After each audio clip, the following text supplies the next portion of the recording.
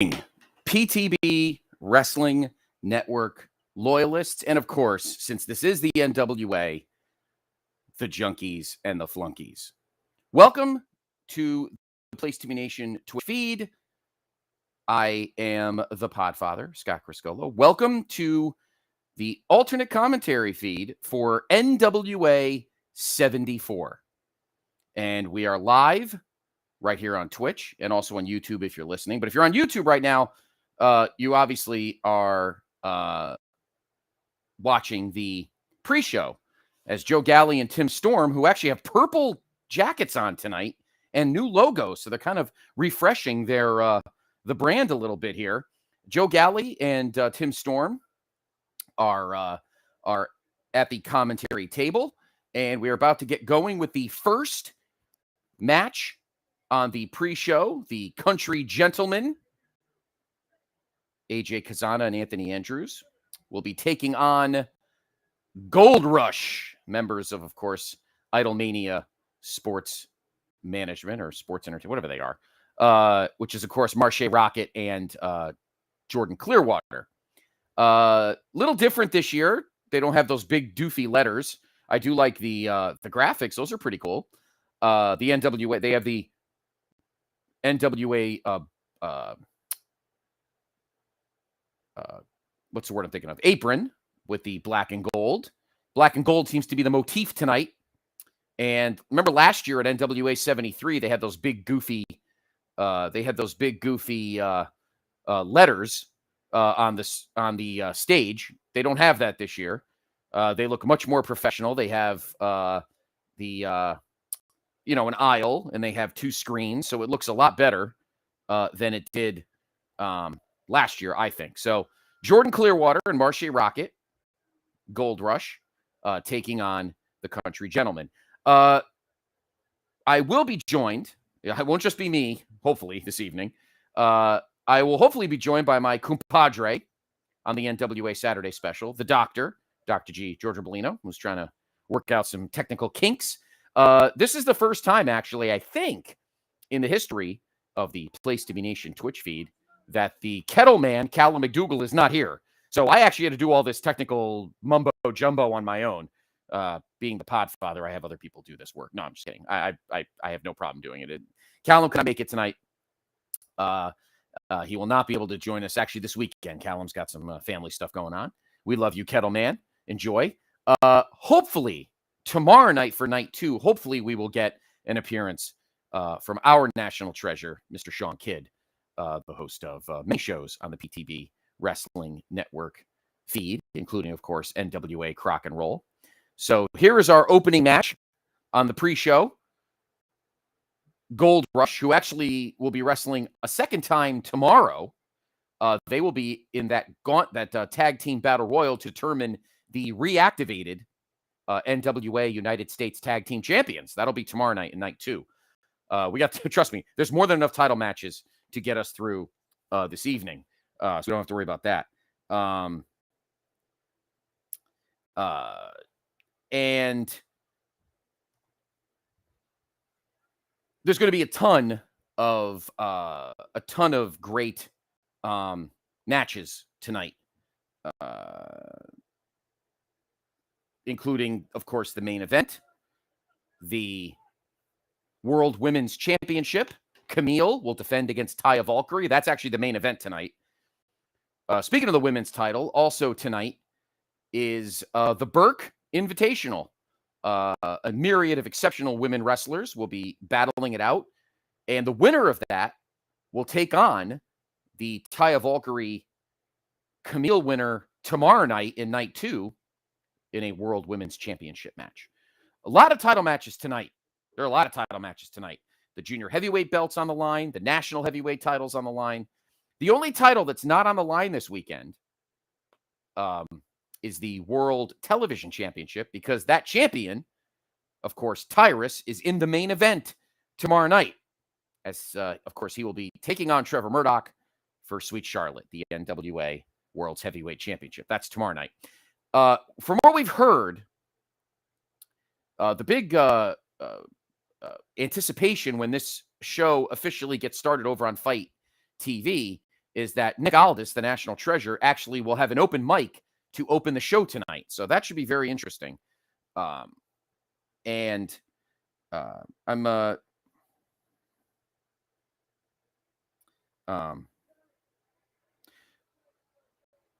have your audio up a little bit so you can listen to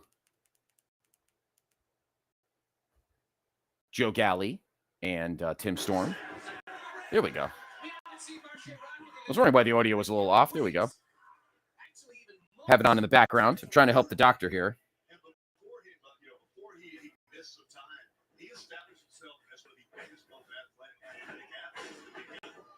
He can do everything.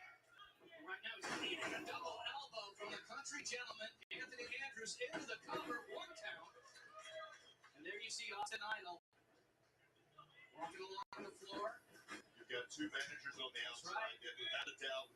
I mean, look at those guys across the ring from each other. Look at the experience that those guys bring. So Tim Storm and Joe Galley doing commentary. In case you didn't notice, they're wearing purple tonight. They're wearing purple gear, purple blazers, and what looks like new patches on their blazers. So should be very interesting. Maybe they're rebranding because, of course, since NWA 73 last year, the announcers have been wearing the blue blazers, those powder blue blazers, and they kind of had that throwback look with the National Wrestling Alliance logo. This year, it looks like they're kind of resetting, and now the commentator blazers are purple and a different patch. So very interesting. Jordan Clearwater is a guy, and we talked about this a lot on the Saturday Special. Jordan Clearwater, to me, and I remember first seeing him back when we were watching those god-awful UWN primetime live shows back in the end of 2020. And he's actually kind of stuck around and done his thing. And has been I think a very important cog in the process of Idolmania sports management.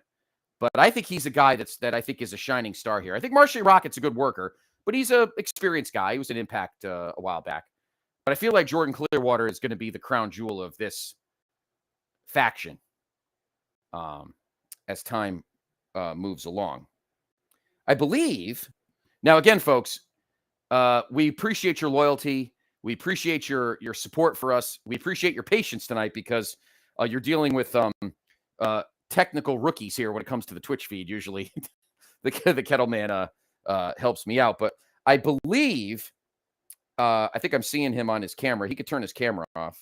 But I believe we are getting the doctor, Dr. G. George Oblino, hopefully shortly. I see him on the little screen here that I've never had to work with before. But we like breaking the fourth wall here at the here in the Place V Nation.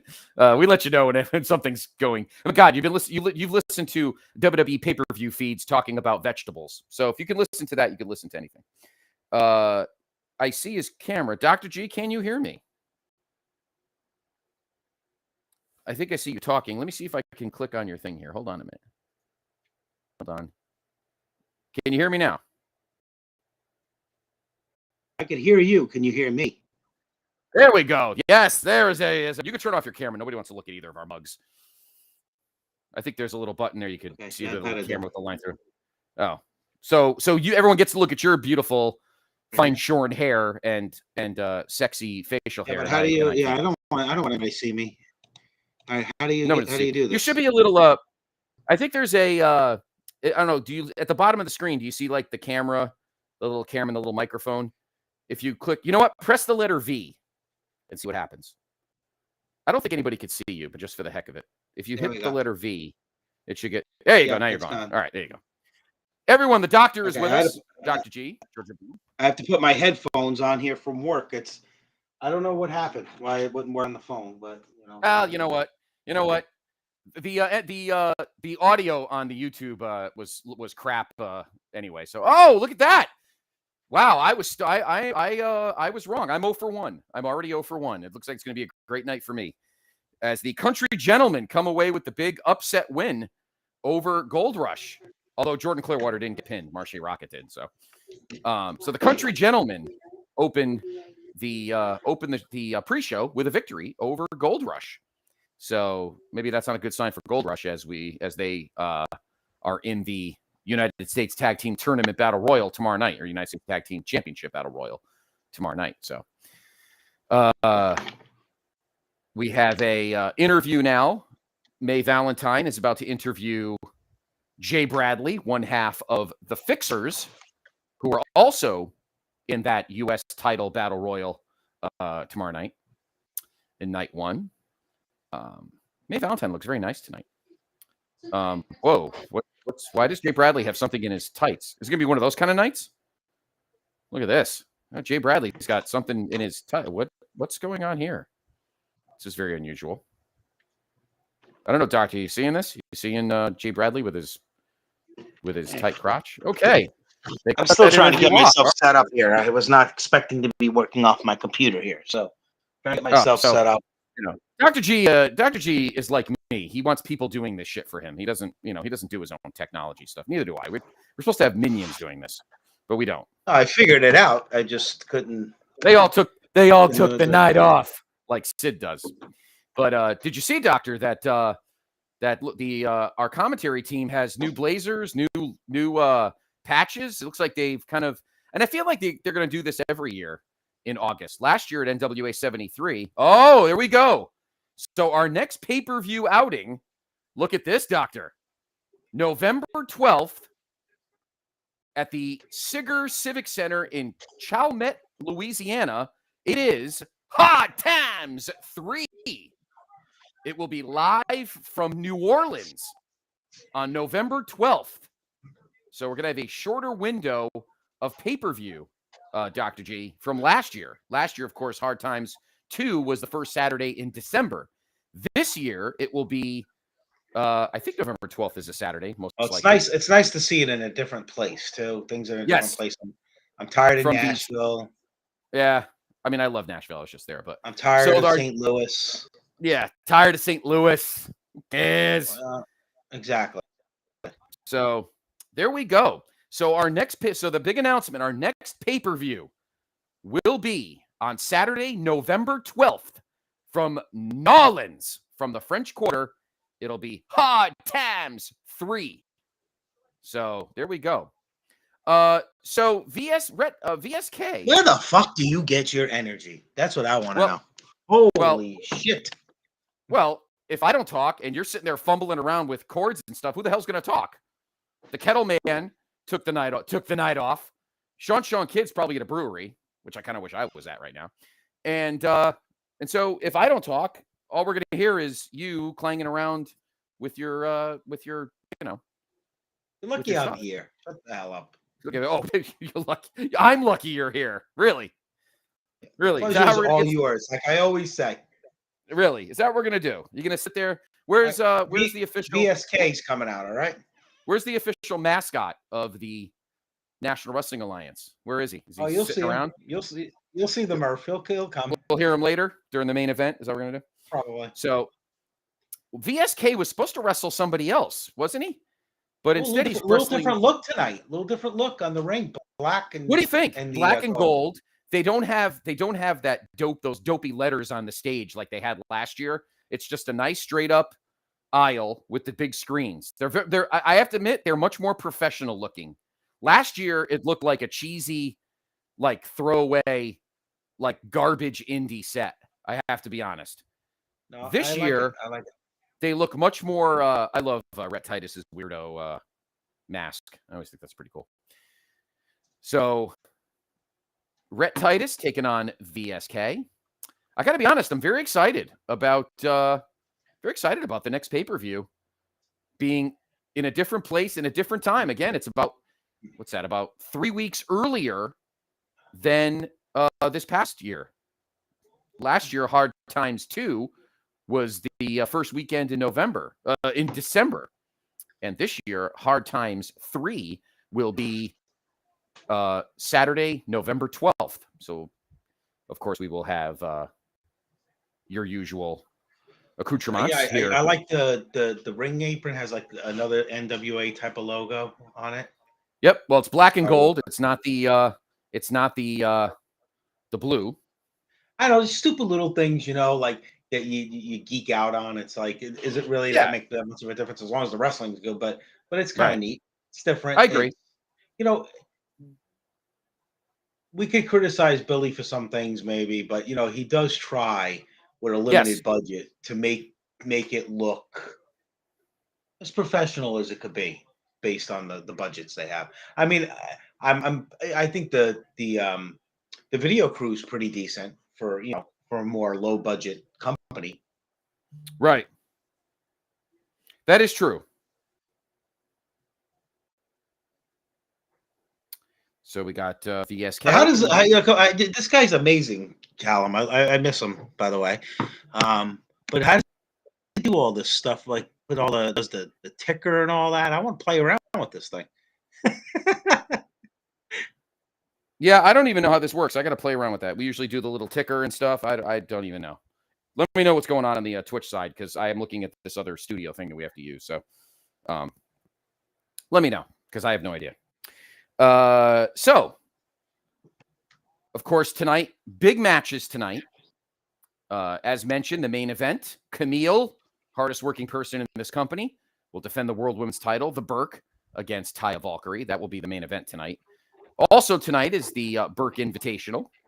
The winner of that match will take on the Camille Taya winner tomorrow night for the women's title. The national title will be on the line tonight as the champion, Jax Dane, will take on Scion. We'll have a tables match tonight. Scion. Yay! Weird. I'm looking forward to the tables match. I really hope they do a good job with that.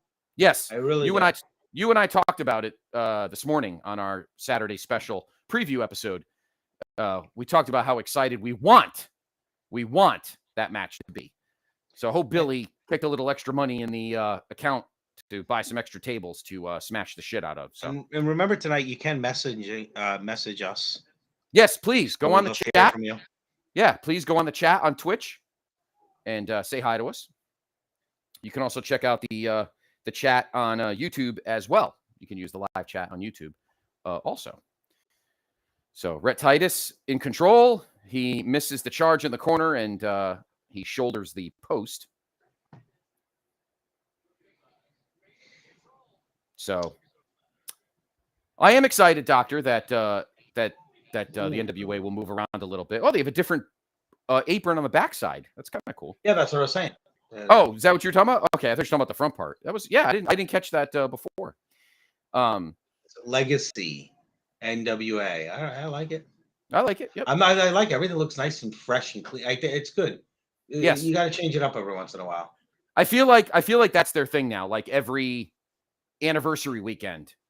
Next year, of course. I think they did a pretty decent job, with the having a little fan fest. I mean, it obviously wasn't up to like how StarCast is or a WWE fan fest, but it had to be pretty neat. Having some of the old stars like Barry Windham and what was it, Ricky Steamboat? And, yep, Barry Windham, Baby Doll, JJ Dillon, and Barry Windham will be at the pay-per-view over the next 2 days. Ricky Steamboat will apparently be on Tuesday night's episode of Power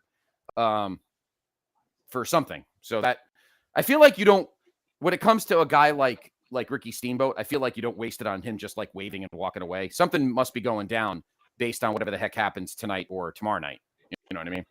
So right. Doctor, what do you think about NWA? I'm trying to think now. I'm being a little, because there's a few pay-per-views before next year, of course. Of course, next year's the big one, NWA 75. That's going to be fucking huge. What do you think it's going to be? They're going to have to either have it in Atlanta, Charlotte, Baltimore, maybe somewhere in Virginia, maybe Baltimore. Philly. I don't foresee it coming to the Northeast. The closest would be the Northeast. I can't see them going back to. I think next year, NWA 75 will be in either This is my guess. I agree with you. I think it's either going to be in Atlanta or it's going to be in Charlotte. That's my pick. But again, we got pay-per-views. Listen, we have a pay-per-view in the wintertime. Of course, the next pay-per-view after Hard Times will likely be the 2023 Crockett Cup in March. And then, of course, in June or May or June, we'll have, I don't know if it'll be called Always Ready. It'll be called something. That seems to be like the rotating pay-per-view. The one where they change the theme every year based on whatever's going on in the storylines. So the May June pay-per-view could be named anything. I don't remember what the Civic Center was, or where they said that the one the Hard Times is going to be in, but I wonder if it's a little larger than like they've been having. Because remember, without the one pay-per-view was the Crockett Cup. The first one was supposed to be going to be in a little bit larger of an arena. It was supposed to be in Atlanta. It was supposed to be like 3,000, 4,000 people, but of course that was also pre-COVID when everything hit the fucking shitter. And then, and there we go. So Rhett Titus. That was a good match, actually. Good little quick sprint. Rhett Titus gets the victory over VSK. I feel like that wasn't the original match. Now I don't even remember. It was supposed to be somebody else. If anybody remembers the card, the original card, and knows who VSK was originally supposed to wrestle, please put it in the chat. I don't honestly remember. I don't honestly remember which guy it was supposed to be, but I feel like it wasn't really Titus. So, so we do have. No, I like that NWA shirt that guy's wearing behind in there in the middle. So we have Galley and Tim Storm are at the commentary desk. Tim's wearing the 10 pounds of gold pin. I do too. Tim Storm is wearing Tim Storm is wearing the 10 pounds of gold pin. I wonder why he picked that pin to wear. You think he wants the same thing, only slightly bigger? Of course, another big match tonight. Matt Cardona is returning after his which bicep one's he injury. wearing? Galley's wearing.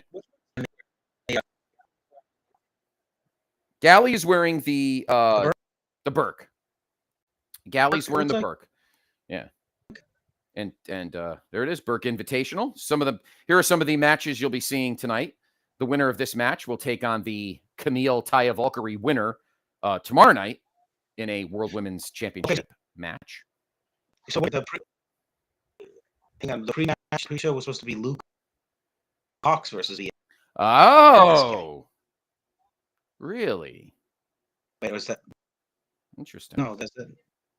It was Luke Hawks. Yeah, it was Luke Hawks. Yeah. Changed to Rhett Titus.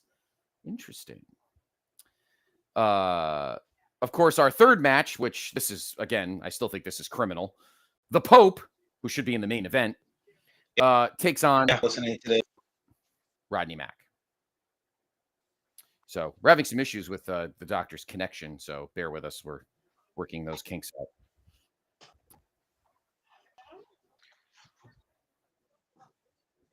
Guys, I like Aaron Stevens. I live as a close to where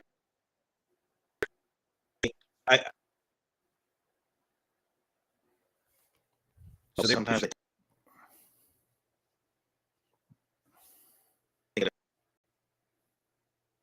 affects the for whatever reason affect. So we apologize for that. We hope that his connection gets. Hear me now? We can hear you, Doctor, but it's not. It is not.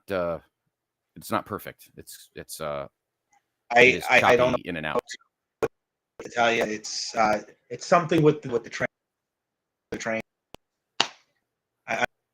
I don't know what to say. It is what it is. So. I don't get that. Shouldn't into 2022 things like that shouldn't be happening? Shouldn't trains not be? I think they should go back to the highest grade. I have the highest high rate of internet that you could get from Optimum, and you see the highest speed, and it doesn't matter. I don't know why. The only time I had great internet was when it was AT&T. When I had AT&T cable. That was it. I never had an issue. I worked for many years, never had a problem.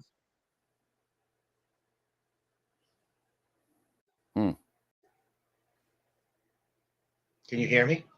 Yes. You're not breaking up on me, so. Okay, well that's no, I won't. I never break up with you. You complete me. Oh, Lord. I like the Pope's robe tonight. I like the Pope's coat. It's kind of cool. Damn you! Why are you not wrestling later? Or better, why aren't you wrestling tomorrow? Like about 10:30, 10:45 tomorrow night instead of this. I mean, he's definitely one of the best on the mic, if not the best in the company. Now they said this is sold out. Obviously, not everybody's in their seats yet, but right. I'll be curious how big this place is in New Orleans. Yeah, I'll have to look it up once we get the name of the center and see if there's something online about it. Yeah, I forgot. It'll pop up again later. It was some name I couldn't remember. It's not like a famous name that I know of. Yeah, it's not. It's like in a yeah. It's like in a suburb of New Orleans.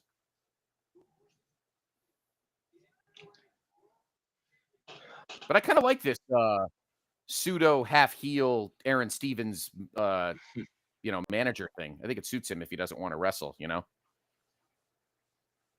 Yeah, I have to say, I mean, he lost a lot of weight, but I have to say for Pope, Pope's just a better heel. I mean, again, he does make a good face too, but I guess it's like every wrestler will tell you, it's easier to be a heel than it is a face.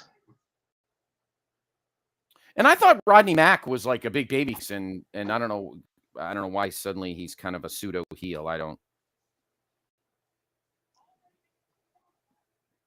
Very weird.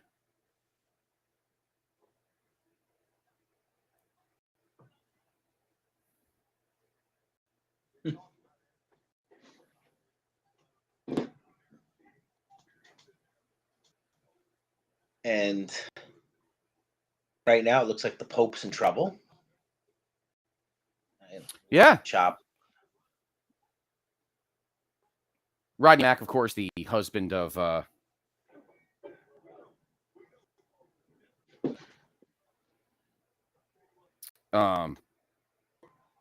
Jazz.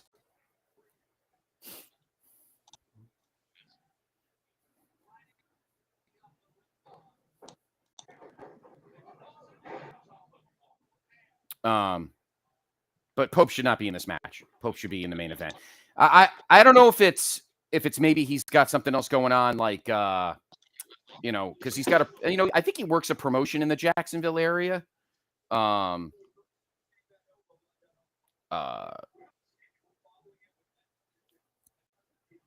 maybe he just doesn't have maybe he can't do things full time for Billy. I don't know. Yeah, I don't. Some of these guys, I don't follow a lot of indies, so I don't know if a lot of these guys are on the indie circuit or not. I mean, There's so much. I mean, I know it was really, really hot before the pandemic. I think things have started coming back.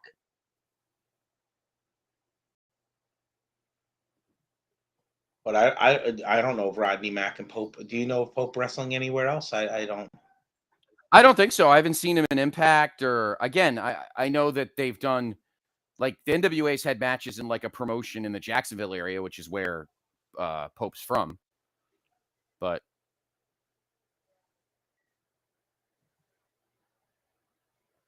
Rodney Mack, of course, I thought he was just like doing a match here and a match there just to kind of fill the card. But I find it weird that they actually have him on this show. Like I mean, maybe he just wanted to get back into the in-ring swing of things, but. I mean, for all intents and purposes, it's kind of a part-time schedule unless he is wrestling on the indies. So, again, I don't follow every little indie promotion. So,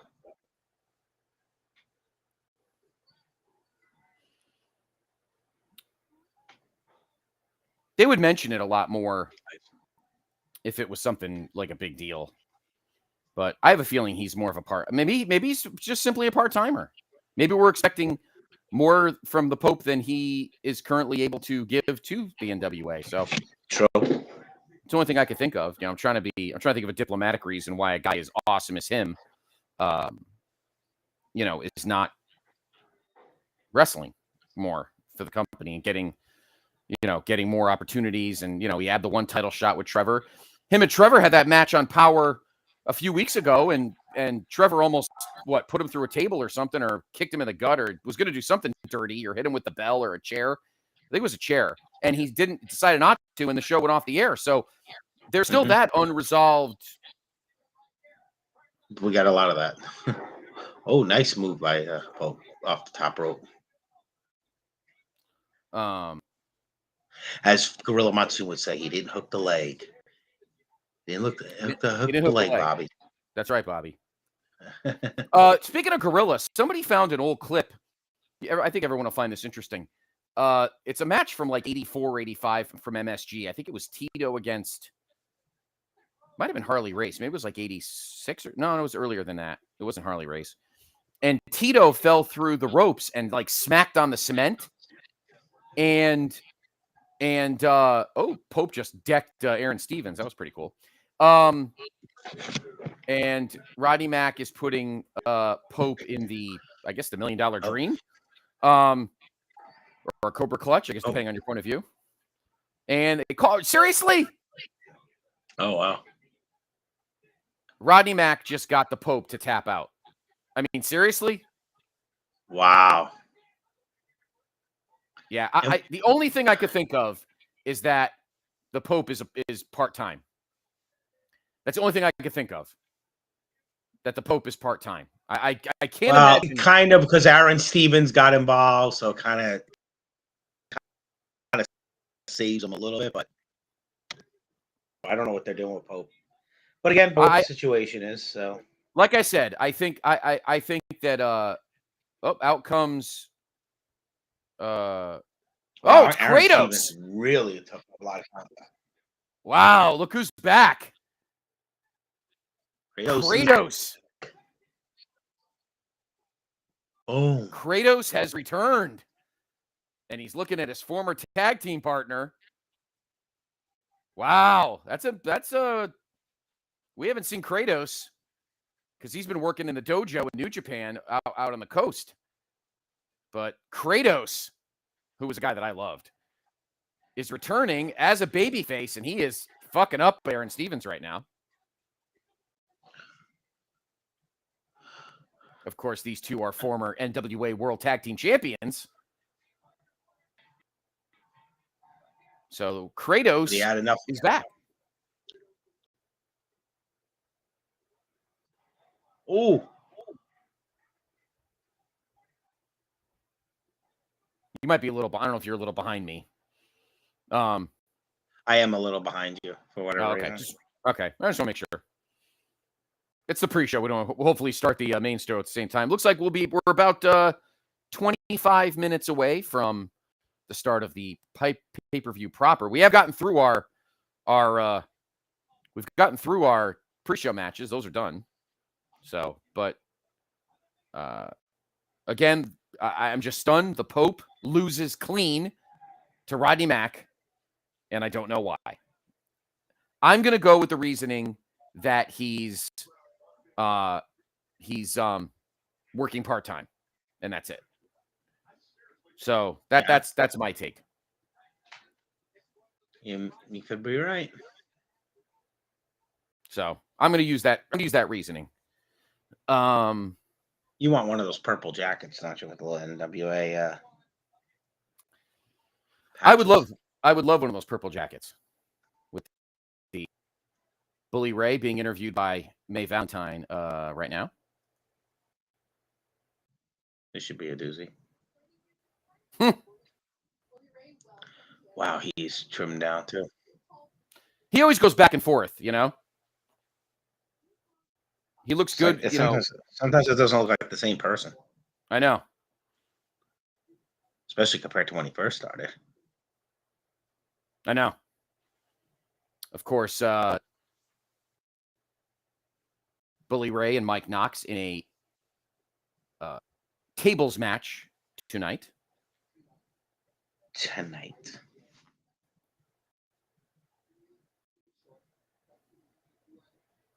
In night one. He looks so serious. He does look serious. Thank you, Jay Dobie. Well, no video. I'm going on Twitch now. What the scoop is here. And see if. Well, I know that Callum used to put some stuff up. I don't know how to do that. I'm gonna have to play around tonight with that. But he usually just puts up like a ticker or something like that. I don't think it's not like video of the show or anything. Like, you can't do that. So.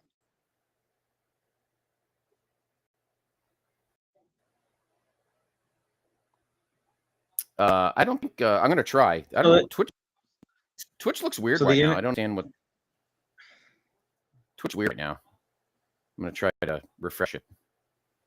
So we got the boys here back at the. Yep, Joe Galley and Tim Storm in their nice purple jackets and patches. Ugh, there's that weird toothy grin. Ugh. Stop smiling, you fucking weirdo. You look like an idiot. Scion is getting a national heavyweight title shot against Jack Stain. I don't even know who I want to win. I really don't. I said on the show that Jack Stain, that Scion's going to win because I can't see any other titles changing hands tonight. So going through some of the other matches, right? Of course, as we just mentioned, the tables match, Bully Ray and Mike Knox going head to head.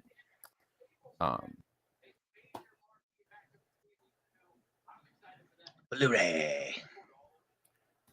Oh! What the heck just happened here? Folks, we have a very... Hang on. Let's listen. So one of these two teams will be our new NWA World Tag Team Champions, Hoxery versus Slaw Rebellion. It's going to be a barn burner. And then this one, a pick your poison match between Ricky Bolivarsky, Colby Carino, Caprice Coleman, and then Gustavo. It is a tag team match between these two. It was really interesting what we saw. Colby Carino, he's gone for Caprice Coleman. We'll have more details on that as we get this match started. Okay. Inside the champ on tag team matches, one fall. So all right. So something is going on involving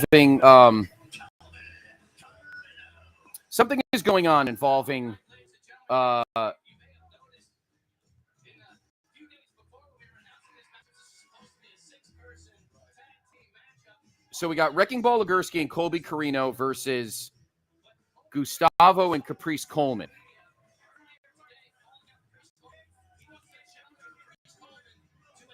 So, Scott, did you hear? I couldn't hear because you had your thing on and mine's a little behind, so I couldn't hear like why. I did not. So I don't know what's going on. Anyway, what we're if you're not watching the YouTube, folks, something happened with the Commonwealth connection involving Harry Smith and Dougie Williams. So later tonight, the World Tag Team titles have been vacated, and it's La Rebellion and Hawks Aerie. That's why Luke Hawks was not in that match with VSK, because him and his son are getting a World Tag Team title shot against the former champions La Rebellion. So something's happening, and the Commonwealth connection of Doug Williams and Harry Smith are no longer tag team champions.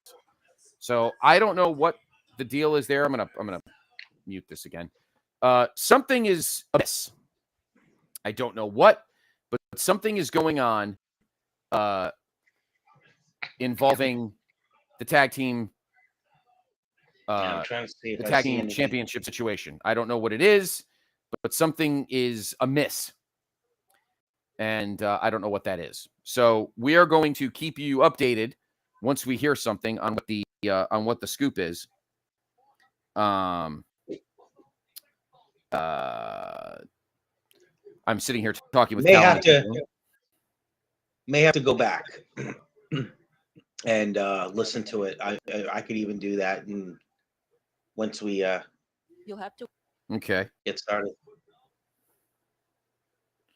I'm just messaging Mr. McDougal now to let us know that. A little bit. Okay, so let's go to the Place to Be Nation. Let's see.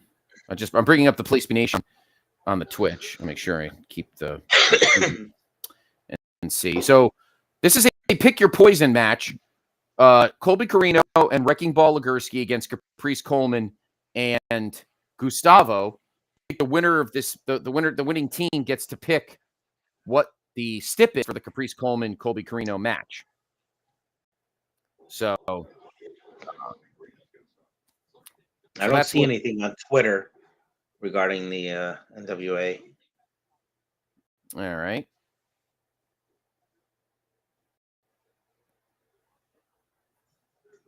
So, all right, I see the thing up here on the Twitch end. Let me see what I can do here. Is there any let's see here. Share screen, invite guests, add source, thumbnails, cinema, picture-in-picture, half screen. I'm trying to play around here and see what I can do here. Add source. I'm going to message Mr. McDougal and see how I can get. My thing now on the studio, I see the NWA 74 logo saying live. It's on Twitch too. I have the Twitch up, and it's on the Twitch too. Okay, so then I don't know what other video he normally does. No, all he does usually is put up usually he puts up you could see the chat comments.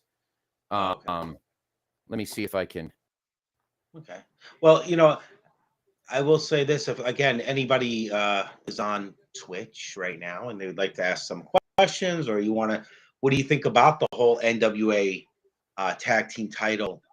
The change of match where the Commonwealth Connection is not part of they're not the NWA tag team champions anymore. Now, again, because we're doing this, we're not listening to the live feed. So if anybody somehow caught it, let us know. I know it's kind of weird, but we're just doing that's what happens when you're doing the the alternate. That's what we're looking for. See all the alternate commentary. But I'll tell you this: I mean, they do, at least when they make a change, they kind of make it exciting, because there does seem to be friction between father and son in Hawks Airy. So is this going to come to a head tonight? That is possible. That is very possible. I do think La Rebellion is going to win that match. Yeah, so I have a feeling too. I have a feeling too that they're going to win the title. Obviously, I didn't have them winning it. I think we both picked the Commonwealth Connection, but when they were wrestling, when they were the tag team champions, so definitely something's going on there. I don't know if it's a contractual thing or somebody got hurt. But maybe one of us will try to get the audio. When we take a chance. Yep. Nothing on NWA's Twitter at the moment. Like I said, if you're watching the Twitch with us, thank you so much. Yes, appreciate and if you're support. Yes, and if you're watching the YouTube pre-show and you heard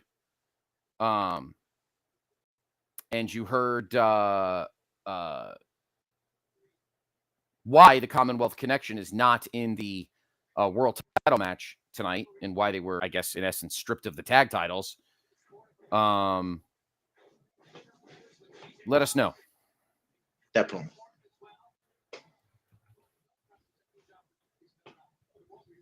Wrecking Ball Legursky.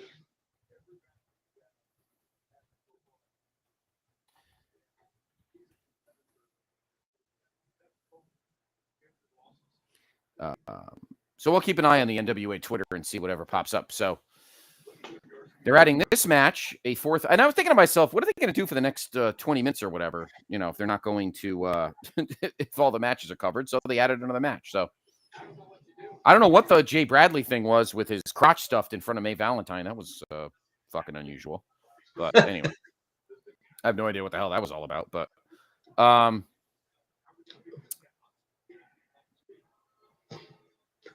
Colby Green, I love him.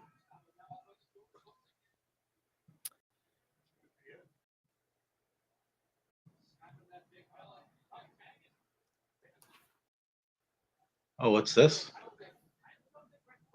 Oh, Colby Carino's got Gustavo Oh, in wow. a headlock.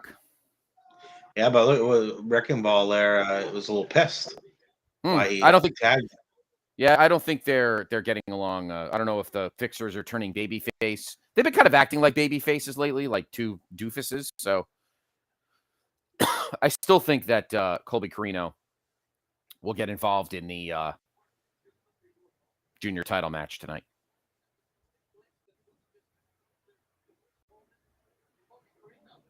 The last bastion. That's what he says. That's what it says in the back of his tights. Yes, Colby, for those that may not know, Colby is Steve's son. Doesn't it look like him? Come on. It does. Steve Carino, PTB Wrestling Network alumnus. For some of you newcomers that didn't know that.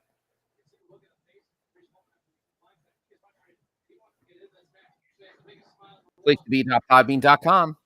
While we're having this match, all your great OG podcasting needs. We have great shows, including one that dropped today, brand new show, the Continental Memphis Wrestling Podcast. Yes, new show. These are all flashback episodes that Luke and the guys have done.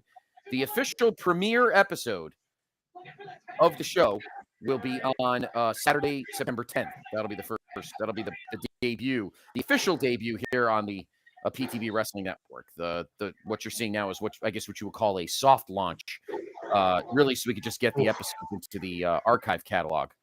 Caprice and Big Wrecking Ball going bones for bones here. Oh. He's a big dude. He is.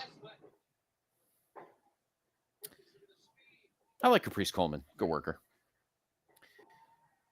Like the camera work tonight.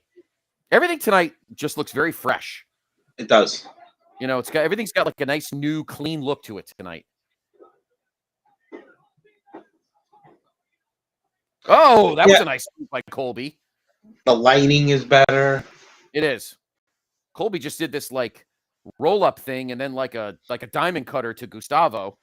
But Caprice turns around and whoa, nice, like RKO. Yeah, and Colby just decked him with a punch.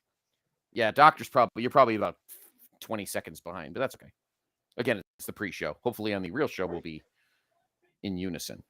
Thank you, everyone, for listening and being patient with us tonight. It's admittedly, we executives aren't used to having to do the grunt work, but we don't have the kettle man, Callum McDougal, with us tonight, and he's awesome. So Wrecking Ball Legursky tapped out. Caprice Coleman to some kind of move. Caprice Coleman and Gustavo win the match. Wrecking Ball Legursky pretty much just pie-faced Colby Carino and said, "Fuck off, I'm out of here. Screw you. You're what was that? It was some kind of, I don't know. It was like a body scissors finisher thing. Oh, they just pushed each. Wow, Wrecking Ball Legursky. You'll get to this in a second, Doctor. He's shaking hands with Caprice Coleman and Gustavo, and he told Colby Carino to go pound sand. So Caprice Coleman will pick the poison of his match with Colby Carino later tonight here at NWA 74 Night 1. So I think he's chasing him. I'm going to turn the audio up for a minute.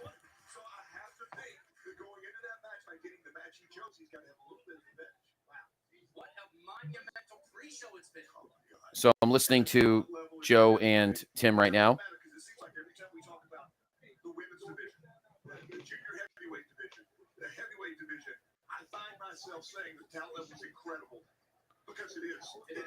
They're putting over the promotion right now, which is no surprise.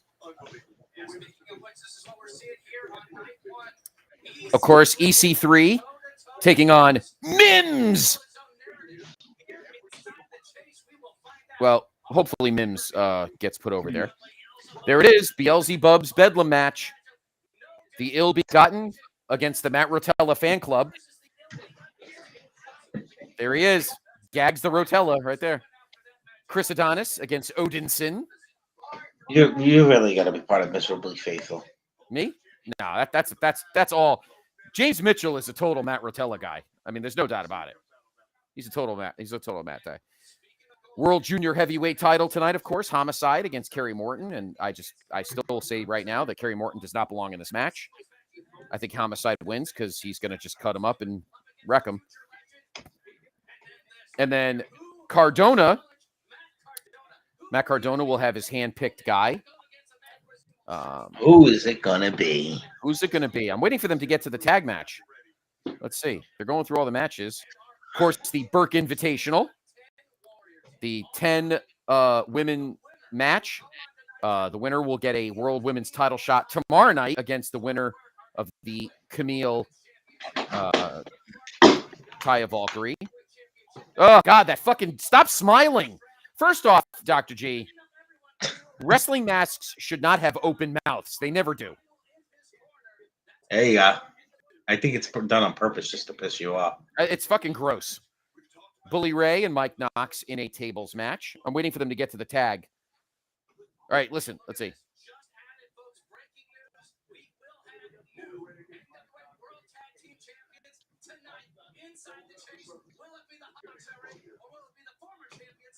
See, they didn't say anything. They just said, well, we'll have new champions tonight. So something happened that's not being talked about. And if it was, we missed it earlier. Something happened between involving the Commonwealth connection, Harry Smith and Dougie Williams. So I think we're up, Doctor. Yeah, it's 5 of. We're going to hop off. We're going to get off the YouTube. Yep, YouTube's going to copyright, so I'm going to get off the YouTube and let us go now, Doctor. All right, so we got 5 minutes before the start of the show. So everybody gets a chance to go to their Fight TV, as should you, Doctor. Good pre-show. Obviously, the big news is we're going to have new World's Tag Team Champions. Yeah. So I don't know what the deal is there. I'm waiting for a tweet involving... No, I haven't seen anything yet. But while we're doing this, I'm texting our guys. You are. Hawks Air. Yep, I'm letting them know. Hawks Airy versus La Rebellion. What else? So there we go. So something happened. Something happened tonight involving the Commonwealth connection, involving Doug Williams and Harry Smith. Because tonight, the vacated NWA World Tag Team titles are on the line when La Rebellion, the previous champions, are taking on Hawks Airy, Luke and PJ Hawks. So what's your time right now on your WC board on this? My clock says 2:43, 2:42, 2:41, 2:40. Okay, I'm a few seconds behind you. Okay, that's not too bad. Oh, that's nice. So we are just about 2.5 minutes away from the start of NWA 74 Night 1.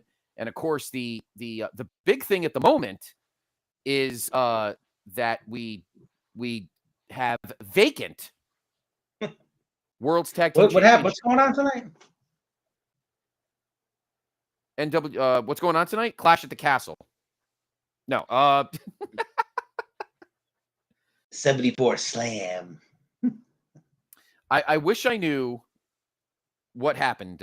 Maybe we'll learn more as the evening progresses. We'll have to keep an eye on it, or an ear on it, I guess. Of course, the main event tonight is Camille defending the Burke, the World Women's Championship, against Taya Valkyrie. And the winner of that match will take on the winner of the Burke Invitational tomorrow night in another World Women's Championship match. So once again, Dr. G, Camille would probably have to wrestle twice. But unlike past shows, she's not the only one. I feel like, I don't know who they are all together, but there's got to be at least 6 or 7 people that are wrestling twice. Now, I wonder if this means Hawks Aerie was pulled from the United States Tag Team Title Battle Royal tomorrow night, because they can't obviously hold both pairs of belts. That'd be stupid. So yeah, we'll probably find out another team to replace them tomorrow. Yeah, unless they lose tonight. Sean Kidd is a little distraught. You know, those were his guys, the Commonwealth Connection.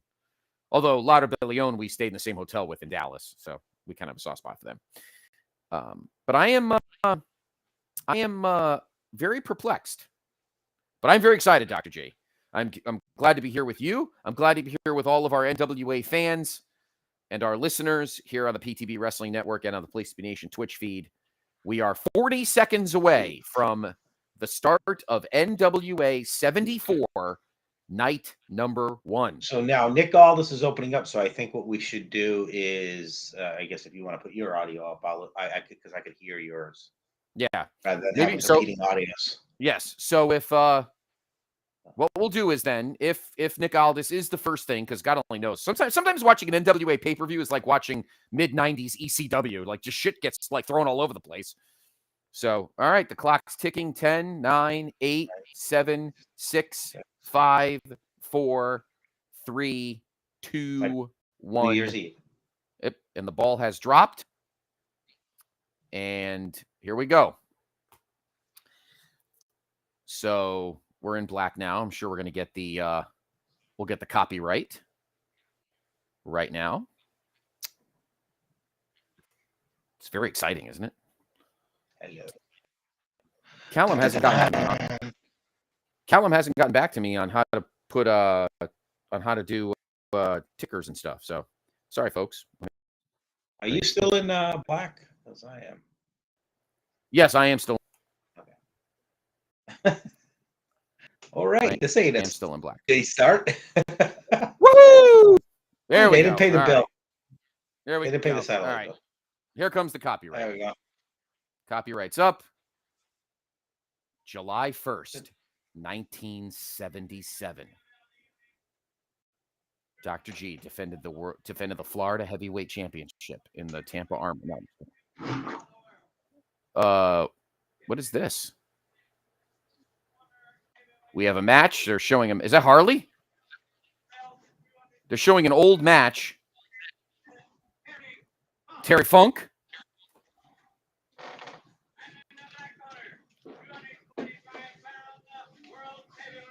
World's heavyweight champion, Harley Race.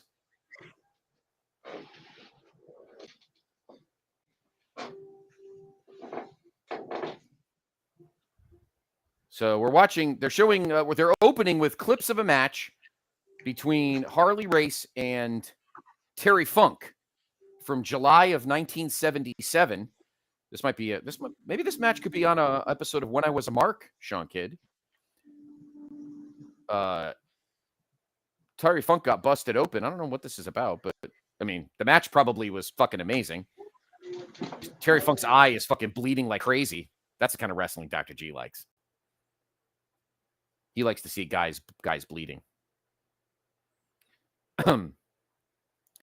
Now we have the, I don't know why that wasn't open, but we have the official open now. We see everybody in the stratosphere and in the stars, and there's last year's NWA 73 set, which I thought I liked, but I don't know if I do. Excuse me. So we're getting the open. We're seeing all the wrestlers, and hey, Kylan King. Magic Jake Dumas, he's wrestling tomorrow. Genocide, she's in the big match tonight. Natalia Markova, does she deserve a title shot? She does. Taryn Terrell. Nick Aldis barking at Billy Corgan. That's the last shot we see. And then a bunch of other clips of power. Oh, they showed Harry Smith, so somebody just said to me on Twitter, I wonder if because of the issues with Nick Aldis, Doug Williams told Billy to piss off and and quit, and that's why there's no tag team champions. I don't know. Well, yeah, it's weird, right? That's entirely possible. They're showing pretty much the open to power is what they're doing right now.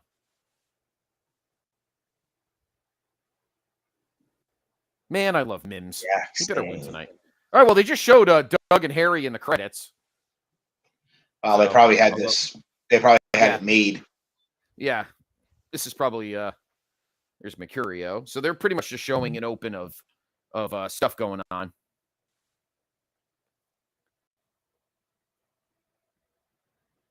How old's Ricky Morton? 93? Oh, it says Harry at NWA has announced that due to hashtag Harry Smith being out with an illness, the tag team championships have been stripped from the Commonwealth Connection, and Hawksari will take the place. Oh, interesting. So I wonder if Harry Smith got COVID. Well, we are now at the table. Velvet Sky, my beloved from Connecticut, is with them. So, it's time. Velvet Sky, it's time. It's time. Shut up, Joe Galley. Velvet Sky's from Connecticut, not from wherever the fuck you're from. Anyway, what do you think of the purple jackets, Dr. J? Love it. New patch. Kind of looks good. So, welcome everyone to night 1 of NWA 74. If you're just joining the Twitch feed, I am the Podfather, Scott Criscolo. Joining me, of course, my compadre, the Doctor, Dr. G. George Roblino from the NWA Saturday Special on the PTV Wrestling Network. And we are here with your alternate commentary for night 1 of this yearly extravaganza. Let's have everybody along, and I hope that you'll get in the chat tonight. Send us some questions or just chat. Whatever you want to talk about. Love to hear from you. Yes, please do. Please join us. We'd love to hear your opinions, and what you think of the matches. If you've bought the show tonight, I don't remember. I have the NWA All. Dr. G and I have the NWA All Access, so I don't know how much this was, but they're going through the card right now. EC3 taking on Mims, the Ill Begotten taking on the miserably Rotellas. It should be called Rotella's Bed Match, not Beelzebub's Bedlam. It should be called Rotella's Bedroom Match. I wish they'd sold a Gags the Gimp outfit. Chris Adonis will be taking on one half of The End, Odinson. We don't have a Perro sighting. Maybe The End will wrestle tomorrow night now in the U.S. Your pal Perro? It's not around. My pal Perro that I met in Dallas. Homicide, of course, will be defending the World Junior Heavyweight Championship against Carrie Morton. He's going to lose. Carrie Morton will. I hope Homicide cripples him. And then he cripples Ricky Morton, too. Then, no, I'm just kidding. And now Matt Cardona supposedly has returned from his biceps injury, and he gets to handpick his opponent tonight. Yeah, we still think it's going to piss off Velvet Sky. Yep. Maybe it'll be her guy, Dirty Dango. She likes the Dirty Dango. She likes it dirty. That's what she said. Then, of course, the Burke Invitational, which, of course, will be 10. I think it's 10. Maybe it's 12. Outstanding women's superstars. And the winner will take on, will get a World Women's Championship match tomorrow night on night 2. We'll tell you against who in a minute. Toothy Grin Face. Gross. There's your guy, Scion. Oh, God, that fucking, gross. Jax Dane defending the national heavyweight title against Scion. And I hate to say it, I think Toothy Face wins this match because I can't see any other. There's no other titles, I think. Well, I guess the tag team titles technically are changing now since, it's new team. Bully Ray and Mike Knox in a tables match that hopefully will be fun. You and I are optimistic, Doctor, about that match, but I hope it's not some artistic shit show. I hope Bully Ray actually is Bully Ray tonight and just beating the shit out of him. And as mentioned, it sounds like Harry Smith, I'm not going to say he has COVID, but I feel like illness is probably a code for that. So Commonwealth Connection were stripped of the titles, and they are now vacant. And Hawks Aerie will take on La Rebellion for the vacant World Tag Team titles. And in our main event tonight, the hardest working person in the company, Camille, will defend the World Women's Championship against Taya Valkyrie. And the winner of this match will take on the winner of the Burke Invitational tomorrow night in night 2 in another World Women's Championship match for the Burke. All right, so now we have a camera shot, and here he comes. All right, we're not fucking around to start, Doctor, because there he is. We are down and dirty out of the gate. Here comes the national treasure, our world's heavyweight champion, the national treasure, Nick Aldis. And we all know the shit that's been going down or whatever over the past several weeks involving him. He is wrestling Flip Gordon tomorrow night on night 2. Now, I'd love to hear from some everybody out there. You think this is a work shoot that's been going on? Is this like a Brian? Yeah. Every time I listen to him on a podcast, he was on the Angle podcast, and he talks about his and Billy's relationship are not the same, and he still has a contract, all that kind of stuff. So it should be interesting. Very interesting. Nick Aldis just walked over to the commentary table and shook Tim Storm's hand. Very interesting. So I'm going to turn up my audio, and Dr. G and I are going to vamp and let Nick Aldis have the mic. So we're going to vamp and let him go. Okay.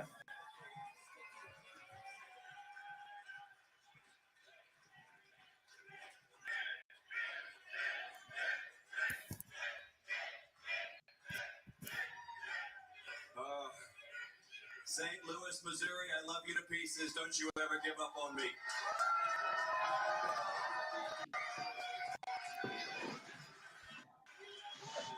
Are we ready?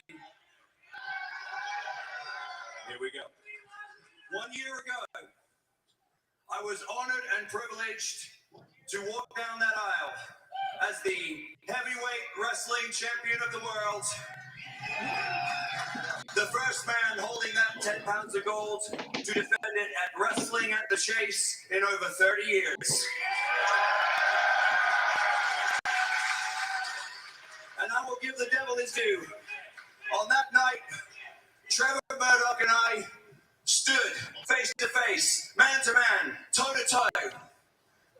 We are two men, dues paid in full, with interest. We did everything we could. We sweat, we bled, we paid the price to be world's heavyweight champion. And brother, it was sold out, just in case you forgot. And on that night, I'm not ashamed to admit it, I didn't get my hand raised, and that's okay. Ever since that day, the most important people in this equation, that's you, by the way, the NWA fans. From sea to shining sea, coast to coast, and all over the world have asked me the one question. Champ, when are you getting your belt back? And look, I'm about to repeat myself, so I'm sorry, I'm going to beat a dead horse, but it bears repeating. It's not my belt. Somebody back there might think it's his belt. It's not his either. All due respect to Trevor, it's not even Trevor's belt. It's your belt. Your belt. It's yours. It's yours. It belongs to history, and it belongs to each and every one of us. But having said that, I know I like to try to maintain a cool on the outside exterior, but make no mistake about it, I burn for professional wrestling on the inside. And I was going to do everything I could to be world champion again. Fast forward, race to the chase, 4-way. I get my hand raised, #1 contender. And now I can say, you know where I'm getting my belt back? NWA 74, St. Louis, Missouri, the spiritual home of professional wrestling. That's where I'm getting my belt back. And then, well, plans change.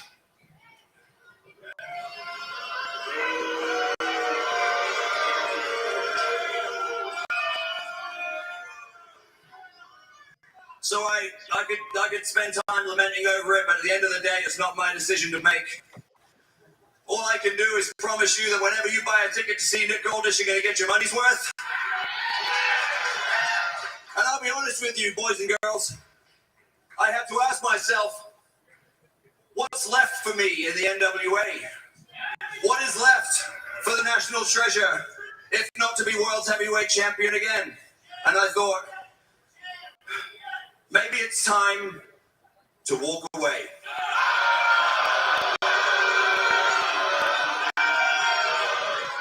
Maybe it's time to call it quits.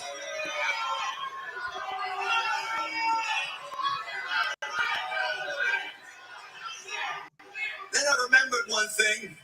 I remembered that 10 years ago I was sitting at catering in TNA, and the most gorgeous woman I've ever seen in my life walked past the table. Doug Williams was sat next to me, and he said, "Put your tongue back in your mouth, you're dribbling all over the table." And I knew in that moment, I said, I'm going to make that woman my wife and the mother of my child. And by the way, the next time you speak about Mickie James, put some respect on her name and all the women that made Empower such an incredible event this time last year.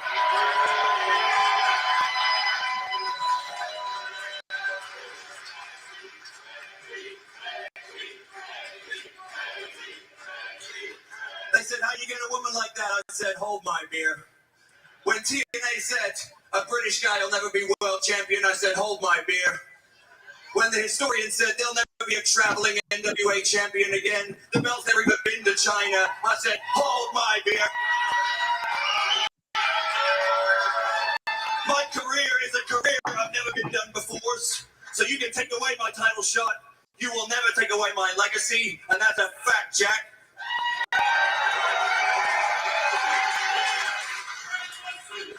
So having said that, all that's left for me to promise now is tomorrow night, Flip Gordon, lace him up tight, brother, because I've got a point to prove, and I know you do too, so you don't want to miss this one, folks, because we're going to tear the house down for each and every one of you.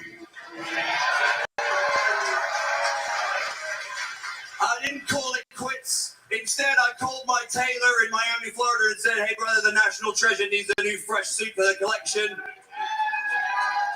I called the best barber in the business at Carrawell and said, brother, the old National Treasure needs a fresh cut. Because when I walk down the aisle and step in this ring, you know who built this house.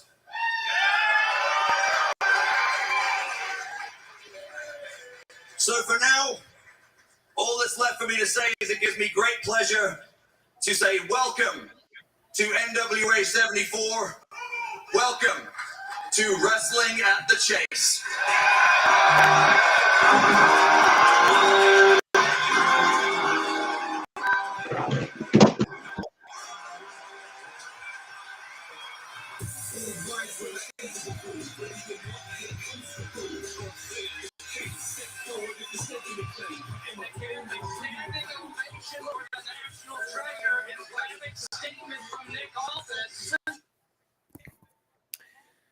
Well, pretty good impassioned promo from not too much about his relationship with Billy, kind of like no. Kind He of did like, say there's some guy in the back who thinks the belt belongs to him. right, yeah, I mean, I think we all know who he's talking about there. I don't know. I don't want to say I was disappointed. I think I was expecting a little more. I was, but that's okay. He is going to be back tomorrow night. He is going to wrestle Flip Gordon on the show on night 2. So I'm not too upset about that. I'm not too upset that we didn't get too much juice. I'm sure probably a lot of people were hoping to say that he was going to insert himself into the match tomorrow night, which would have been pretty great. But he did shake Tim Storm's hand. So, and now we properly open our show with Mims.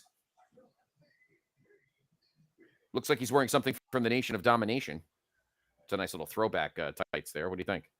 Looking like Farouk. They do that. They look like Nation of Domination tights, but it's Mims. He's awesome regardless. So Mims, of course, when we last saw him on pay-per-view, we thought our hopes and dreams were going to come true, Dr. G, at Always Ready when he got his world's television title shot against Titus. But that did not happen. He ended up, he was hurt. Yeah, you were feeling a little negative about this.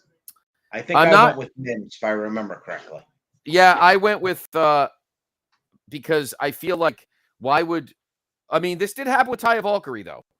When Taya Valkyrie made her debut at Always Ready, she actually ate the pin against Natalia Markova. So it is not out of the realm of possibility for Billy to bring in an established guy to put over one of his guys. And there he is, Mr. Derek Bateman from NXT. I don't know how long ago. The fuck was that? 2010, I think, or 11? Eric Carter III. Ethan, not Eric. Or Ethan. Ethan Carter III. He was supposed to be like Dixie's nephew or whatever the fuck it was. Yeah. Good shape. Was always in good shape. He former Impact World Champion.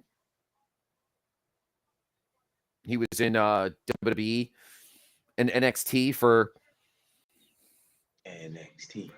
I would say an extended cup of coffee. Extended being the key word here.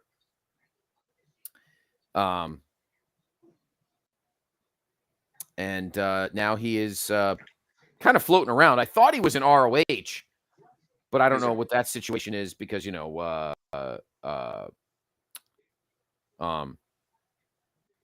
Tony Khan owns ROH now, so we don't know what the situation is there. But so here we go. Our opening match of NWA 74. EC3 taking on Mims. This will be a fun little power fest here. If you're just joining us and you weren't on during the pre-show, we were very happy with the way the layout is for the chase this year. Yes. Better than last year, I think. I like the lighting. I like the two screens coming in on the side. I like the way the ring looks with the black and the gold. And the aprons, you have the ones each side that has the big NWA letters, and then on the other side it's kind of like an alternate logo type of thing. Yes. Which I think is very cool. Test of strength here. Everyone likes to know, and I've been asked this on Twitter, and I've asked this, instant messenger, why do I love Mims so much? I like Mims because he's an OD. He's been, since you and I started watching the NWA religiously back in, oh my God, Doctor, 2019, Mims has been there like from the beginning. He is an original. And he never left. He's been here the whole time. And he dropped some weight because he was a little chunkier a couple of years ago. He's looking good. He's looking lean and mean. And I'm kind of ready for him to get off this enhancement talent thing and start getting some big wins. So I am ready for a Mims push. And I was very disappointed. And I was very disappointed when he did not win the TV title at Always Ready. And here we go. The shoulder that Mims suffered, I don't know if it was kayfabe or not, at Always Ready, is now being worked on by EC3 after Mims threw himself into the post. The Mims, they should just call him. The Mims? The Mims. That would be great. The Mims. They said this was a sellout. I don't know how many people are here. Maybe 3,000, probably. 2,000? 8,000. What are you on drugs? How about 20,000? Maybe 1,000, if that. What? And the millions watching at home? Millions of fans. Let's get EC3 now working over Mim's shoulder. And EC3, I haven't seen him in a while, so he looks a little different to me. I think his hair's a little shorter. I think it's more buzzed. But again, he was in Impact, and he had a cup of coffee in WWE/NXT. Then he was back in Impact, and then he was in ROH. But EC3 is totally working over Mim's shoulder, which again stems from the injury he suffered back in June at Always Ready during the TV title match he had with Titus.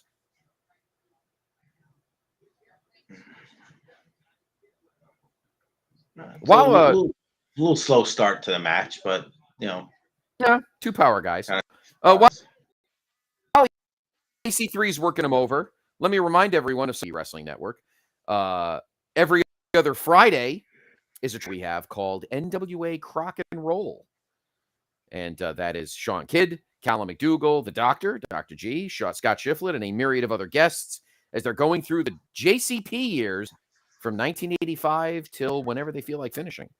So check that out. That drops every other Friday on the PTB Wrestling Network. New episode dropped. It's been a lot of fun going back to that. Huh? Lot of fun going back, watching that stuff, because a lot of it I remember, and then there's some things I'm like, wow, I didn't remember that. Right.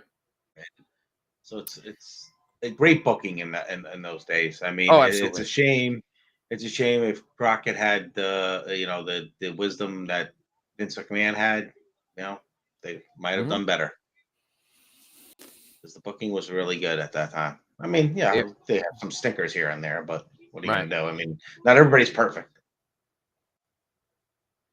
Oh, let's see.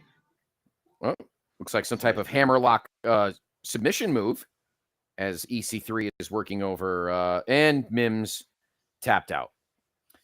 So in what seemed like, I hate to say this, but kind of like a glorified squash, EC3 worked over. All right, I was wrong on that one. Mims' shoulder, and that was it. So I guess Mims will be nothing more than Iron Mike Sharp, Jose Luis Rivera, the Mulkey brothers, Vernon Deaton, George South. That sucks.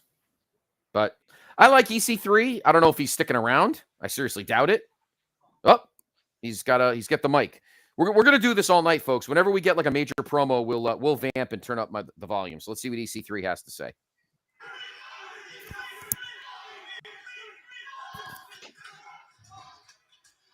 Here I stand on hollow ground, the NWA.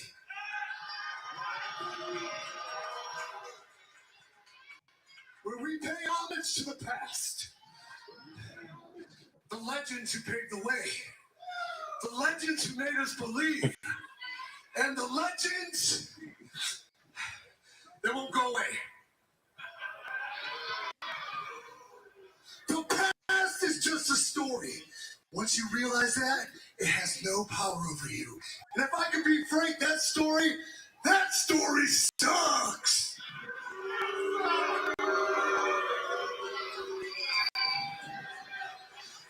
We are so desperate for nostalgia, we hold on to it because it's comfortable, it's conforming. But we cannot look away when the future stares us right in the face. And in that future, you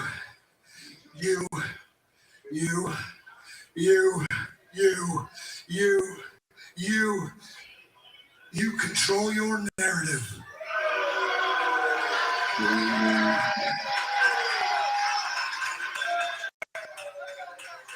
Nostalgia is a curse. It is a crutch. It is a reminder of the painful present.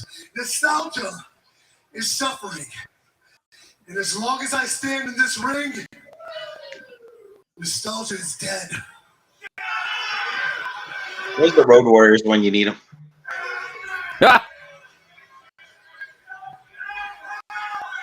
Oh, wait a minute. What?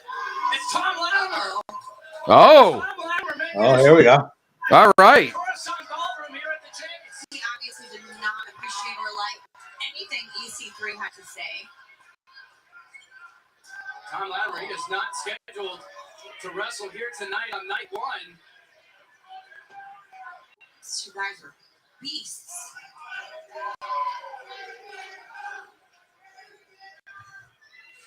If there's one good thing that came out of this brand, it's you. Because of this place, you got clean. You got sober. You found your wife. You found your purpose. Tom, because of this place, on the surface, you're happy.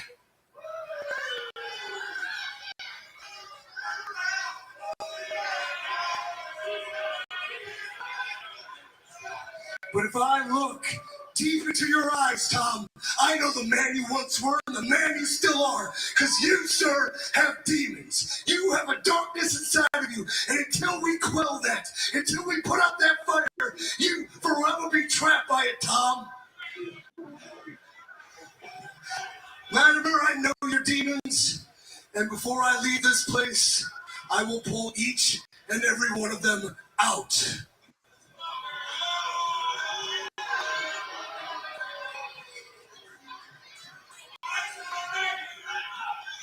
You've been warned.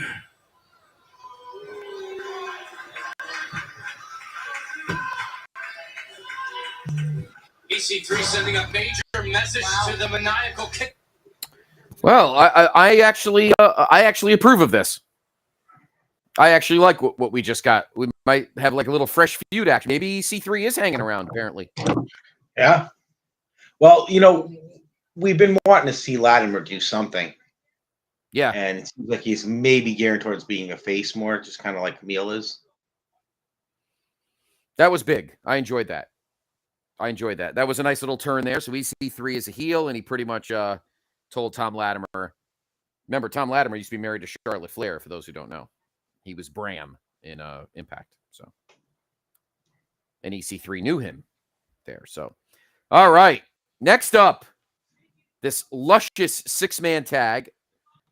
Rotella's bedroom match. Sorry. Beelzebub's Bedlam match. The Miserably Faithful. Judas, Sal the Pal, and Gags the Gimp. Taking on Danny Deals. Yes, Danny Deals, this fucking pile of goo, is actually going to wrestle. Jeremiah Plunkett, who's like, now he's pretty much being acknowledged as a fat fuck. And Alec Taylor. So there we go. There is the ill-begotten. Now, if this is a Beelzebub's Bedlam match, does that mean we're going to get some weapons and some shit going on here? You know? I'm not sure what this is. What is a Beelzebub's Bedlam match? I don't know. I know what a Rotella's bedroom match is. It's a bunch of grape leaves. That's what it is. But this is a Beelzebub's Bedlam match. So we have Mr. Taylor, Jeremiah Plunkett, and Danny Deals taking on the Miserably Faithful. And we're just waiting for them to get to the ring.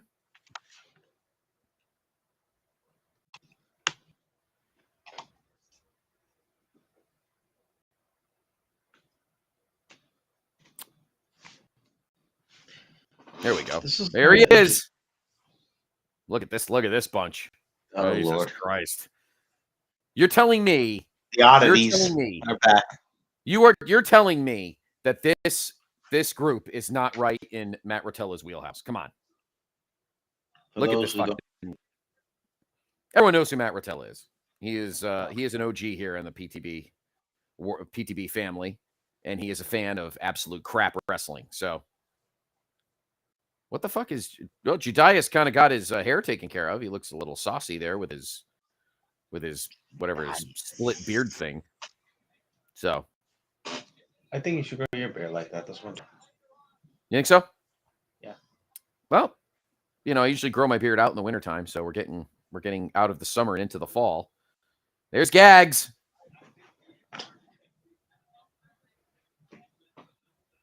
Sal the Pal. If you go to Sal Renaro's Wikipedia page and look at his picture, it's like probably like from 15 years ago. He looks nothing like he does here.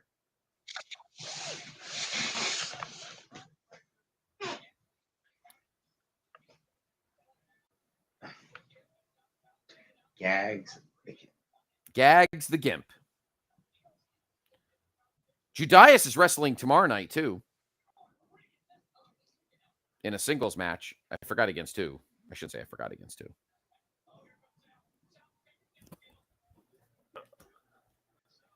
I think Gags the Gimp and I think Gags the Gimp and Sal Pal are in the U.S. tag title thing tomorrow night, too.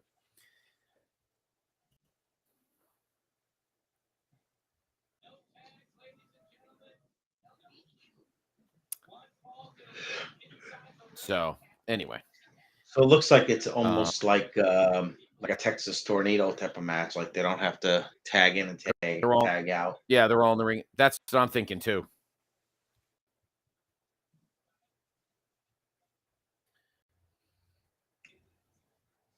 Gags the Gimp is putting the chair into the middle of the first and second turnbuckle.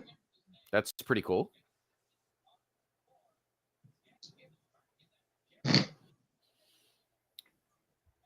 Judias is actually slated to face Tom Latimer tomorrow night in night 2. So Judias wrestling twice. Oh, that was bad. He totally put his hands up there. Yeah, he did.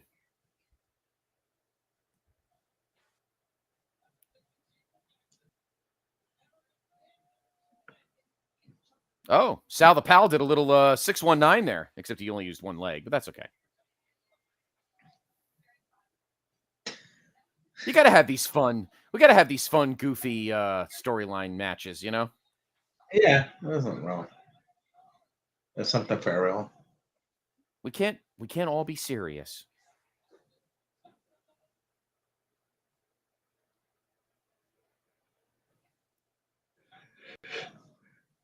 So,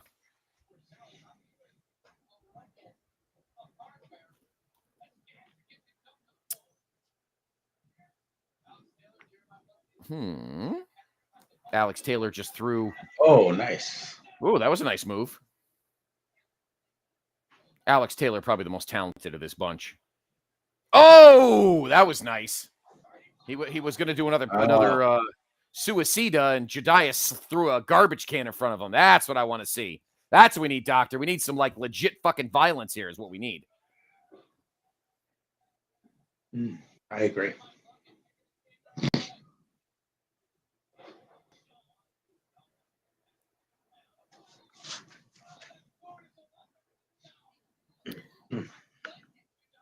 Oh,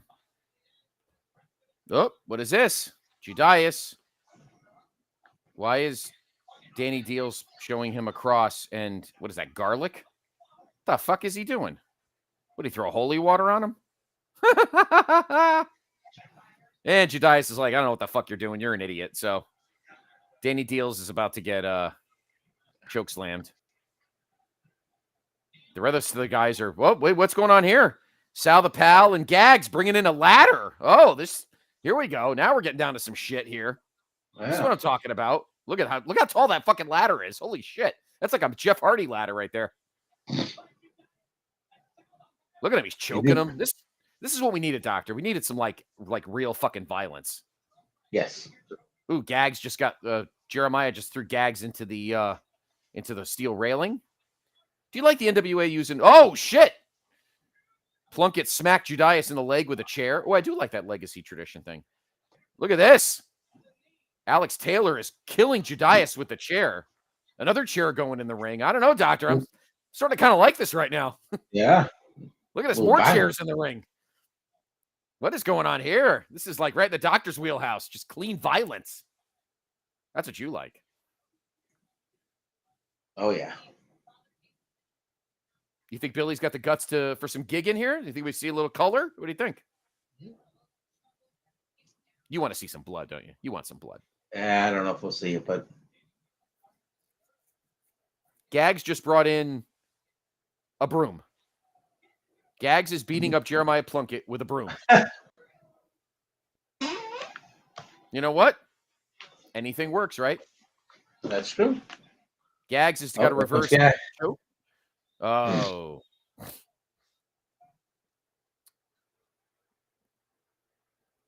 This has actually been kind of fun. I'm not gonna lie. This has actually been oh shit. Is he gonna pile drive him on 3 chairs? Oh. Nope. Gags is fighting. Oh, what do we got here? Oh, show! That was amazing. That's a chair. Plunkett threw him right into the chairs. Alex Taylor, right into the chairs again.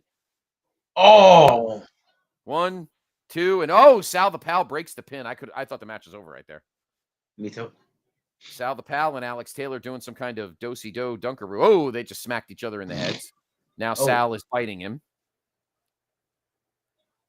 I gotta say, Doctor, this totally came out. The enjoyment I'm having of this match is totally out of left field. I know. This has actually been a ton of fun. Oh shit! What do we got here? Sal the Pal 2 chairs. 3 chairs. Sal's opening all the chairs. Oh shit! On a stick. What is going on here? Holy farts! Sal is sitting and clapping amongst the 4 chairs, and Jeremiah Plunkett just smoked him in the face. And oh no! Oh shit!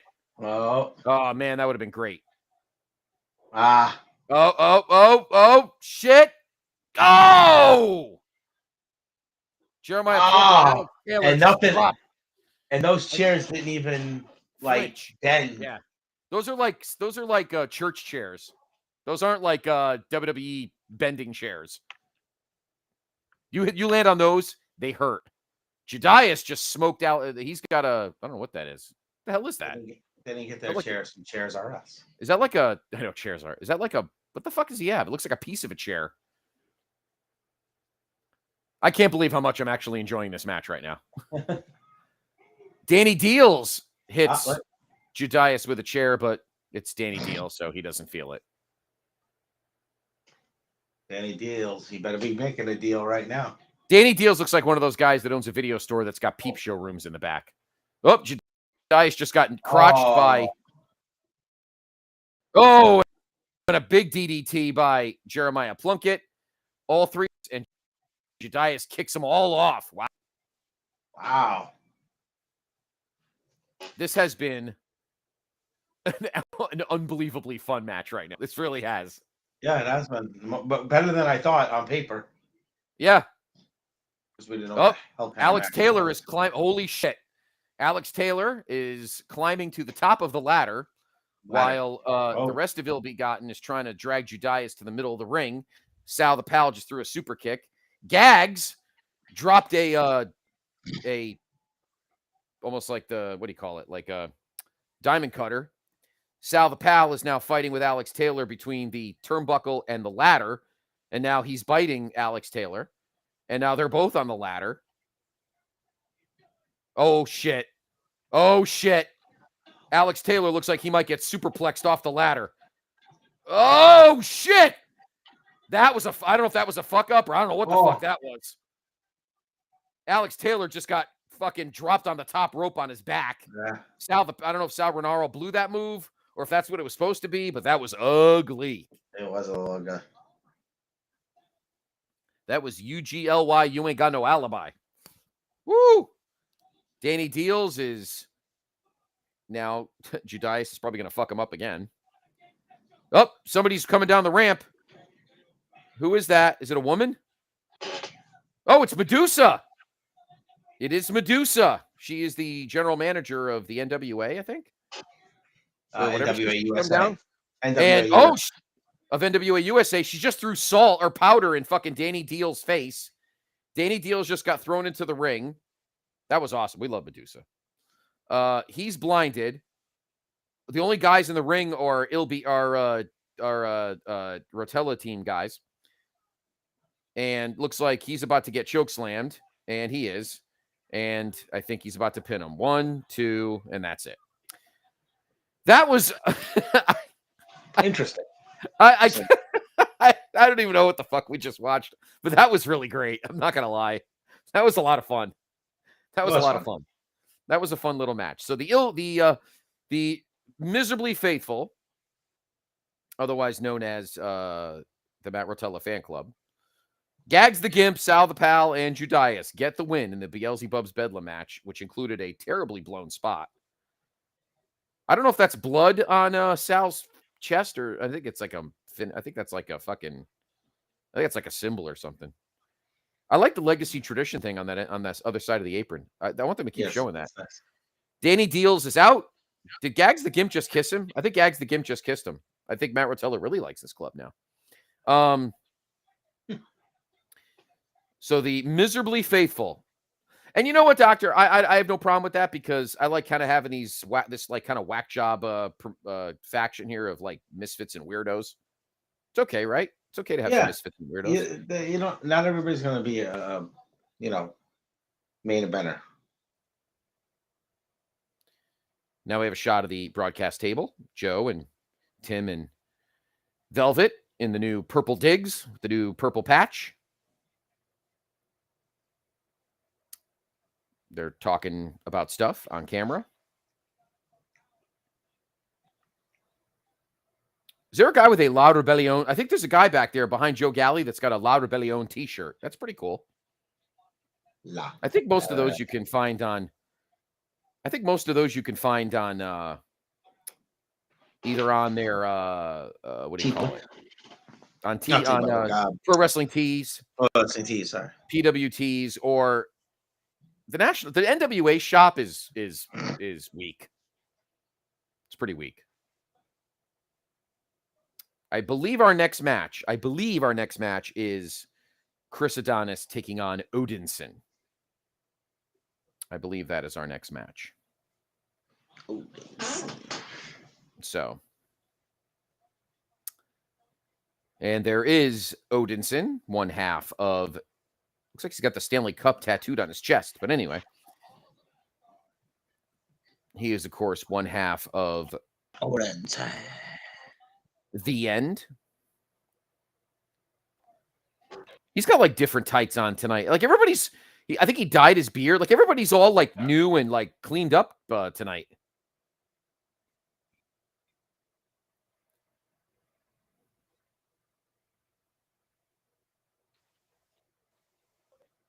What do you think that stuff is that he sprays in his mouth? Hoping it's not like spray paint. That would be stupid.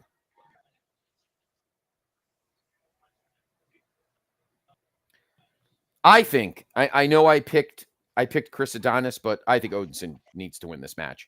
If he's becoming a singles guy, I don't know where Paro is. But I think I know I picked Chris Adonis in my picks, but I'd like to see Odinson win this match.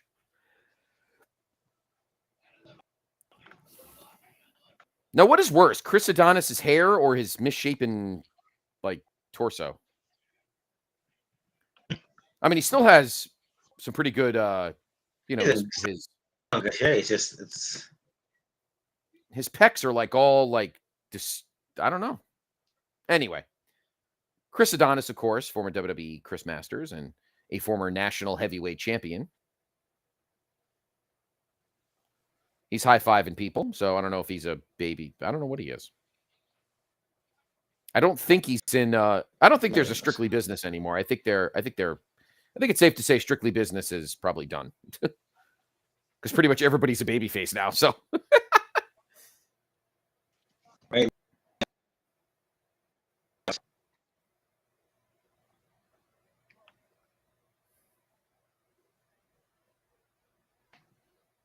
Odinson is a big dude. Is that best to wear? You can wear it around your office. I think I can. I will wear that around my office if Rotella wears the Gags the Gimp outfit. He's gonna do it. He'll do it. He would do it in a heartbeat. I can't see this match going too long, but we'll see.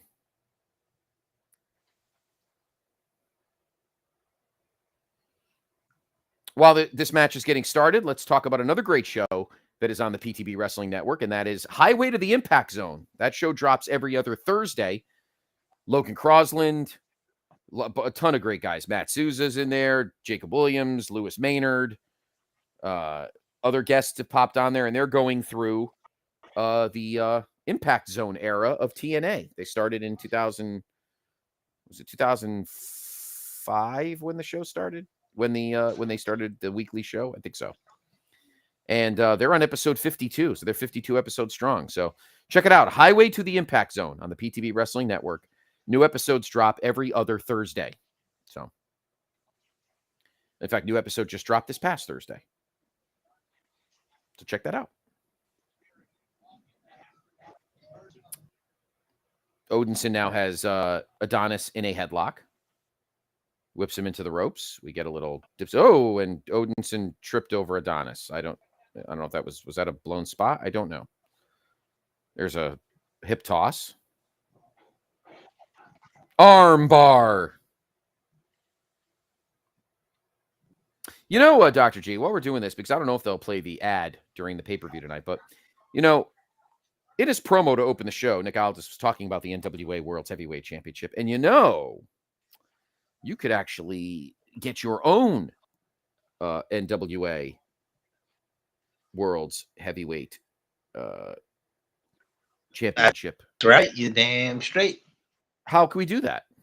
You know how you do that? Go to the wide web.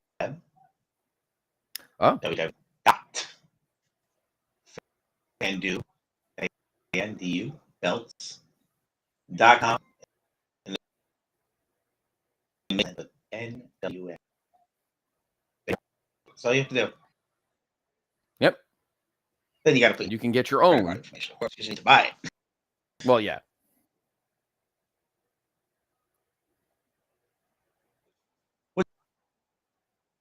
Or the original. I would.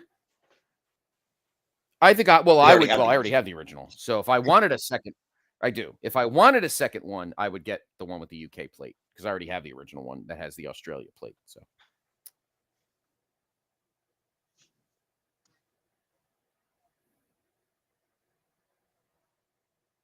Yeah, the national heavyweight title seems to be the full title of the.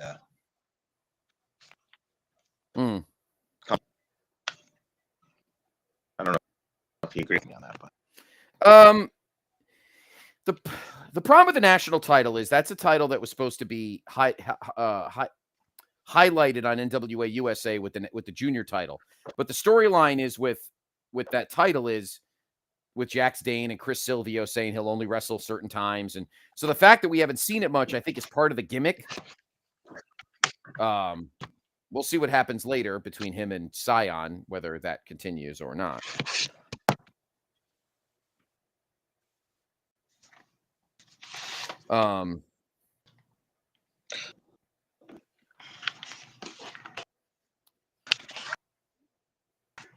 Dr. G right now, if you can hear him, he is signing a contract to become the fourth announcer to get a little NWA Saturday Special cred, involved here. That's what we're saying.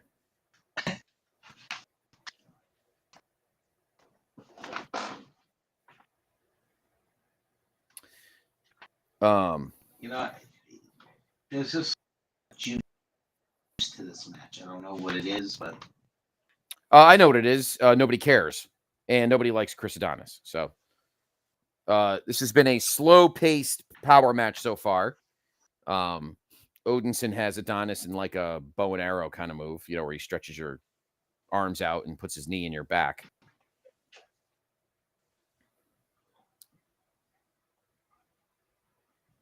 Odinson off the ropes. He was going to go for a clothesline, but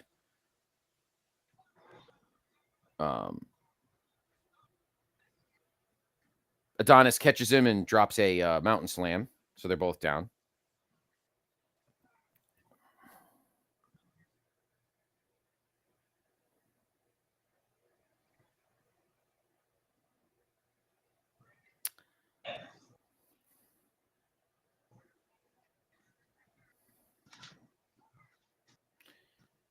I am curious, Doctor, as we are watching this, what happened to Paro, the other half of the end. Of course, Really the problem is that smaller companies, I feel,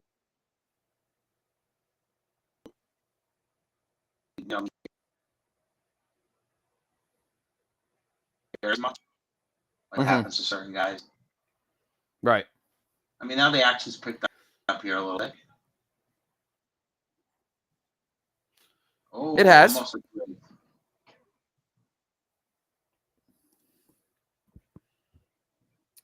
That guy in the front row with that gray baseball jersey looks so enthused. He looks like he wants to be anywhere but there. And I'm sure he paid a pretty penny for those tickets.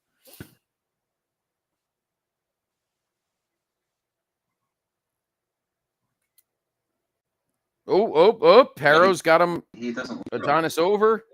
But Adonis just elbowed him twice in the. Is he going to go for the? Nope. He just hit a power bomb. 1, 2. Oh, almost kicked out. That was a close thing. 2.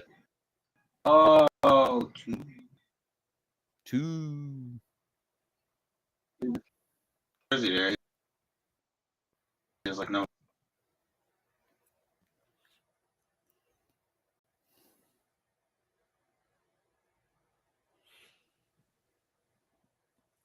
Oh, is Odinson going to spray that stuff in his face? That would be a good finisher.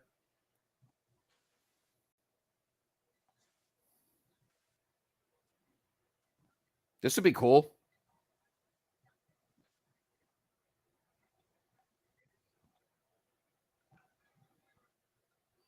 Now, Odinson should, kick. He's got the master lock, but he's got the stuff in his face. Oh, sprayed it in his face. And I think he called for the bell. Yep.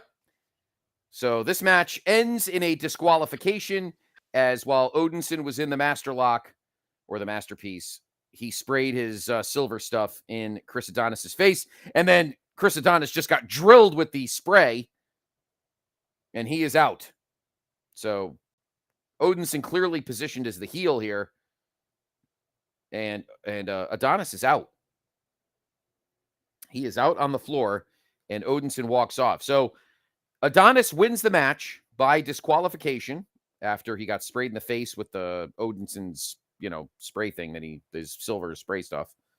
And then Odinson drilled Adonis in the head with the sprayer thing, which I think is metal, or supposed to be metal.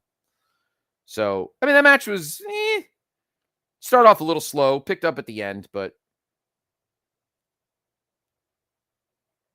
Adonis has to do something with that fucking hair. It's ridiculous. So, all right. So that match was, all right. A little slow at start. Picked up a little at the end and then ends with the DQ. So I don't know if Adonis doesn't get pinned. I don't know if anybody cares. I don't know what's going to come from that. But very interesting. Odinson loses by DQ. And he was positioned as the heel in that match. So, all right, here's Kyle Davis, who is with the women's tag team champions, Pretty Empowered, Ella Envy and Kenzie Page. Let's listen to their promo. Deserving of champions as they may be. Honestly though, it just sounds like a little bit of jealousy to me. I mean, Kyle, wouldn't you be upset if two young and beautiful, talented superstars like Kenzie and I came into NWA overnight, took your titles, and made it 10 times better than you ever could. I mean, that's kind of understandable. Like, I get that. You know what I mean? I get that. That's a valid point, whether or not I agree with it. Kenzie, you're the NWA World Women's Tag Team Champion. I have to ask, what's it mean to you to be a champion? Kyle, this means the world, not just for me, but for Ella too. This is like a dream because you know what, Kyle? Just a few short months ago, it really was a dream. I'm sorry. It really was a dream. It was. The National Wrestling Alliance has got to watch Pretty and Power grow. The hardships, the ups, the downs, the good, the bad. The support does not go unnoticed. I want you all to know that. It really doesn't. And tomorrow, in that street fight, Kyle, we're not fighting just for ourselves or for these championships. We're fighting for the National Wrestling Alliance. Kenzie, you're making me cry, dude. You're making me cry like a child.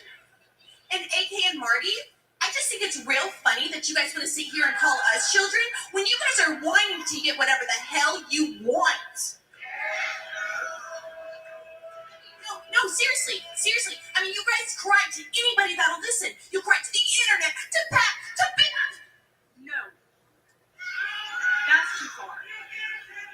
That's too far. I'm sorry, Kyle. This interview's over with. The time for talk is done. Tomorrow, actions speak louder than words. Whoa, that's a big statement.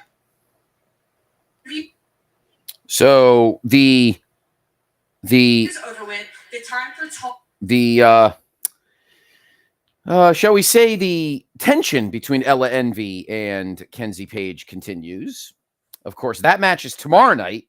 Pretty Empowered defend the women's tag team titles against the Hex in a street fight. And let me tell you something. If the street fight is like that six-man we saw earlier, I'm excited for that. I want to see 4 women beat each other up with weapons. Is that legit? I don't know.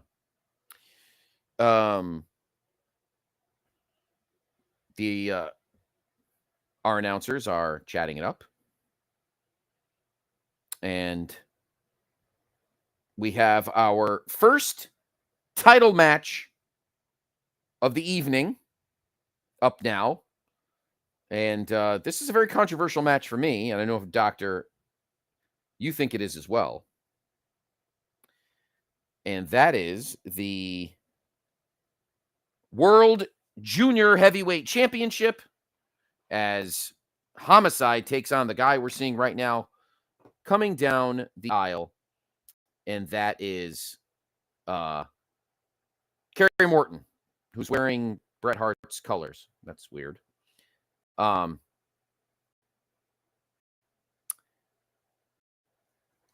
don't know how Carrie Morton got this title shot. I think it's just because Homicide gave it to him. We thought there was going to be some kind of tension between the Mortons and Hawks Aerie, but obviously now Hawks Aerie has more bigger fish to fry right now as they've been handed a World's Tag Team Championship shot later on this evening. Is the Doctor there? Are you there? Did he vanish? Is he pretty empowered? I don't know where he went. He'll be back. And here comes our World Junior Heavyweight Champion, Homicide. He's got this cool T-shirt on. When he takes his leather vest off, I want to see it. It's, what's it say? Something with attitude, and it's got like Harley. It's got a bunch of wrestlers on it. I don't know what that is, but it's cool. Cool T-shirt though. For anybody who sees the T-shirt, tell me what it is. I'd like to know.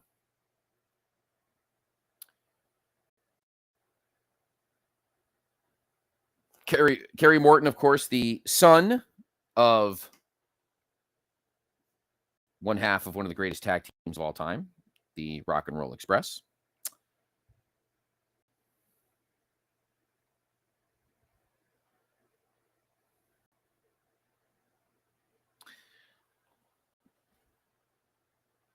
Homicide won the title at the Crockett Cup in a 4-way. and then has defended it all the time. I mean, he's probably number 2 behind Camille as the hardest working champion in this company. He's been defending it on NWA USA. He's been defending it a couple times on Power. He defeated PJ Hawks at the Always Ready pay-per-view. And now here he is once again defending the junior heavyweight title against Carrie Morton. So here we go. This one's going to be fun. I got to say, I was skeptical when Homicide won the title at the Crockett Cup, but he has been an amazing junior heavyweight champion.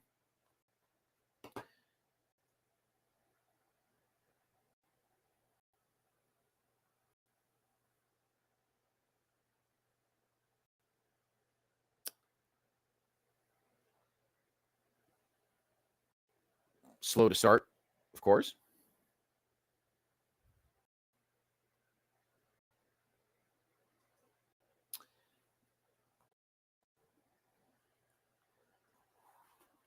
They'll go back and forth. I've been very critical of Carrie Morton. I just don't think he's ready for this spotlight.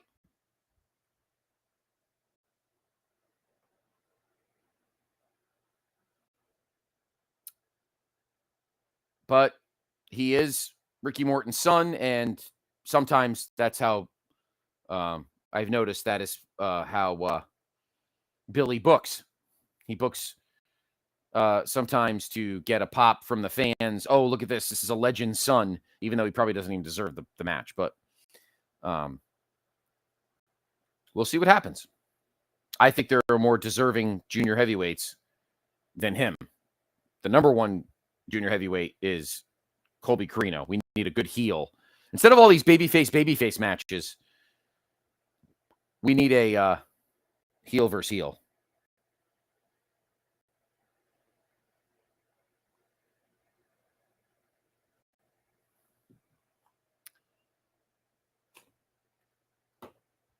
The doctor is having some muting issues.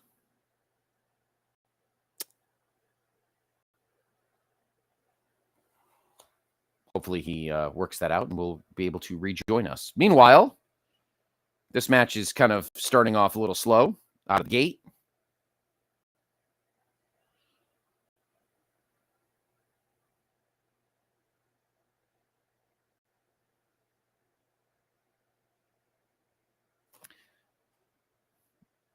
Carrie Morton's kind of mocking Homicide right now, which he probably shouldn't because he looks like an idiot, but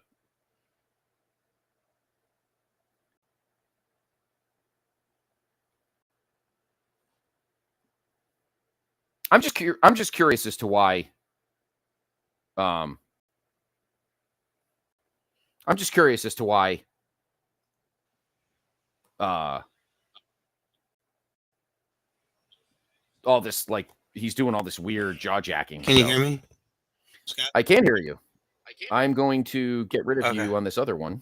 Yeah, I had to just remove guest. Refresh. What happened there? All right, there you go. Okay, the doctor has rejoined us. Now you're popping up again. Are you there? You just popped up again. I'm here. It's kind of weird. Can you hear me? All right, you're there, but then you. I know I can hear you. You're fine. I just another one of your screens popped up. That's strange. I'm going to get rid of this. There we go. Okay. Well, Homicide's getting a little aggravated. Maybe he shouldn't have handed Carrie Morton this title match, without asking.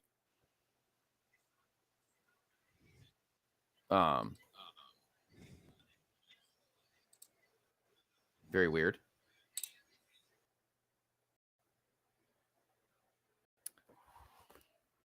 Join us on the chat. Let us know what you think. How you've been enjoying the show so far, if you're watching it.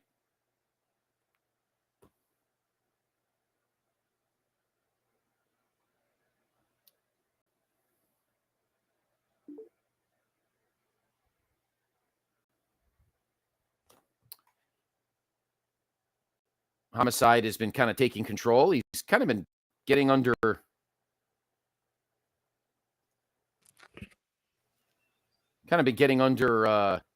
Homicide's with his jaw jacking and such. Scott, can you hear me? Yes, I can hear you. Okay. I don't know what's going on. I really, really don't. I gotta keep loading the browser for whatever reason. Oh, I don't know what's going on.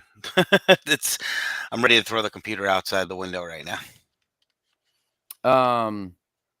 don't. I literally was doing nothing. I wasn't even looking at the computer. I was watching the show. So because I have headphones on and it's behind me, but whatever. And you just vanished? Is that what happened? You just were logged out, or? Yeah, I have no. It just was muted, and what let me unmute? It was like it was frozen. So. So, Let it go. Let it go. let's see. So we got now. I can get back into this match here.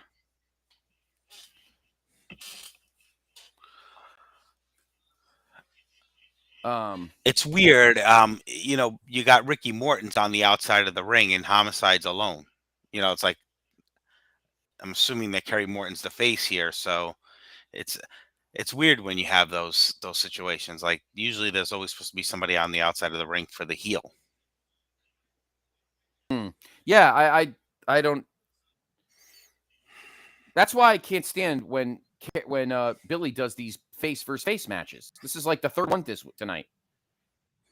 Well, I mean, Homicide's acting more like the heel. There's no doubt about it.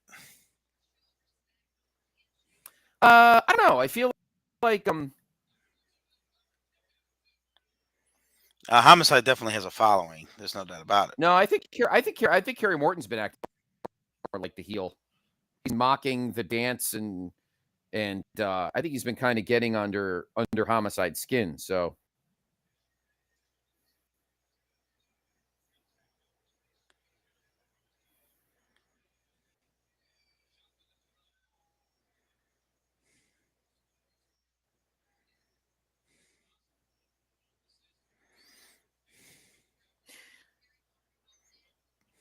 It's been a little slow. There's been a couple of good moves, but I feel like it's been a little slow.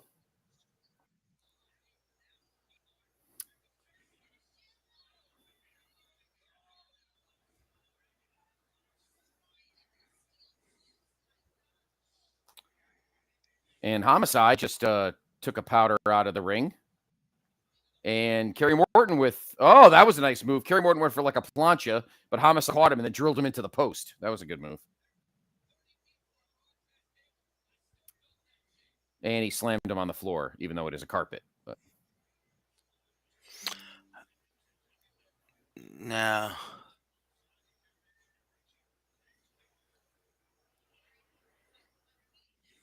Maybe Carrie should turn on his dad after this match. Yeah, you want all the sons to turn all the fathers. Enough, Dad. Enough, Dad. Pal. Carrie Morton just doesn't have any charisma. He's just some guy. Like he's not, that was a nice DDT though. He just doesn't carry any charisma. Yeah, he doesn't have his dad's charisma, no doubt about it. Nah, he really doesn't.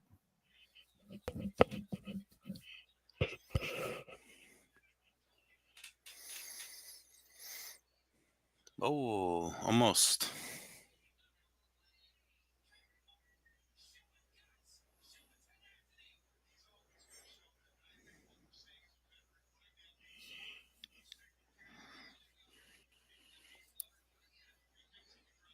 But I was saying earlier while you were getting your stuff worked out, and and I have talked about this on the show on the Saturday Special, that next to Camille, Homicide is probably the hardest working champion in this company. He won the belt at the Crockett Cup.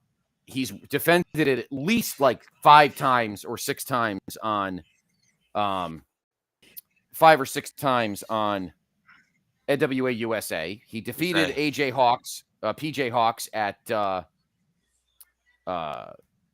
Always Ready. Oh, there was a knee to something.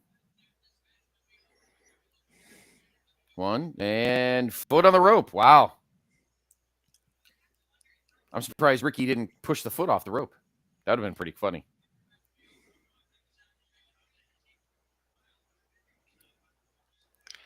Wow, I got behind you like a lot. Well, push ahead. Is he on the top rope? No. Homicide's throwing him into What the heck is going on here tonight? I'm having technological issues tonight. Technicalockages. No, right now, Carrie Morton and Homicide's going for some move. Carrie Morton just reversed it. And then then my screen started to spin. Oh, then a super kick to the face. Kick. Okay, I'm where you're at now. Okay. Bounces off the rope and a clothesline. And Carrie Morton didn't fall. Why didn't he fall? That was bullshit. Homicide goes for a clothesline. Because he is Ricky Morton's son, okay? What is he, fucking Great Khali? Please. You're fucking 150 pounds soaking wet. You hit a clothesline, you fall.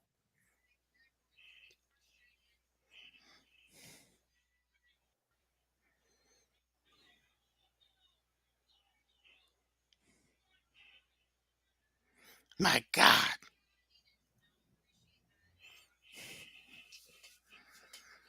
Oh, Ricky's not happy. But Homicide's a little below. No, you know what? Maybe. I mean, Homicide's a better heel, but the point is, Carrie Morton is bullshit. So.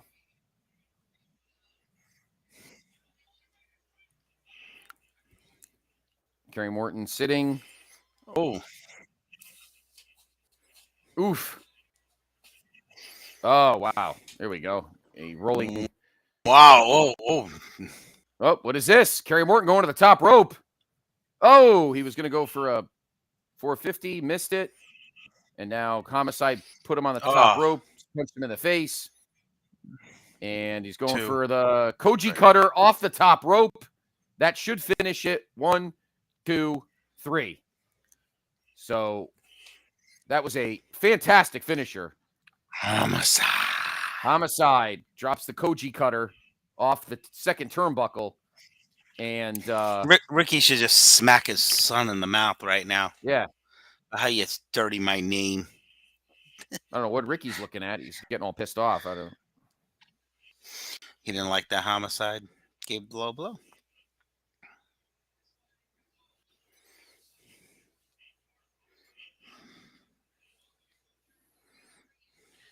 I like the look, he smacked him right in the yeah, fuck off, you little shit. You're lucky you even deserve this match. Piss off. Piss off, fuck stick. You don't even deserve this match. You're lucky you're in wrestling. Nobody cares. Nobody cares. Get out of the ring with your bad mullet. Want that belt? I like the junior heavyweight belt. I do.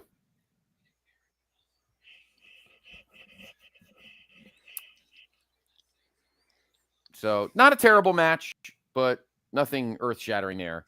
And Homicide retains the World Junior Heavyweight Championship. We did not see... in some matches, the fans are just conflicted on who to root for. I know. I agree. We did not get the Colby Carino run-in. So, but that's all right. Carrie Morton lost anyway, so it didn't matter. Our announcers are talking.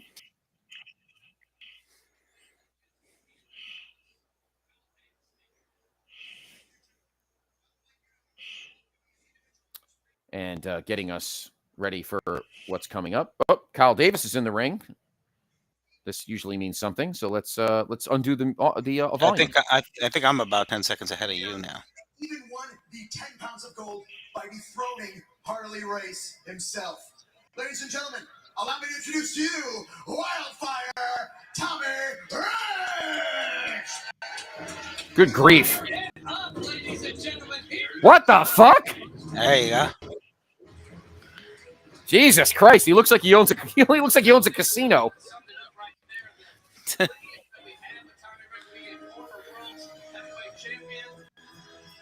He was world heavyweight champion for about what? He was world's heavyweight champion for what, about 14 seconds?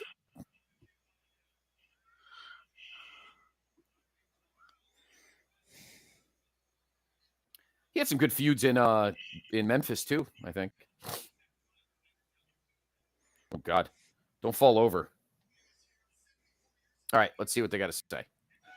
Tom, I want to thank you for joining us here. 74 years is the anniversary of the National Wrestling Alliance, and you yourself, one of the legendary names of the NWA. How's it feel to be back in an NWA ring after those times? You know, I'm living proof, baby. Dreams do come true. You know, it's funny when I was coming in. One of these young fellas asked me, was I excited about being here? I said, hell no, I'm fired up. I want to thank the NWA. I want to thank St. Louis, Missouri. Hey, I want to thank the fans. You know, when my mama spit me out, Cal, I grew up watching NWA. NWA. I got a chance, like I said, when dreams come true, they come true. I got the opportunity to be a professional wrestler and a part of the NWA. And to be here in St. Louis, Missouri, traveled the roads, wrestling in all the NWA town. When I say it's an honor and a pleasure, I mean that from the bottom of my heart. And without you folks, they wouldn't be none of us. You know, hey, the youngest NWA World Heavyweight Champion. Hey, when I die, if my tombstone says he loved his family, that's a blessing. And hey, not only that, but he was NWA for life, baby, for life. Hey, St. Louis, let's get it fired up, baby! Oh! We're gonna get fired up because we have plenty more to come. Thank you for being a part of the legacy. NWA 74, baby! I'm fired up, man. I'm fired up. Okay. Not That really promo was about as long as his title reign. Not really sure what that was all about. Just kind of a nostalgia thing. Yeah, it was just some old fuck that came in and some fuck. Jim Barnett's boyfriend. He is 66 years old, so wow. How much do you think he got? A couple $100? Yep.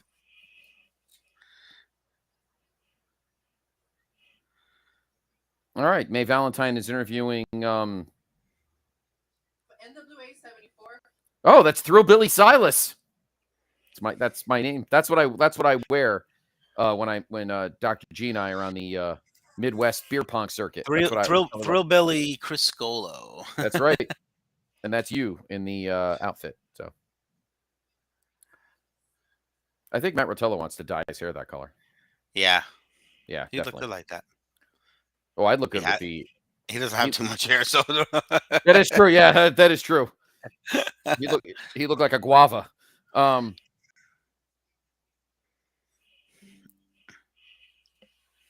That's El Pollo something. What is she? El Chicken something? I don't know. I still want to know May Valentine and the whole Jay Bradley stuffing his crotch. I still don't know what that was about on the pre-show, but anyway.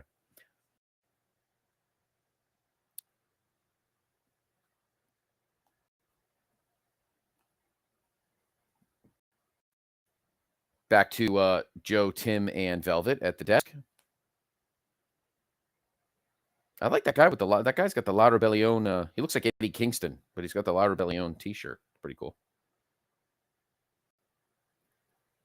This is apparently sold out. All right. So here we go. Our next match is the return match for the former NWA World Heavyweight Champion, Matt Cardona, who, of course, tore a bicep muscle and had to forfeit the title at Always Ready. But he has apparently returned, and he is hand-picking his opponent. I still think this is like a bullshit dog and pony show. That's what I think. But here he comes. Well, he does not have the sling on, so maybe he's okay. I'm sure if he takes off the robe, he'll probably have some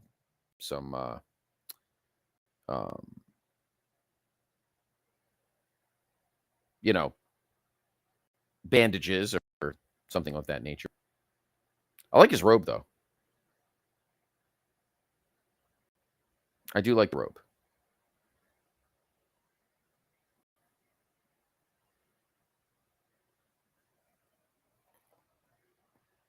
Do you think if I wonder if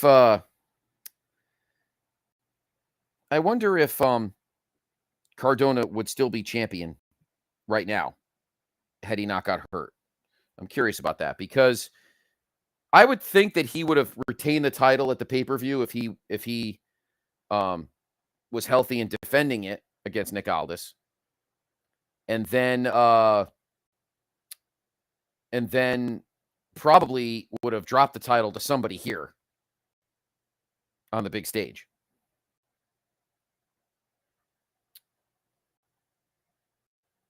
So Matt Cardona is getting in the ring. He has the mic. Why don't we let's turn up the volume and hear what the Always Ready has to say.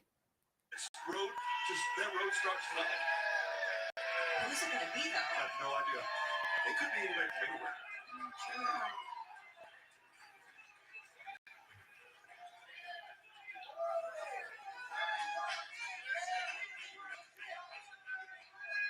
The savior of the NWA is still here.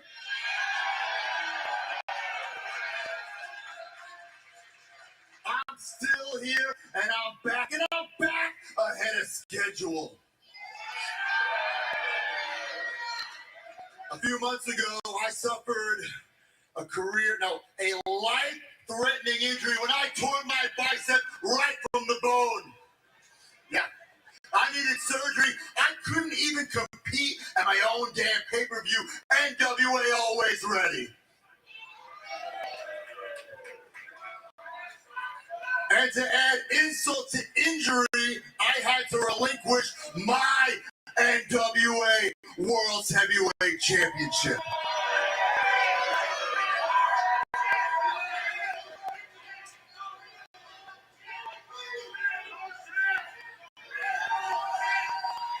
You know, the doctors, they said that an ordinary man would be out of action for 5 to 6 months, but I am no ordinary man. I am always ready, Matt Cardona.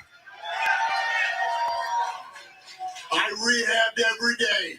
I worked my ass off, and I am back in under 3 months.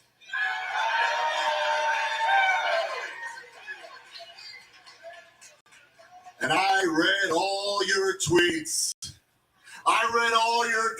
Who's going to be the hand-picked opponent tonight? I'll tell you who it's not going to be. It's not going to be Nick Aldis. I guess he's back now. He was gone, but now he's back. Is he even still here? I don't know what his deal is, but I know that Nick Aldis does not like me. And I wouldn't put it past him for him to take liberties with me in this ring and purposely re-injure my arm, so I'm not wrestling Nick Aldis tonight.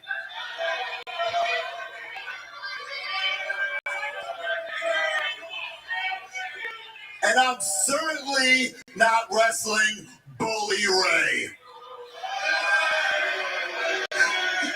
Bully, what a fitting name, because you've been bullying me online. Yeah, he's been extreme shaming me. Yeah. He's been saying that I'm not extreme. He's been saying that I'm not hardcore. Well, Bully, while you've been sitting home the past couple of years in your spare bedroom talking on the radio, I've become the death king.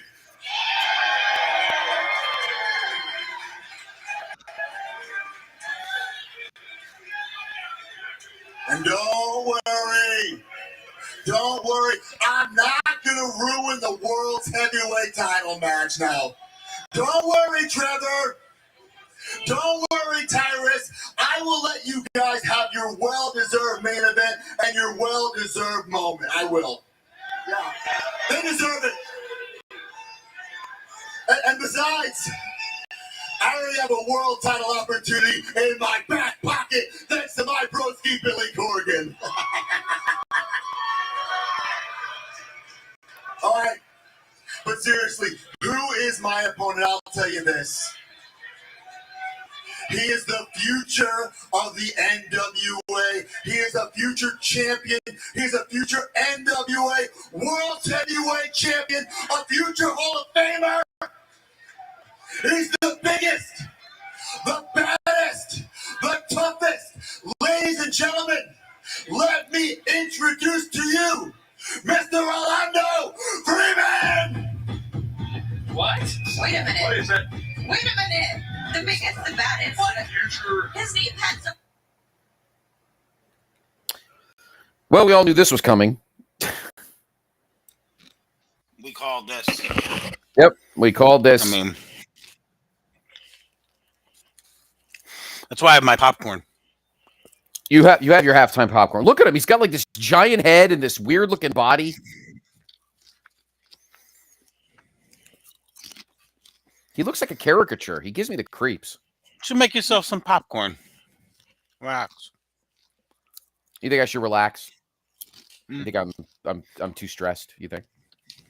I want Kyle Davis's purple blazer. That's what I want. I like how there's a lot of WWE t-shirts in the crowd. Just saw Roman Reigns bloodline. I'm surprised there's not game shirts. Well, if Vince was still working in WWE, Triple H would have bought the NWA. Just saying. Why does this guy look like literally a fucking cartoon character? You drinking a Miller Lite over there? Miller Lite. No, we're in St. Louis. I'm drinking Bud Light. We're in St. Louis. I'm drinking Bud Light. Well, you're a heel, so I figured you'd do the opposite. Oh, that's true. This match is being brought to you by Pop Secret, the official popcorn of the NWA Saturday Special. Pretty good, isn't it? It is. You should have some. I can. I like Cardona's tights. They say still here on the back.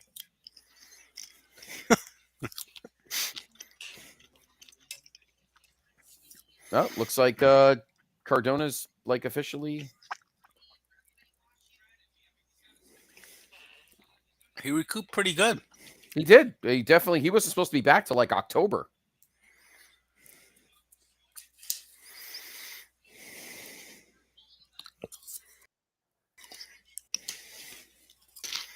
They should have let him be like this in WWE. He's a pretty good heel.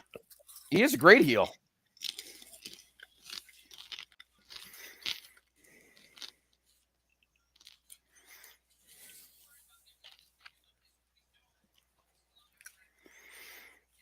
What does it say on the back of his tights? Still here? I said still here. Yeah, still here. I have a feeling that this gentleman will be in the NWA World's Heavyweight title match on Saturday, November 12th at the next pay-per-view. Hard Times 3 from suburban New Orleans. That was the big announcement on the pre-show earlier tonight. The next NWA pay-per-view is, of course, Hard Times 3. And it is look at he's got on his Saturday, knees. November 12th in New Orleans. So they're staying in the South, but at least they're not in Nashville.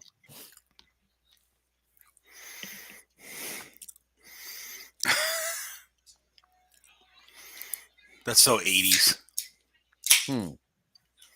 Test the strength. I mean, I think this is... I mean, in the general scheme of things, this is probably going on too long, but...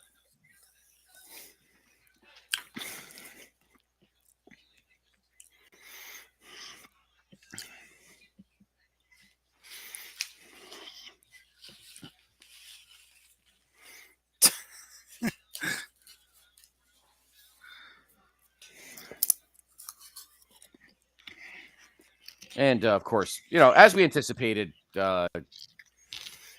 Macadona's just bullying this little shit.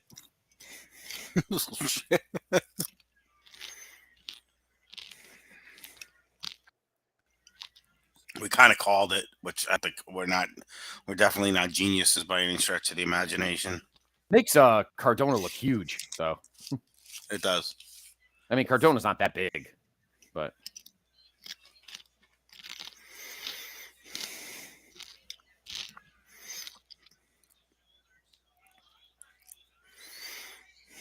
you think Aldis comes out and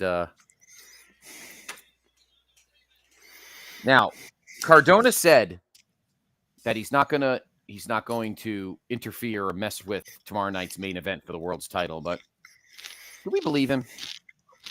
Which means he will. It's like, no, and I wish he would. You're looking for everything.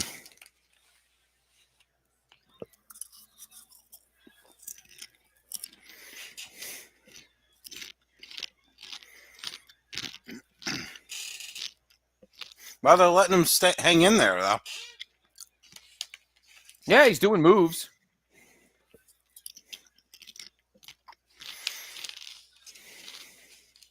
This is definitely going on longer than I thought, though.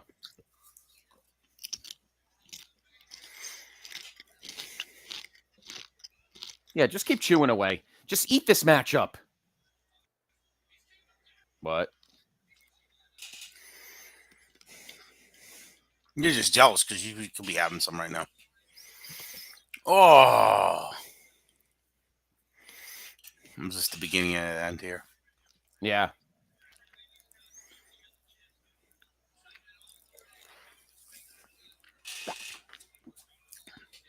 Sorry for the chewing, but gotta have something when you're watching something like this.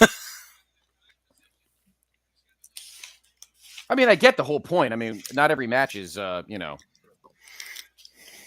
be 5 stars, unless if this match is in the Tokyo Dome, it would be. Oh, no doubt. It'd be 66 stars. Dave Meltzer would be raving about it. It'd be the best thing that ever happened. But if it was on in the WWE ring, it would be 0 stars. He's healing on him. He was going to go for the 3 count. He pulled his head up, so we're going to get more of this. I mean, I get the heel stuff, but this is probably going on too long. This is going on too long. Now it's kind of dragging. Just pin him and let's get to the next match. Oh! He just got beat. Did he blow snots on him? He just got beat. Are you that far behind me? Oh, I guess I am behind you. Wow, I didn't even see that happen. All I saw was snots being blown. It's like 1, 2, 3, kid. And there goes, wow, Rush Freeman and Pierce. Wow. Wow. That was crazy. That was actually hilarious. I was just wondering, it's kind of just going to almost say like, what do you think of like a freak upset just to, turn the tables? Oh, that means he's going to be pissed tomorrow. That means he's going to be with a vengeance tomorrow. That means I think he will interfere in the, you know what I notice happens? When I catch up, it spins, and then I fall behind. That's very strange. All right, here we go. We're just having technological issues here tonight. Yeah, we apologize, everybody. We're not at our technological. Yeah, baby doll! She doesn't look too bad for her age.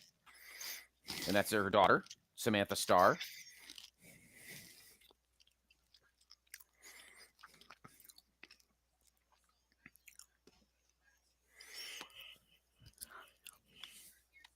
And now my thing is spinning. Come on.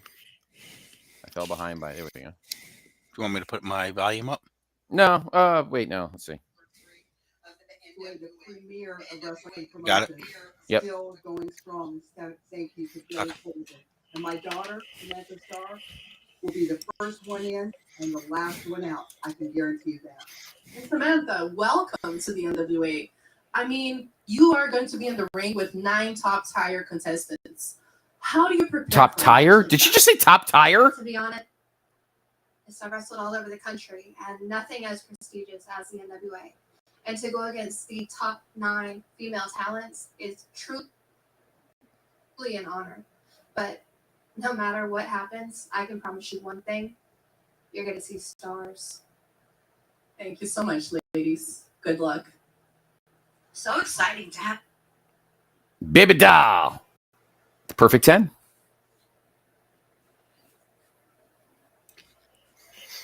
So what do you think there? I think she looks like she's tough. She looks like she can handle herself, so I have a feeling she'll look good. She's going to face the top tires and the top tire. What the top tire? Michelin. Top tire. Bridgestone. All right, here we go. The Burke Invitational. There is Kylan King, who I'm slowly starting to like every time I see her. Slowly starting to like her. She, of course, gave Camille a boatload at Always Ready.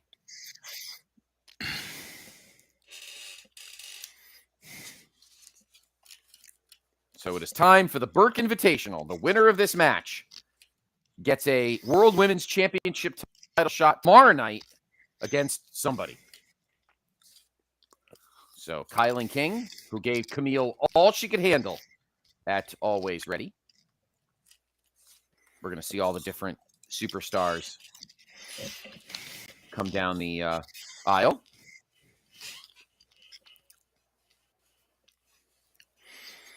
The number 2. Come on. Let's move this. There she is. Samantha Starr, daughter of Baby Doll. Yeah.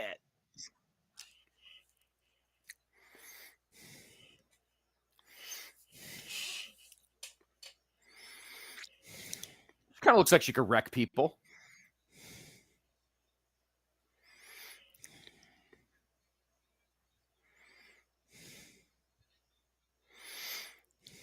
Baby Doll's what? She's probably in her 60s too.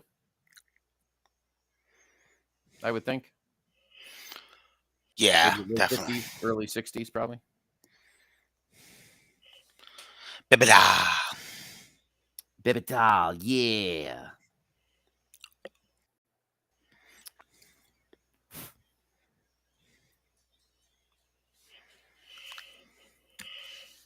And she is... She's 60. She's 60 on the nose. Yeah. Yep. So this is like the Royal Rumble.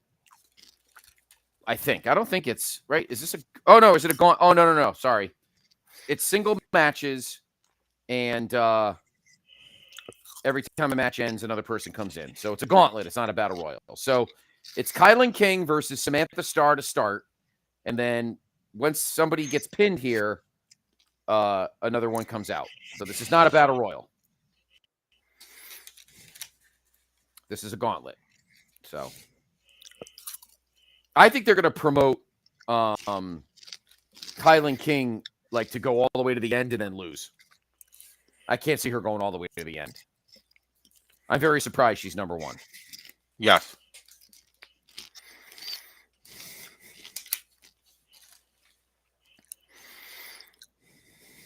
Because I can't see her winning like every match to the end. Even if she loses the last match, I just can't see her doing it.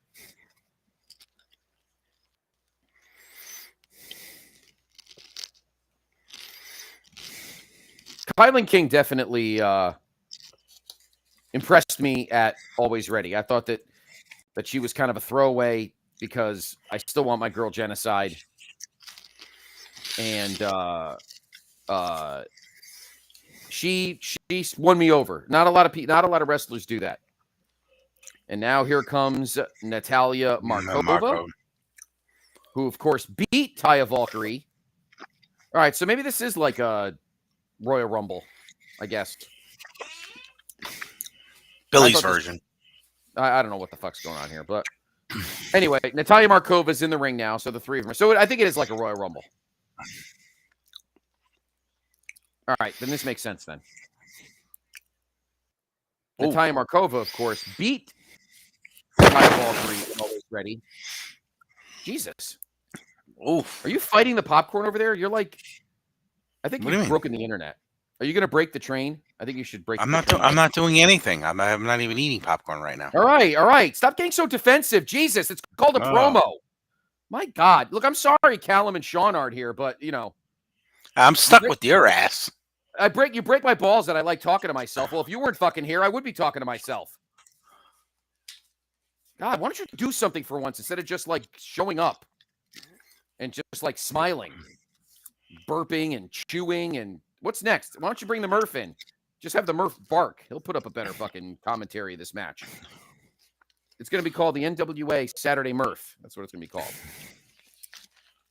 Even if we just hear him pissing in his diaper, it'll be better than listening to you hate Natalia Markova.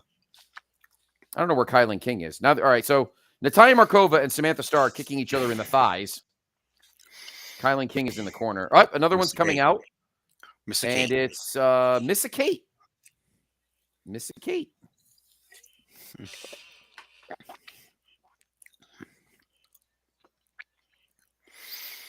And I don't know what that was. She kind of like a 450 splash.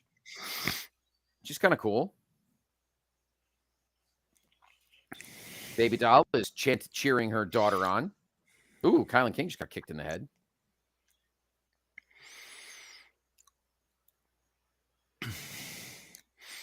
Nice action going on here. Yeah, these women are going to go all out. We've said constantly, pretty much since the restart after COVID, that so it looks like Missa Kate is out. Yep, looks like she's out. That the women's division has been top notch in the NWA. I mean, Samantha Starr's not too bad. I'd like to see her be an addition to the women's division. So it looks like you can get thrown over the top rope or pinned. So it's kind of like a mix of a Royal Rumble and an Attitude Era cage match.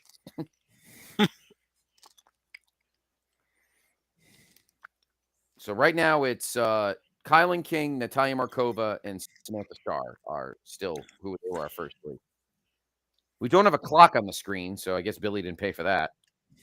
I guess it's not like Timex or Rolex or whatever. And there is Matey.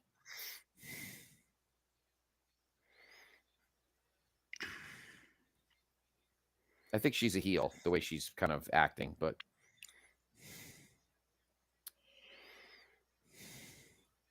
maybe Kylan King is going to hang out till the end. I'm actually fascinated by this now.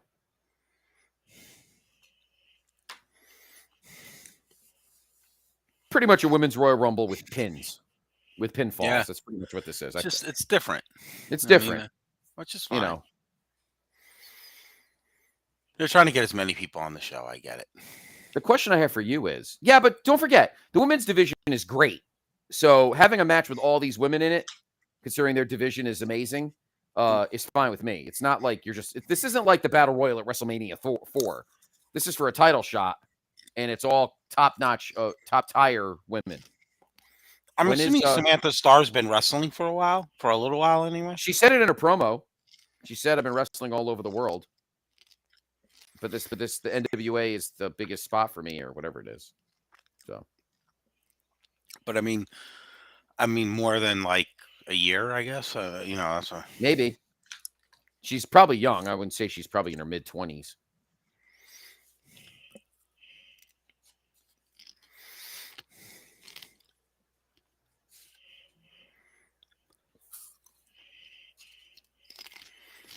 Taryn Terrell. And Taryn Terrell is next.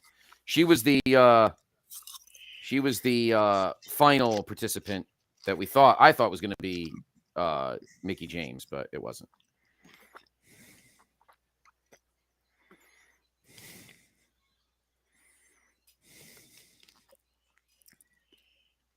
I love Taryn Terrell. Trying to see how old her Let's see if her daughter is.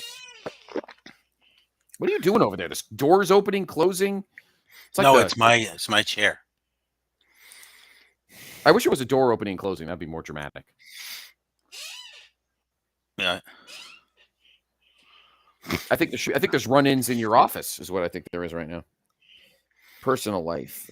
Chad Bird. I don't think it mentions her, if I remember correctly. I think I've looked this up. Baggage handler, cable installation, the manufacturer of apparel for wrestlers, and 13 years at Walmart. Okay. She doesn't mention her daughter, so probably in her mid-20s.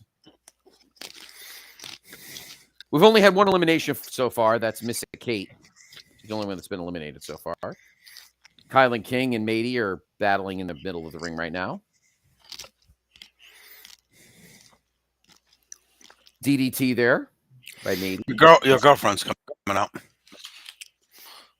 Yes, there she. Oh God, I thought it was genocide. Meanwhile, Max the Impaler comes out. They're part of the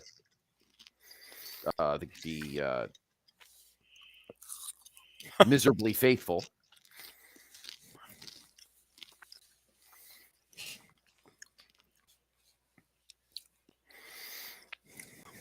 And Matey is leaving. Matey wants nothing to do with Max the Impaler, so but technically she hasn't been eliminated. It's kind of like Road Dogg in 2000, or Lawler in, what was it, 97 when he hit under the ring.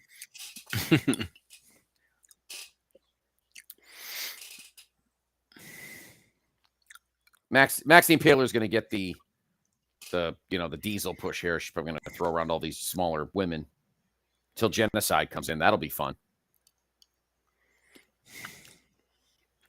Oh, she just grabbed Natalia Markova by the throat, and we get a choke slam of Natalia Markova. Oh, that was a nice move.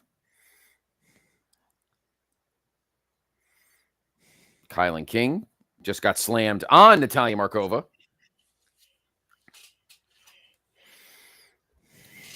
Fun little match so far. Yeah, they're working hard. The women have been very active.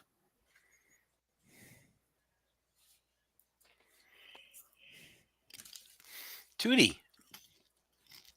And now Tootie Lynn. She's our favorite. She's homegrown. She made her debut last year in St. Louis. This is her neck of the woods. So we like Tootie.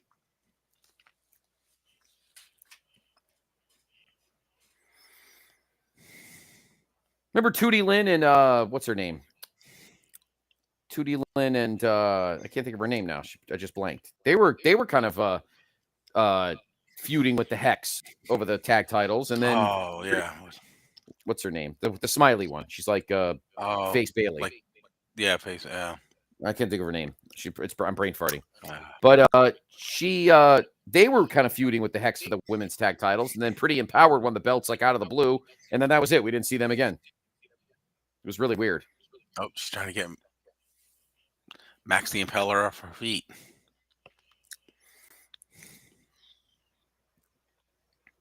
She's kicking and kicking and kicking. Oof. And kicking and kicking and kicking and kicking. She's rocking a little bit. And she boots her in the head. And she goes into the turnbuckle. Everyone else is kind of strewn out around the ring. So Tootie's getting her moment here. Ooh. Forearm shiver. Angelina Love. And here's Angelina Love, who I thought in my head, like my wrestling analyst head says that she's going to win because she's like she's the known commodity, and that's how Billy books things. He puts over his stars until the pay-per-view, and then he just puts all the established talent over. Although Angelina Love is wrestling on the pre-show tomorrow night. Although that could change because the pre-show changed tonight. So we don't even have to pretend that he is even happening. But on the pre-show tomorrow night, Angelina Love is supposed to be wrestling Taryn Terrell, who are both in this match.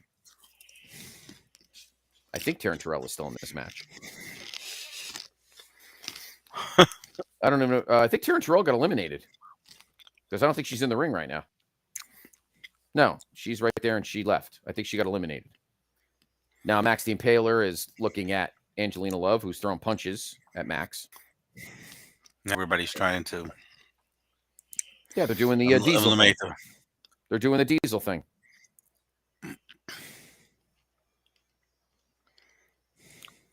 Nope, she got to. They got Genocide. They got her to a knee, There she is. and now here is my girl, my favorite.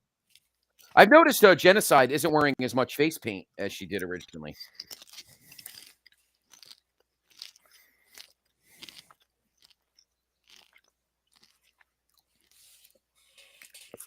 She's trimmed down, Genocide. Ooh. She's not as big as she was in the beginning. Yeah, she did.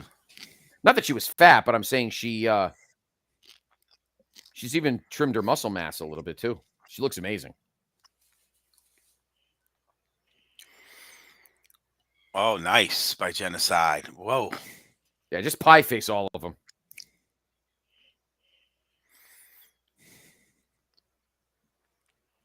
That was nice. Pin them both? No. That would have been amazing if she pinned both. Samantha Starr still there? Yeah, she is, because Baby Doll's still there. Wait, where is Samantha Starr? Oh, she's there in the corner. Okay. So only 2 have been eliminated. No, there's Taryn Terrell right there. I guess she wasn't eliminated. She was just walking around. So Missa Kate's the only one that's been eliminated, and Matey just disappeared. So. Oh. There goes 2. Angelina Love's got a bloody nose. And Max the Impaler just eliminated Taryn Terrell and you're really Love. Behind me. Yeah, I am. But I'm a little nervous that I'm going to go ahead and then here we go. And now I'm going to spin. That's what happens every time I get caught up. All right, so in the ring right now is Genocide, Natalia Markova, Kylan King, and Max the Impaler.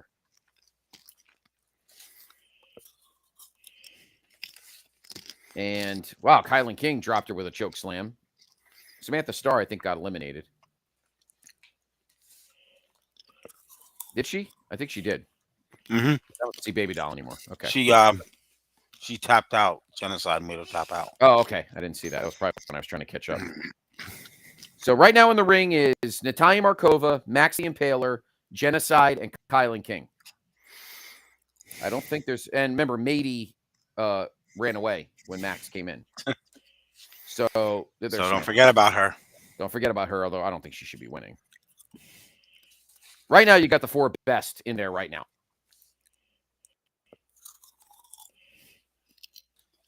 Ooh, look at Max the Impaler. Oh, wow.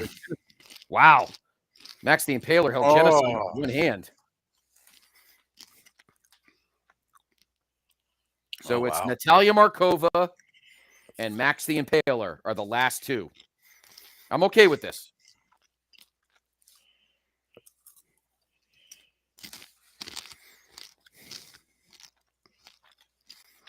I'm not happy that the fact that, yeah, I don't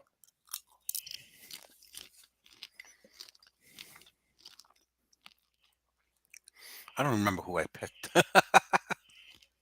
I didn't pick either of these 2. I thought I picked none of my picks. I don't remember. You might have.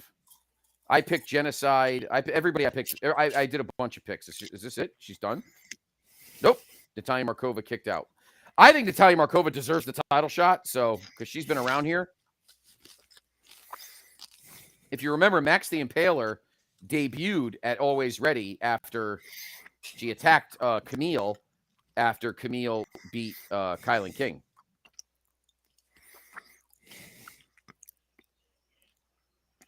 Natalia Markova's a stiff worker, though. Well, she is. She could throw the bombs, like she's throwing them right now. Honestly, why doesn't Natalia Markova just bring a chair? Because, you can't get disqualified, right? Why doesn't you just bring out a chair and fucking crush her? You can't get disqualified in this match, right? I don't think so. Who knows, Billy? You know what I mean?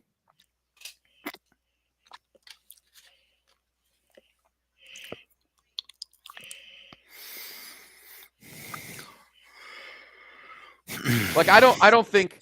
I hate to say this. I don't think Max the Impaler and Camille would be a great match. I don't think Camille would.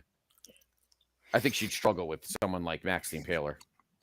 Oh, and Max the Impaler's putting Markova up for something. Ooh, like a backbreaker. And that's probably it. So, yep. So Max the Impaler is getting the World Women's Championship shot tomorrow night against either Camille or Taya Valkyrie. Out comes the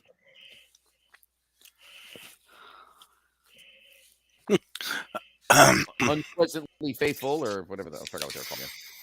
Miserably faithful. Miserably faithful. I was going to call Rotella's faithful. So Max the Impaler will sit back and watch to see their opponent. Look at this group. Sunday. Look at Sal the Pal. She just threw Gags the Gimp. Don't throw the Gags the Gimp.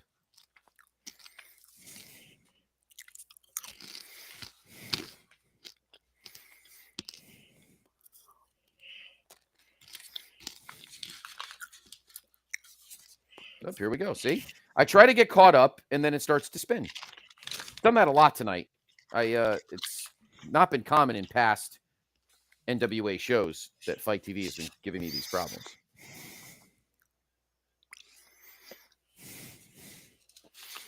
So there we go. That was a fun little match. Yeah, they all work really hard. Yeah, and I'm not surprised that Max the Impaler won because they interfere, or they came out at the end of that match with Kylan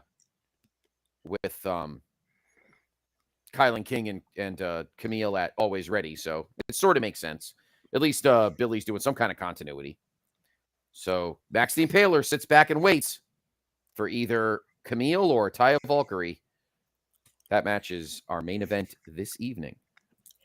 So I am enjoying the purple jackets and the new patches. Very nice. Oh, Kyle Davis is interviewing Aaron Stevens. Let's take a listen.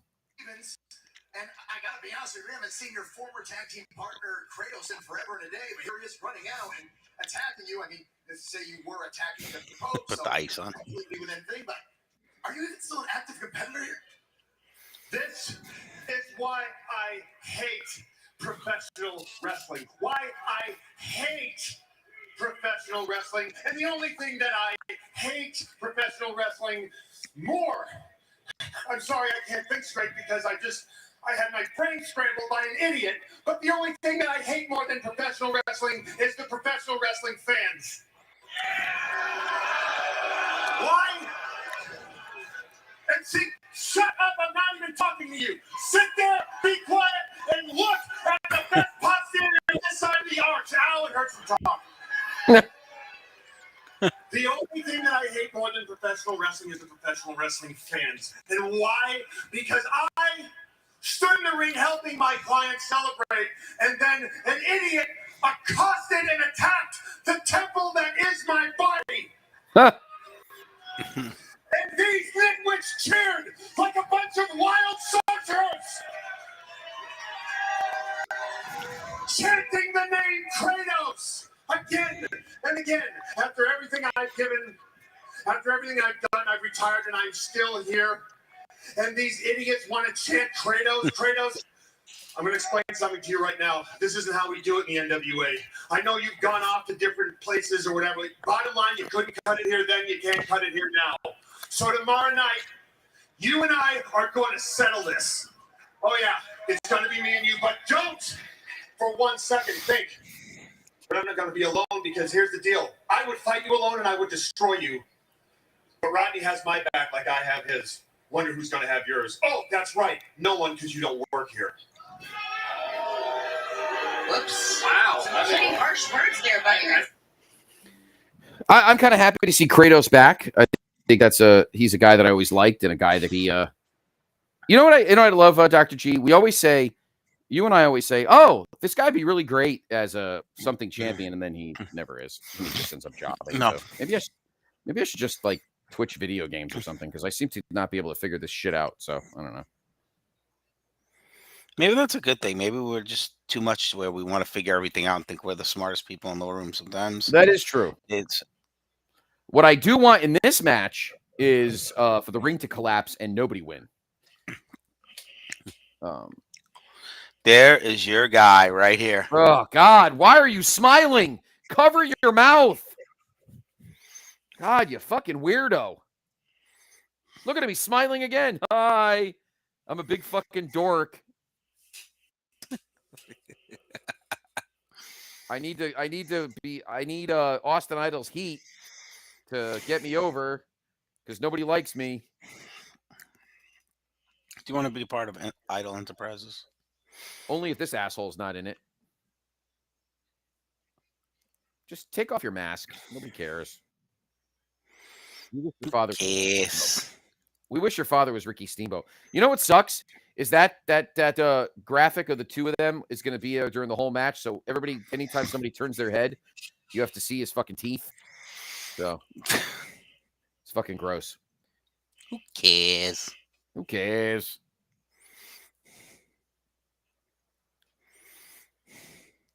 So we have not had a title change yet. Well, we've only had one title match, and that's Homicide, who successfully defended his junior heavyweight championship. We have the vacant World Tag Team titles, which will be taken care of later this evening, as Harry Smith has an illness. No one's saying it's COVID or anything, but he cannot wrestle.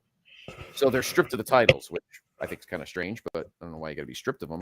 But anyway. Anyway, so here is Jax Dane with Chris Silvio, and he is, of course, the NWA National Heavyweight Champion. He defeated Crimson at the Always Ready pay-per-view. He lost to Crimson, and then used his Champions Series title shot to restart the match and got the pin on Anthony Mayweather. And he won the title. So he's had the belt since June. He is a two-time national heavyweight champion. He held the belt back in, I think, 2013. So like a 9-year difference or something. So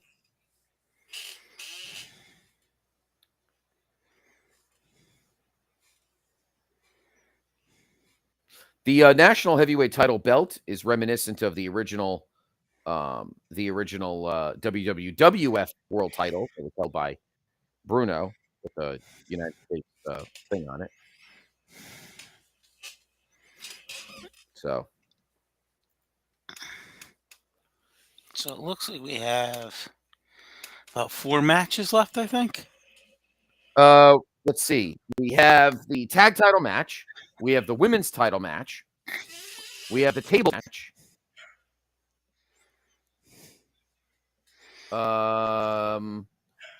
Nope, that's it. We have this match. We have the women's title match. We have the tag title match, and we have the tables match. Yeah, so 4 including this. Okay. So we got some wrestling left. You always wonder because, with it being a new company and, we've seen some pay-per-views, but like what the times are going to be, like is right. it a 3-hour show? Is it a 3.5-hour show? Yeah. Most of their shows, even the 2-day one, because they do 2-night, they do 2-night pay-per-views. They do the Crockett Cup is 2 nights, and this is 2 nights. Hard Times in November will be 1 night, and then whatever show they do next May or June will be 2 nights. So, or 1 night. So, why is Jax Dane wrestling with the fucking vest on? Who knows? God, I'd be dying right now if I was wrestling in that. What the fuck, weirdo? I kind of wanted to just beat the shit out of Scion. All right, now he's taking it off. All right, fine. Well, he is fat, so. Aren't I Just nice? tell it like it is, will you? Aren't I nice? Austin Idol's jacking off. Checking off. Wow. Maybe I'll get maybe. I thought this was a family show. I think we're getting more Twitchers. Austin Idol is jaw jacking with Chris Silvio. Meanwhile, Scion and Jax Dane are throwing bombs at each other outside the ring.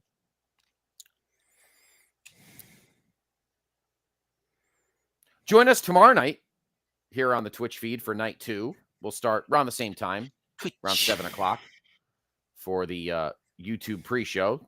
There's one match currently slated for the pre-show, and then we'll be back on at 8 o'clock.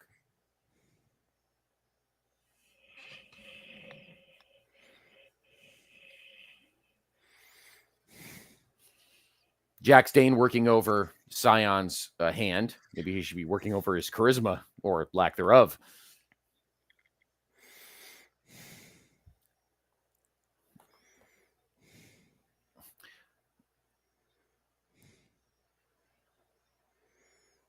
What if Jax Dane pulls off Sion's mask and it's Callum McDougal? And that's why he's not on the Twitch feed tonight. Now, then I'd say to Callum, enough with the toothy grins.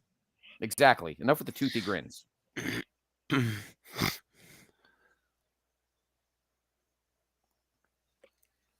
Oh, Chris Silvio just tripped Sion, and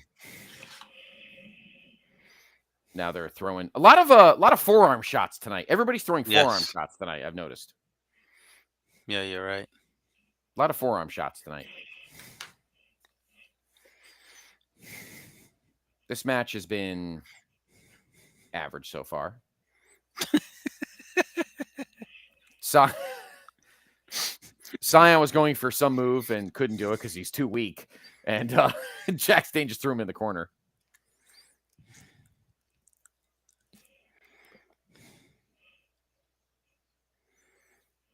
Jax Dane and Chris Silvio are just leaving. I wish I could leave this match too. So he got bored. He got bored. He didn't like the grin. Oh, Sion. He just like the grin. Sion ran all the way down the ramp and attacked him. So Jax Dane has to come back. Why? I don't know. Oh, wait. What's going on here? Guy with a nice Austin Idol and Chris Silvio. Oh, who's this guy? Oh, it's Crimson. Crimson's back. Crimson has returned. Anthony Mayweather with his Rodman jersey, and he just chokeslammed Jax Dane.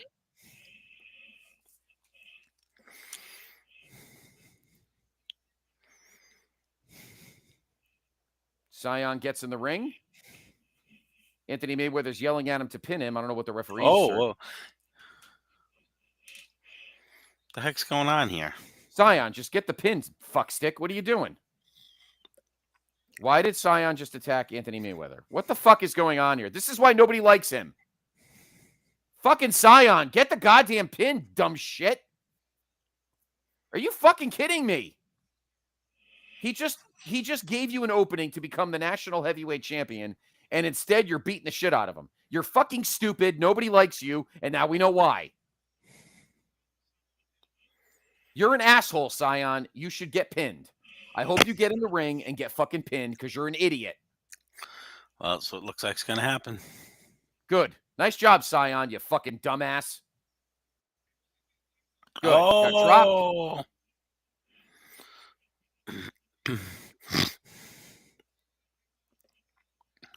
Well, he kicked out because the ref got laid into the ring. But you know what, Sion? You're a moron. Man, I cannot wait to when we do the reaction special that you'll hear Monday morning on the feed. I can't wait to just totally destroy this match simply because that was stupid. Now you're going to lose because you're a fucking moron.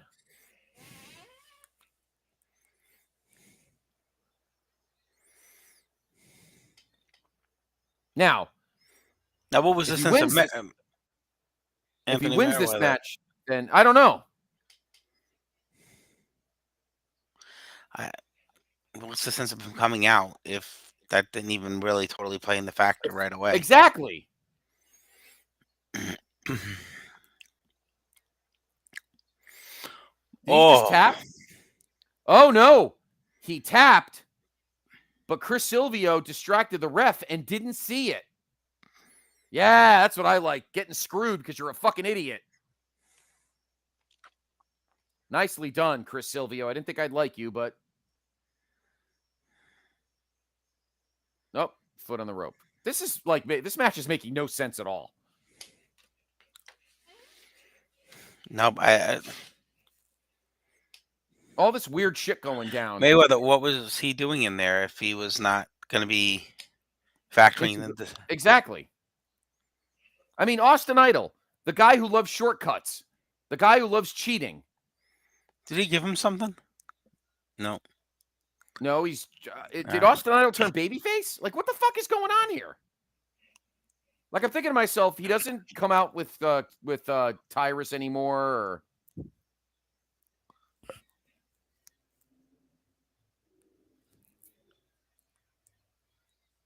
Wow. What the heck just happened there? Well, I said it was going to happen, and I was right. I guess putting up with this guy's bullshit was long enough. Scion, this masked doofus with minimal talent, is the new NWA National Heavyweight Champion. Now, I fucking can't stand either of them, so I don't really care. But hopefully this guy holds it for about a day, and then he loses it, at hard times to somebody that's actually good. So, Idolmania Sports Management. Mims fucking loses, and this fucking dipshit actually gets the championship. That is, friends, your national heavyweight champion, the grinning Scion. The grinning. I like that. The grinning Scion. Too bad I don't make like a figure of him so I could get it for you. Put on your desk so I could look at you while you're doing your while work. He's smiling and being weird. But here's my thing about Austin Idol. What the fuck is he now? I have no idea.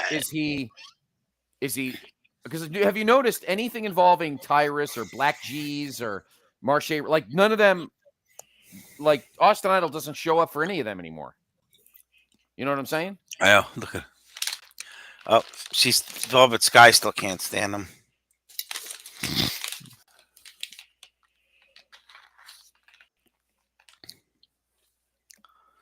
All right, so is he a heel because Velvet Sky hates him? Like, what the fuck is going on here?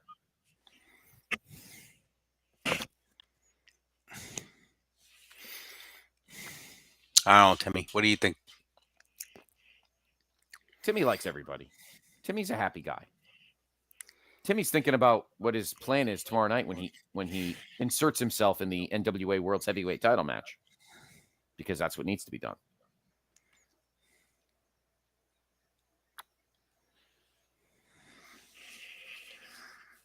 Why is that guy rubbing his nipple? Do we really need to see that? That was gross.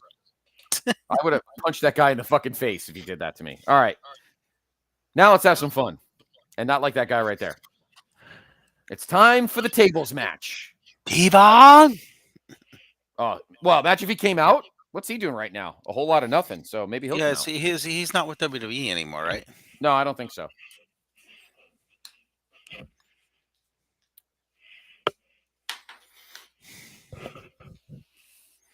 One of your favorites right here.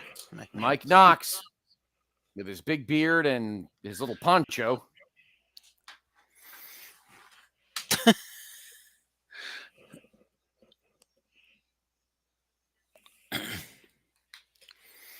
Shut up. He just looks at everybody.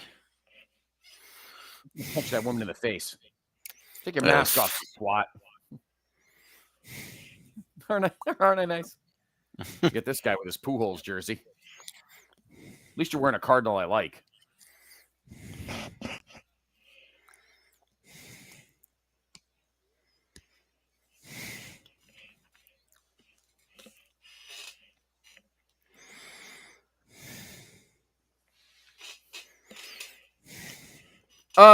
Overall, Doctor, while we're getting ready for this one, what are your thoughts on this first night so far? Not bad. Not bad. I thought, you had like these little clunkers like the last one, and Right. even the Mims match wasn't that great. But for the most part, I really enjoyed the women's.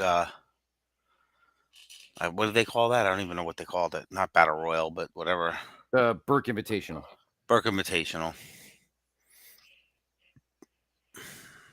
I enjoyed the miserably faithful match. Yeah, I did too. That was fun. The only match that I did not like totally was the one we just watched.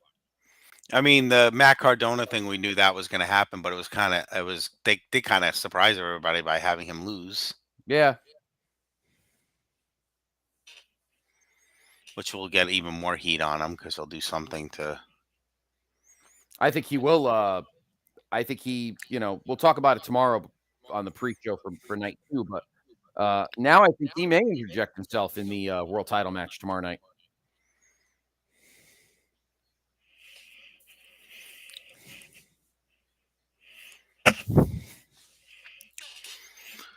He's wearing the same hardcore 5150 shirt that he used to wear in Impact.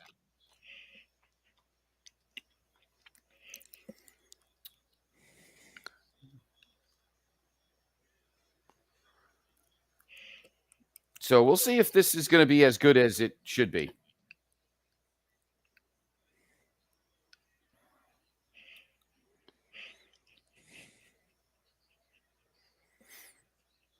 I'm interested to see how they do this.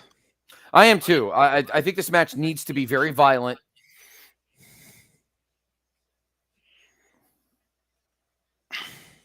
I got to say, I'm digging the black and gold.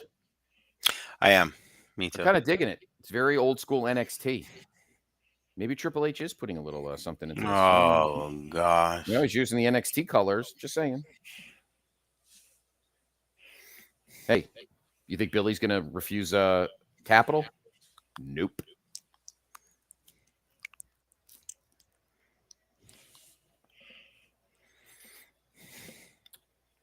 I did enjoy Bully Ray when he was a heel, leading Aces and Eights when I was doing my my Impact write-ups back in 2013, I think it was.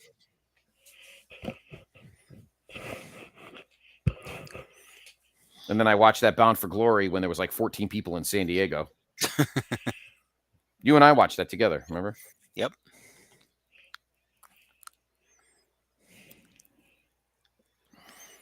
Oh, he's already getting the table.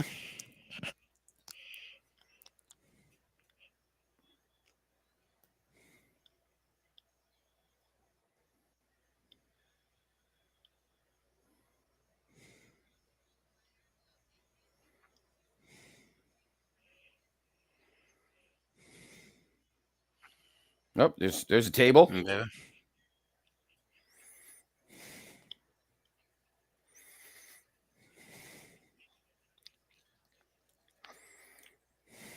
A little early, but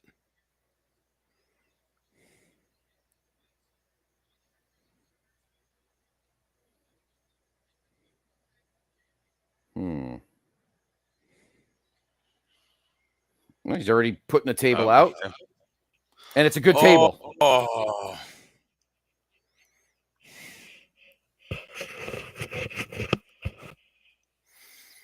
Ooh, look at that splash. Looking at the clock right now, it's 20 after 10 Eastern time. So we still got, 2 matches after this. So. Yeah, it's either going to end at 11 or maybe they got till a little after 11. Well, 38 minutes left in the hour. And something tells me the tag title match is not going to be very long. I agree. I think it was meant to be long if the Commonwealth Connection was in it, but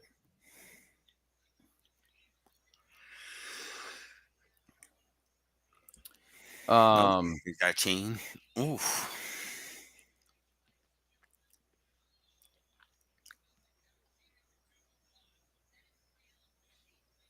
Oof. Whipping him like a dog.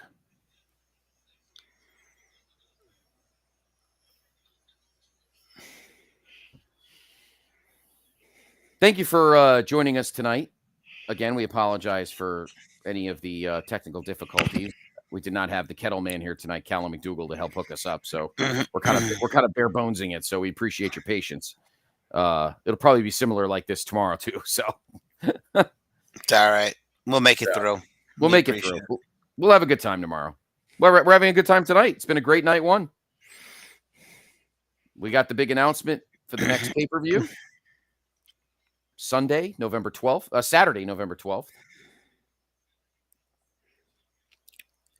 You know what I understand? You were 2 inches away from throwing him into the barricade there. Why did you walk 7 feet the other direction to throw him into that barricade? I never understood that philosophy. Why don't you just slam into the barricade right on the other side of the ring? Oh, and now Bully Ray or Mike Knox is pulling a table out from under the ring. Looks like he's opening it on the outside. Did they change the carpeting from last year? I feel like they did. Because the lights are a little brighter, it does look a lot different this year. Both men are battling on the outside. Well, they can't break a table before the end because that means the match is over. So. Oh.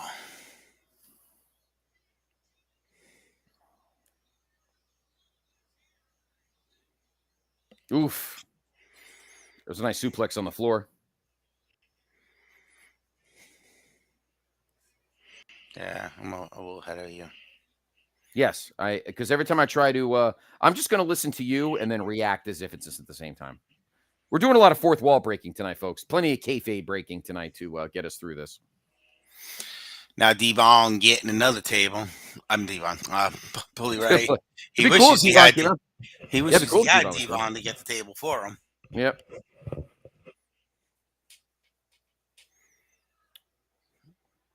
No more.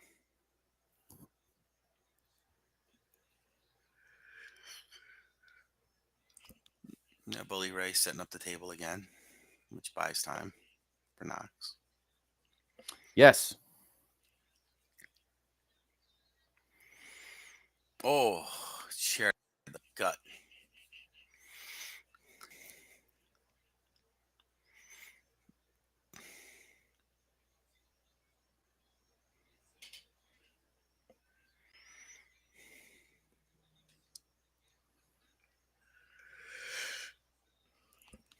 And now we're getting some chair shots here. Oh, right into the back.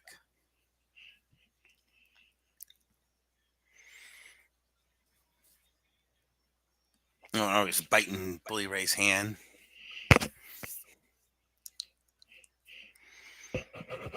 I mean, we knew it wasn't going to be a fast-paced match. Well, you got two older, bigger dudes.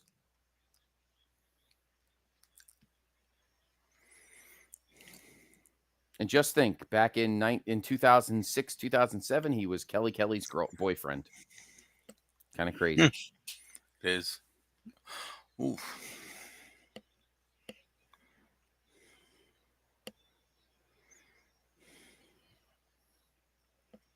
Oh, nice. It is slow paced. It's meant to be slow paced, so we kind of understood that. It couldn't be. I mean, they could use other weapons, but it's not horrible. But no, I mean, I mean, they were using the chain, and they are using chairs. So Bully Ray with the chair.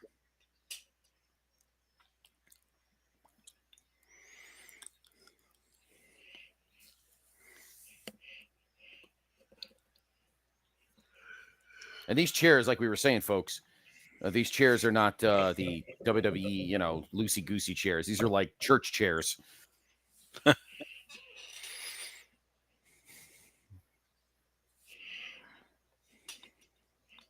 Oof. He is crushing him with these chairs. Oh man, kick right in the face to the chair into the face of Bully Ray. Oh man, Bully Ray set himself up for that though. Bully Ray looked and then it was clear that he was putting his face into the chair. Oh yeah. wait. Uh-oh. Camera wasn't supposed to see that, I don't think, but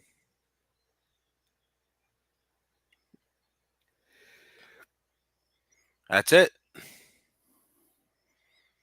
And there we go. Match is over. So Bully Ray wins because Mike Knox threw himself into the. Oh, and then he puts him through a second table. Did he do like his own? Oh no, he did a choke slam. I thought he'd do it like his own 3D. So there we go. So now he kind of earned it. So yeah, you know what? This match didn't go too long. Didn't overstay its welcome.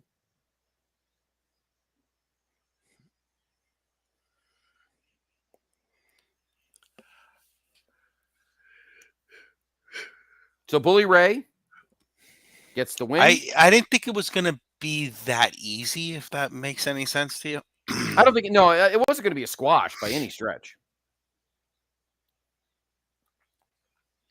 No, I kind of feel like Bully Ray kind of won easier than I expected. Oh. I picked Bully Ray, but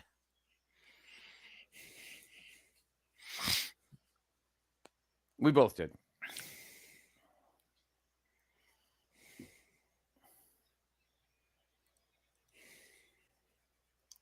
He just took a piece of the table. I don't know what he's doing. He's breaking a piece off. I don't know what he's doing. Is he going to sign it and put it on auction on NWA, or is he going to hit? I don't know what he's doing. Yeah, I don't know. Oh, I think he's passing out a piece of the table. He's passing out a piece of the table to the fans. Why don't you have a silver Sharpie in the back and have everybody sign it? Because I could steal that piece of table from my church and say that it came from NWA 74. Ah, I gave it to a little kid. Little girl.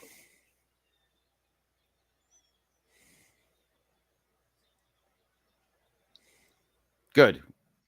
I agree with that. What should she hit him over the head with it? That's kind of cool. That was cool. If it was your daughter, she'd have hit him with it. Probably. So Bully Ray gets the win in the tables match. No surprise there.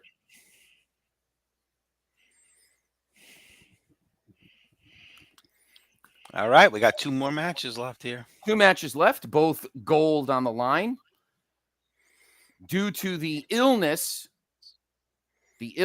to Harry Smith, the Commonwealth Connection had to vacate the World's Tag Team Championships. So La Rebellion will now get a chance against Hawks Aerie, who, as I mentioned, were originally in the U.S. Tag Title Battle Royal tomorrow night. I doubt that's going to happen maybe they might still be in it if they lose tonight, but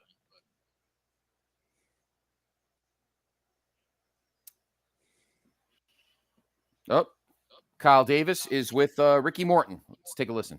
NWA World Junior Heavyweight Championship, but Homicide kind of not being the nicest guy about it. Walked away victors. That's how it is right here. You know, Homicide. I think that you might have thought I fell off the back of a turnip truck somewhere. You see, I can see right through you just like a piece of glass. I understand what you're doing, and I understand what you did tonight because you had to go to the extreme thing you do to beat a kid in professional wrestling. But one thing I'll say where I come from, a good old saying, be careful whose toes you step on the way up, because it's connected to the ass you got to kiss on the way back down. And before I go, Homicide, I can't say this on TV, but I hope you can read between the lines. Ow! Wow.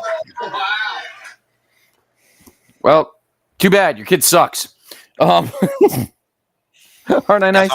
And that's all I got to say about that.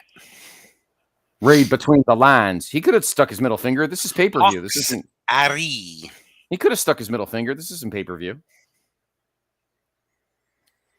I do think something's going to happen here. This match could be fun. The NWA World's Tag Team Championship vacant due to the illness of Harry Smith. So he and Doug Williams had to forfeit the World Tag Team titles. They probably have a title shot down the line. But tonight, La Rebellion and Hawks Aerie, who have probably been waiting for this opportunity for about 3 years now.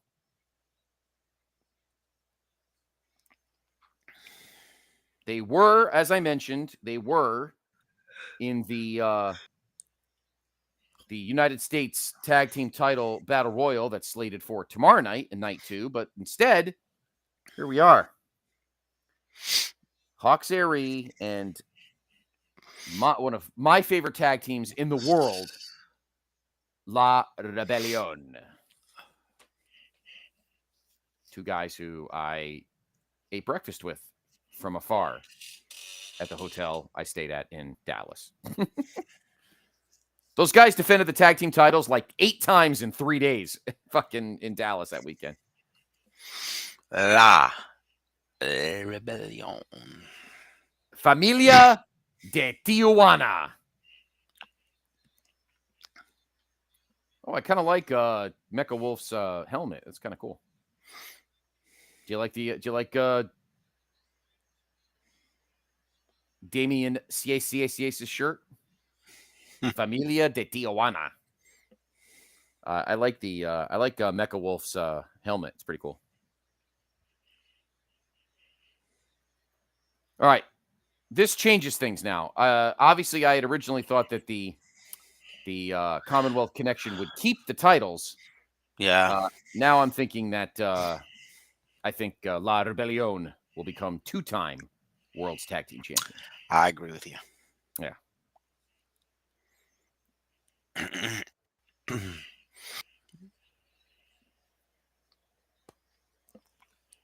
Something tells me I think this match is going to be a lot shorter than wait.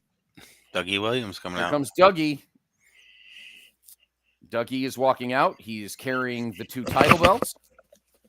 Of course, maybe we should give a little volume on this, see what. All right, let's see. A little vamp here.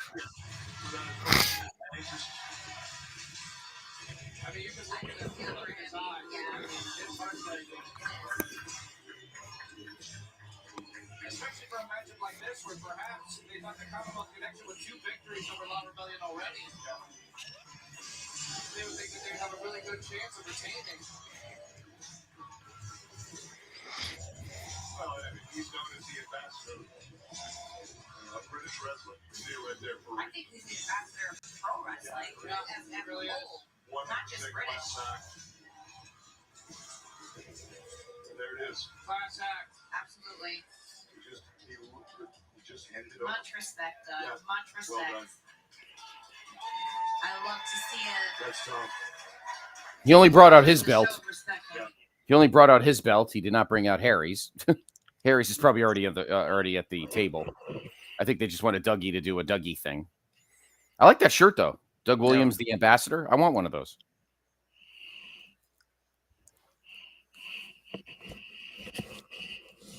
I guess Harry's belt is with Harry somewhere where he's not sick. Yeah, I don't know what that's all about. I really don't. It's got to be COVID. What else could it be? He could have wrestled with like a cold.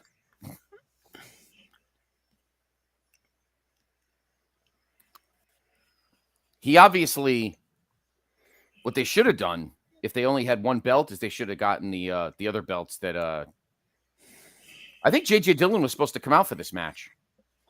Really? Right? JJ Dillon's there this weekend. That was announced. So I thought he was supposed to come out for this match, but maybe come out during the tapings. Yeah. Maybe he will come out with Ricky Steamboat during the week on Power.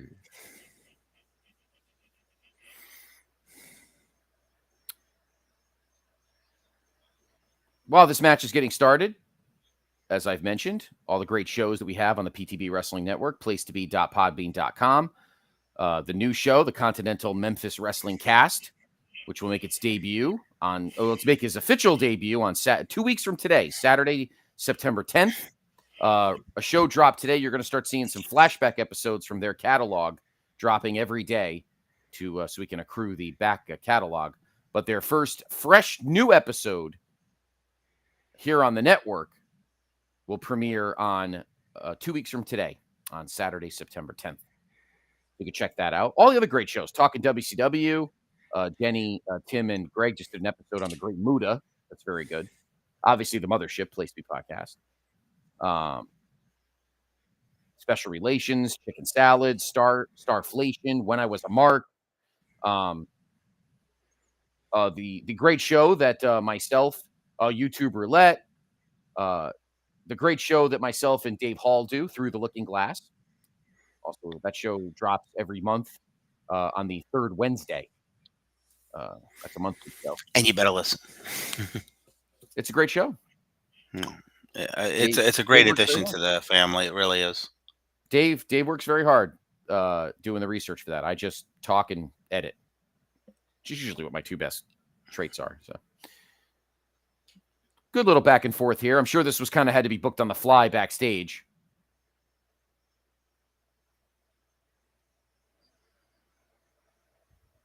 Yeah, I'm sure this had to be like booked on the fly backstage. Well, I mean, yeah, you got to pivot. You got to have plenty of time to really go over what they wanted to do. Right. Because they're, one of the last matches on the... Well, they probably moved it because of that. They probably had to do something. I wonder if this match originally was earlier in the night. Could be. So...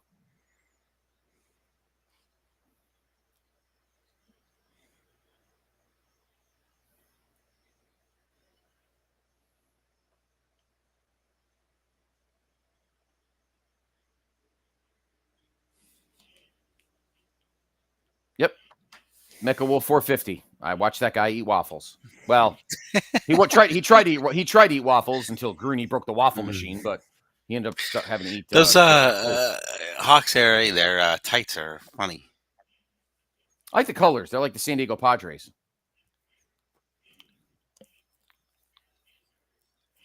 I like the brown gold. I like that combo.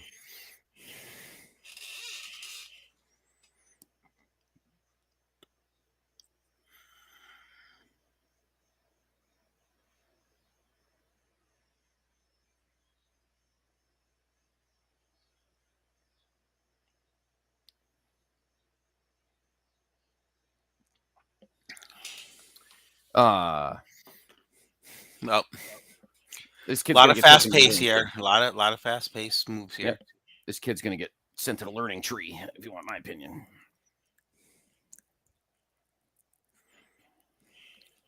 Speaking of cool looking merchandise and colors and stuff, please check out our store at TeePublic. Type PTBW in the search, and you could show off and show your loyalty to the brand with all of the great logos of all of our shows. You can put it on t-shirts, hoodies, pillows, dittos. Dittos. Do you want an official PTBN newsletter on Ditto? What do you think? Yes. Dittos. But yes, go to tpublic.com. Go to tpublic.com. Type PTBW in the search, and please check all the great merchandise we have. We're trying to add some new stuff. Whoa, nice double team. Yeah, and BS just CACACAs almost knocked over the camera work tonight, except for one spot that was a little off. The camera work's been very good tonight. There was one spot where you clearly saw Bully Ray like setting his face up on the chair. Yeah. I think they should have done it at another angle. Other than that, the camera work tonight's been very good. So Hawks area, trying to cut the ring in half here. Yes, they are.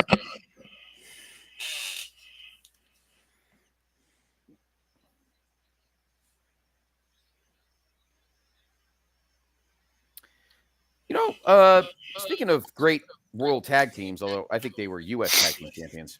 I was seeing something the other day about Bobby Fulton. One Bobby half, Fulton. of course, of the Fantastics. Did Tommy Rogers die? I think so.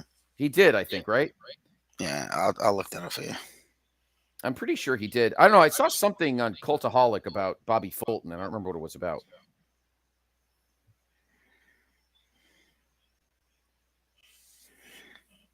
Yes, 2015. Oh, wow. He must have been young.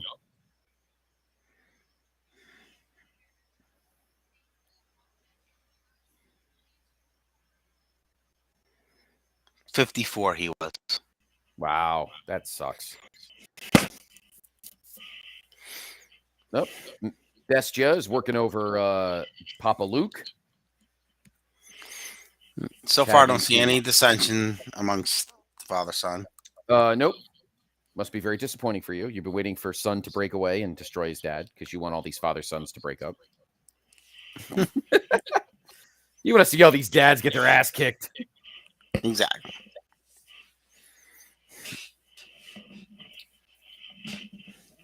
Now I'm a dad, but I don't want to get my ass kicked, though. Bestia's a big dude. I mean, Mecha Wolf's a big dude. He's like the power guy. He is.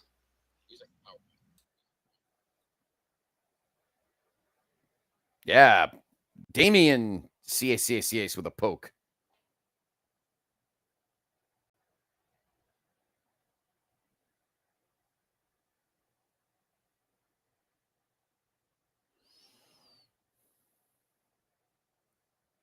But yeah, these guys, when they were tag team champions, La Rebellion, they defended the titles with pride for months. Again, when I was going over all the indie shows, WrestleMania weekend in Dallas, I think they were defending the belts like 5 times in 4 days or 6 times in 4 days. It's crazy.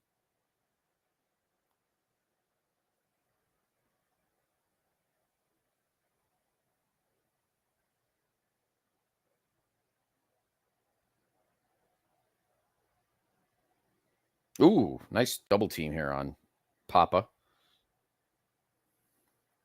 Oof. Oh, wow. Good double team moves by La Rebellion.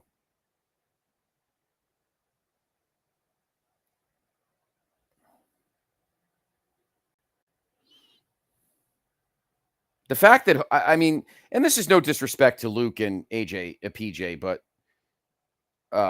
I feel like it was almost clear when they picked them in this match that La Rebellion was going to win. I feel like it took a little of the surprise out. They should have put somebody with a little more seasoning. I'll be honest with you. Had they not signed with ROH, this would have been a perfect spot for the Briscoes. Yes. The Briscoes and La Rebellion would have set this place on fire. And the Briscoes probably would have won. This isn't a bad match so far. I mean, no. Considering it's probably been booked on the fly tonight, backstage, it has been pretty good.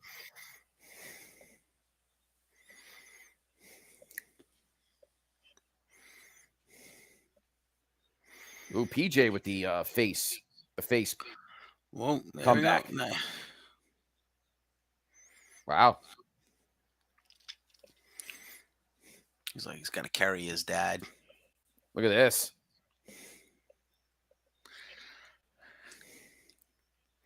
Top I got to do all the work because you're an old piece of shit. Oh. That was nice. Oh, man. Oh, now he's going to let that in. Is dad going to fuck it up? Almost did a double pin.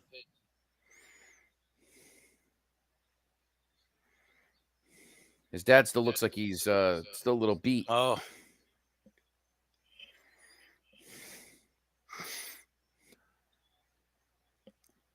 That was a nice move.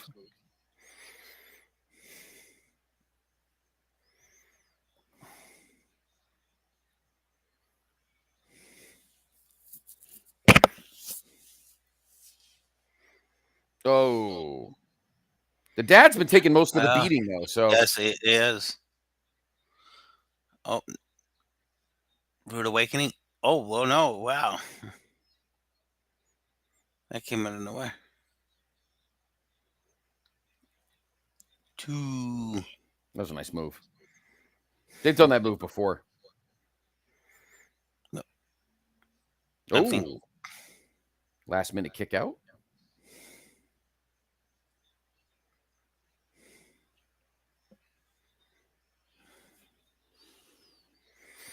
Oh. Oh, man. Wow.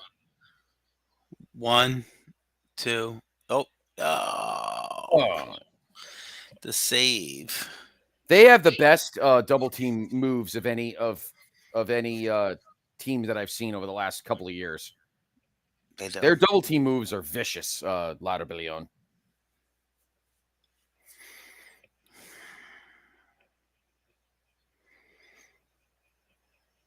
All right. PJ should be like, Dad, how many times do I have to save your fucking ass today? You broken down old fuck. That's what you want him to do, right?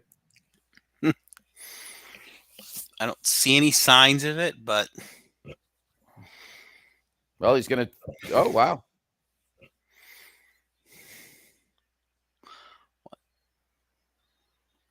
Oh. Oh. Oh man. Oh, Damien saves the pin. That's what they say. Damien saves.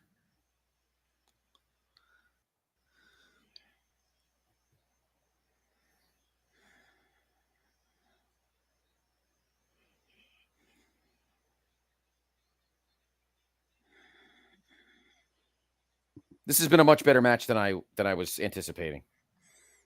Agreed. Okay, but see, Luke Hawx is punching the turnbuckle and not Best Mecha Wolf. Oh! Oh, outside the ring. Spit some shit in his eye. Wow. 1, 2. Oh! Dad gets pinned. Uh-oh. After getting shit spit in his eye. So, La Rebellion is a now 2-time NWA World's Tag Team Champions. Of course, they only have one belt because Harry's got the other one. 2-time. Yeah. Which means that, they're sticking around, which is good. But that also means, of course, that the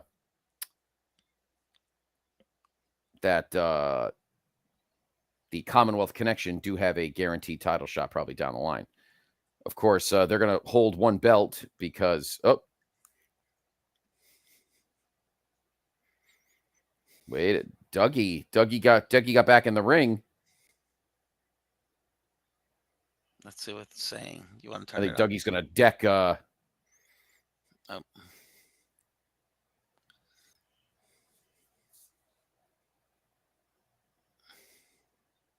Oh. Dougie shaking he shook his hand. And he shook Damien's hand. Hmm. All right. Well. Is he disgusted? Course, no. I don't know. They only have one belt because Harry's probably got the other one. Put his face into the steel turnbuckle. See, look at him. His son's looking at him like, you disgust me, you fucking old fuck. You're like, you know what? Enough of this bullshit. You should be like, stop carrying your father's sorry old ass. Oh my God, we're gonna need like an upper to watch this, like some kind of caffeine to watch Titus plotting around the ring. Tomorrow night, you talking about? Yeah. Right. Well, we'll see. I don't know. We still got Nick Aldis or floating around the building tomorrow. We're gonna have. I'm ahead of you. I'm sorry. I think Matt Cardona is gonna float around the building. All right. So looking ahead to some of the matches tomorrow night, of course, the big one, the World's Heavyweight Championship. Trevor Murdoch defending against Titus, which nobody wants. But again, I still like my theory. Tim Storm is going to cash in. That depends, though. If we don't see Tim Storm at the commentary table tomorrow night, we'll know why. Mm-hmm. Nope. What's this? championship will be on the line in the main event there. Let me introduce the challenger, the Baxter, the Great American Smash, the NWA World Television Champion. This is Tyrus. Also accompanied by Idolmania Sports Management in conjunction with Church. Idolmania. Like, I still don't understand why we don't have time for this. It's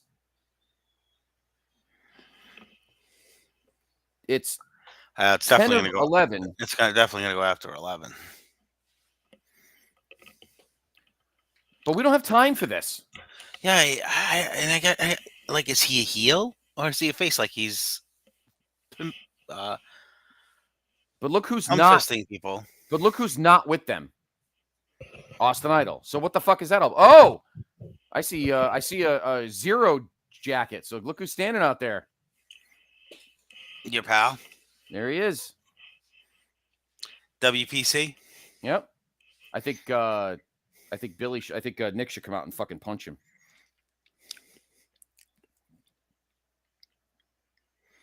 Let's see what Tyrus has to say. Oh, both of them are coming out. All right, well, wait a minute then.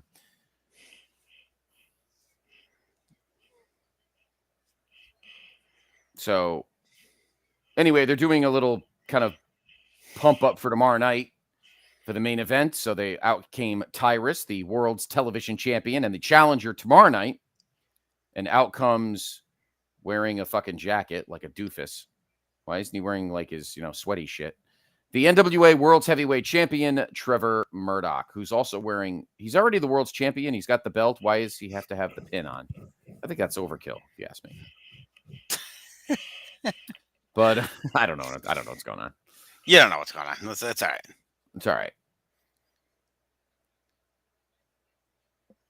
There are a lot of ugly people in St. Louis. Wow. There's your guy right there. Mr. There he is. Mr. Pujols. Well, thank God for the Cardinals. Oh my God, what a miserable looking fuck. And then you got Mr. Zero over there. Mr. Zero. I hope you're happy. He looks like he wears the same clothes every paper. It's like, do you have something else? Do you own something else? And he's got. I mean, not like me where I have 3 or 4 T-shirts. You only have 3 or 4 T-shirts. That's true. Yes. You do. All right. Why is Billy out there? I think Cardona. I think somebody should beat the shit out of him. I know they're trying to really pump this matchup, but should we listen to some? Let's vamp and see what they're saying. Oh. Whoa. Wow. Oh, wow. She's nice words here. Hey, this is between me and him. You guys get out. Between me and Trevor, you guys get out. I respect. No excuses.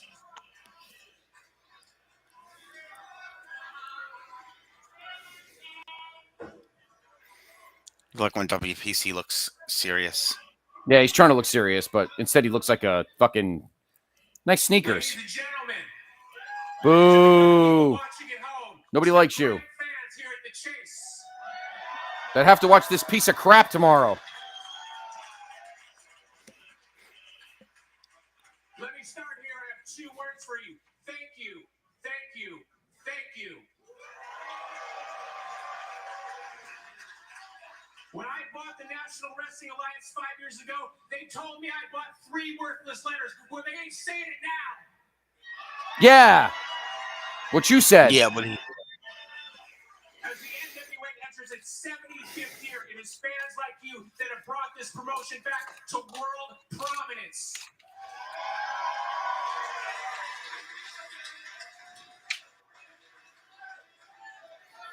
I thought it was the NWA prominence, but okay. Yeah, you know what?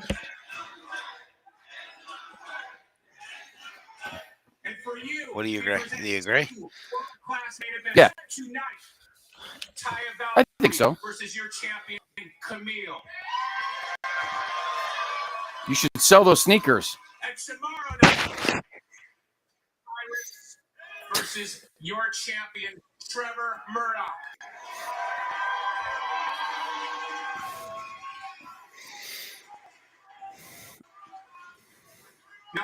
these two gentlemen to come out here to not only promote the event, but to say what they want to say to all of you. And they've agreed to act like gentlemen. As we say, Well, it's definitely going past 11. Here tomorrow and watch on pay-per-view. Come on, Trevor, hold the belt right side up, you fucking moron. If you don't know who Jesus. I am by now, my name is William Patrick Corrigan, the owner of the National Wrestling Alliance, and I'm proud to present this main event for you tomorrow evening. We'll start with Titus. He needs no introduction. He is an international superstar, a best-selling author. You just... The Manster.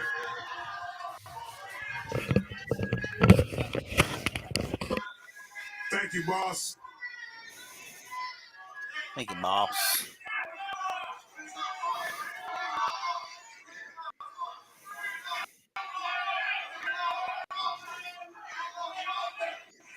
I am the reigning, defending, undisputed, undefeated, greatest NWA World Television Champion of all time. I have beaten everybody you have put in front of me, Mr. Corrigan. I have been patient. I defended this title over 10 times.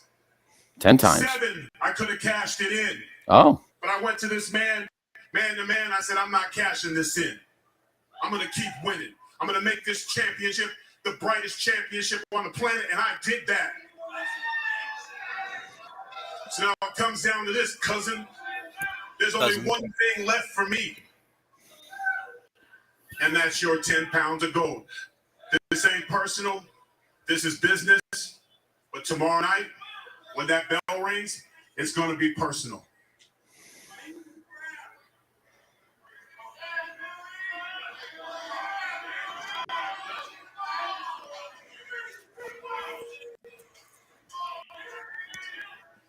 I'm so prepared. I'm in the best shape of my career. Ugh, that's not saying much. What it would be like to have an extra 10 pounds of gold on.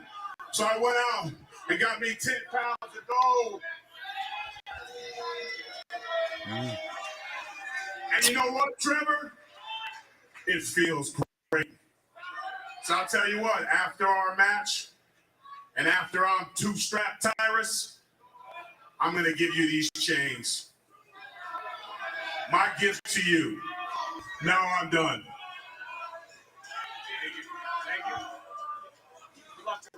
Now, he should not be able to keep the TV belt. Ladies and gentlemen, If you're cashing it in, then you're cashing it in. St. Louis's own Trevor Murdoch. Fuck's sakes. Billy, details. He should have cashed the belt in as the title shot. Boy, I've been waiting for this. That's sad. The only 10 pounds of gold you're getting is what's wrapped around your neck, sunshine. 20 pounds of catering. I'm gonna beat your ass all over this room. I decide if you go back to Gutfeld with a black eye. I decide if you can hug them babies over there. Because over my dead body, will I let you beat me for this world title?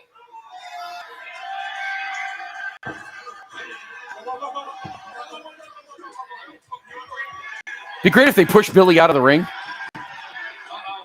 Things are boiling over. This is getting dangerous. William Patrick Corrigan is in the middle of two big men. He's trying to calm him down.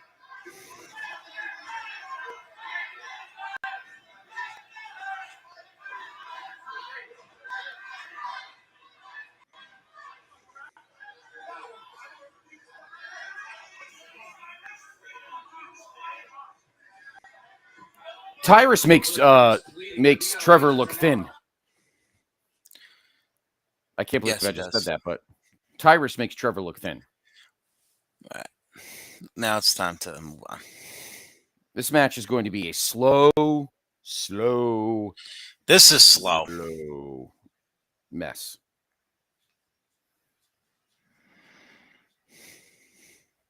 Really, Billy? You're going to take pictures? What the fuck is this? Hagler and Hearns? Nobody wants to take a picture of you. Jesus.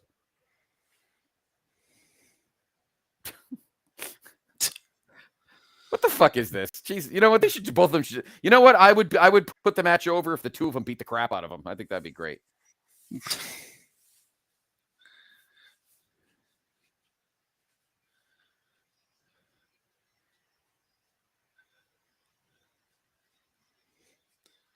All right, just let's move on. Let's get the. Oh, now you see his.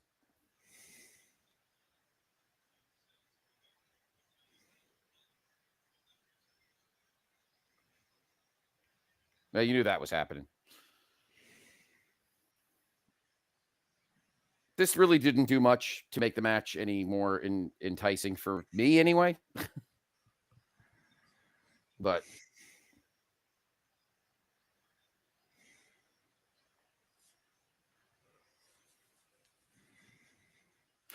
well, don't forget, Dr. G, this is also Central Time Zone, so it's only 10 listen, if you're gonna pump something up, pump it up. I mean, this is your main event for tomorrow. You got to get people interested. Did that really help make me more interested? No, but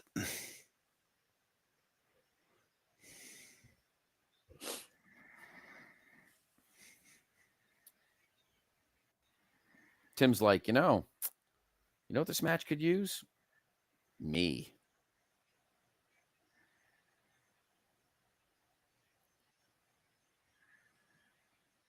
I think Velvet should say, Tim, you should use my little title shot I gave you, Tim.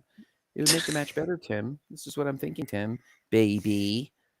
Make it better, baby. All right. Well, that was to pump up tomorrow night's main event.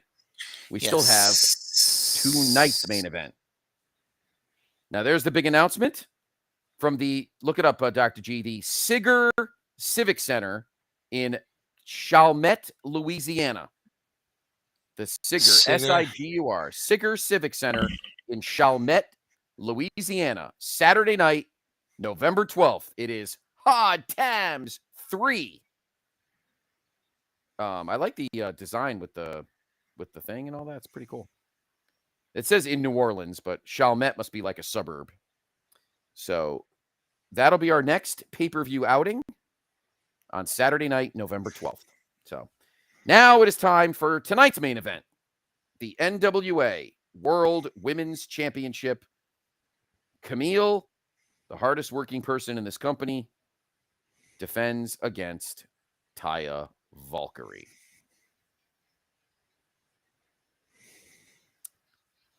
And Dr. G is currently looking up how big this place is. But it says our mid-size 52,400 square foot auditorium venue with full stage and state-of-the-art lighting and sound is equipped to entertain to up to 2,400 guests.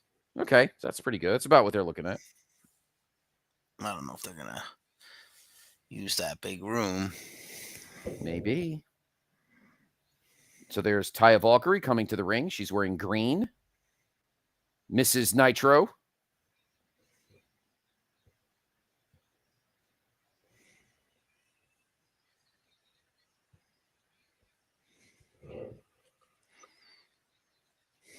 She joined the NWA at Always Ready, and she actually lost to Natalia Markova. But then she won some matches on Power. And now here she is getting the title shot.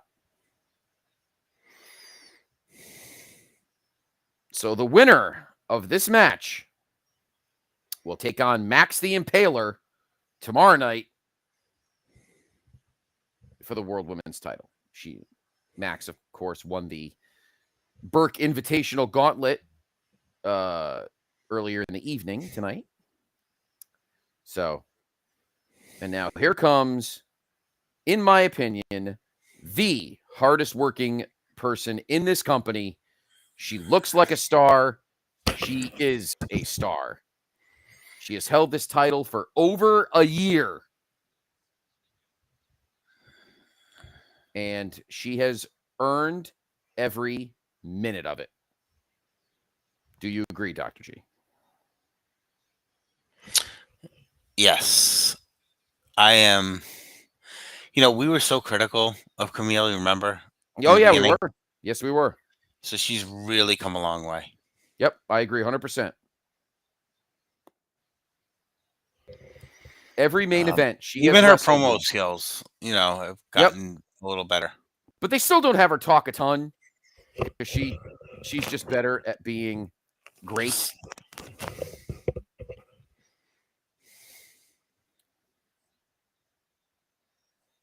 Every match she has wrestled since becoming champion has been amazing. I was not crazy about the Kylan King match in the beginning, back at Always Ready, but once that match kind of kicked into gear a couple minutes in, it won me over. And I have no problem with the same thing happening tonight. And now she's taking on someone who is experienced. She's been in the business a while. She is a former Impact Knockouts champion.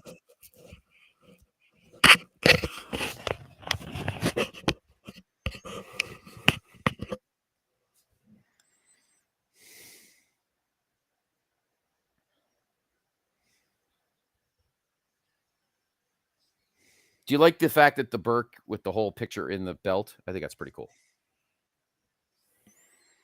Yes, I like it. I think it's pretty awesome. Old school. Camille defeated Serena Deeb last year at, I'm pretty sure it was at When Our Shadows Fall, to win the title, and she's held it ever since. The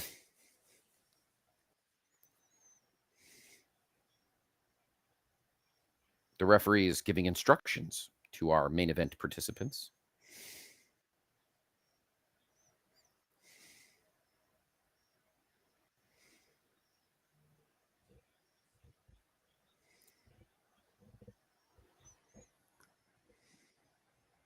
Good crowd, though. Good Not crowd. bad. They've been pretty vocal when we've had the volume up. They're both wearing tons of eyeshadow.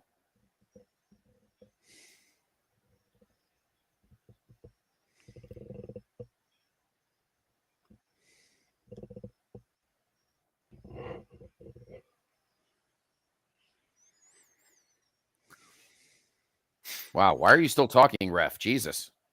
Man, why are they stalling? It's like, come on, you know, people have been there for a long time. Get the match going. Yeah, enough with the fucking histrionics. You blew that chance when you had the fucking 20 minutes of crap that you just had with Trevor and Titus. And now these two have to rush.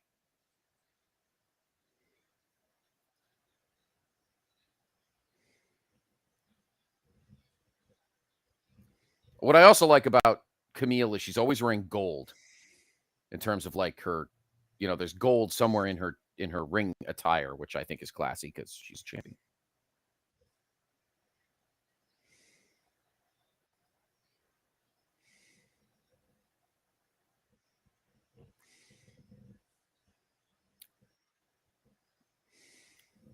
This is the first, like I said, and I think I said it on the last couple of our Saturday specials, Doctor, that excuse me, that this is the most experienced wrestler that Camille has faced probably since Serena Deeb.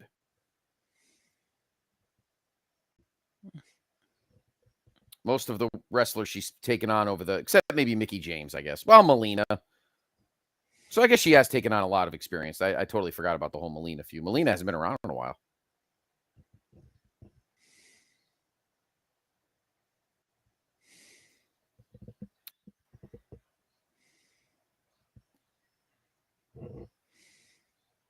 We've been on the air here on our Twitch feed since just before 7 o'clock.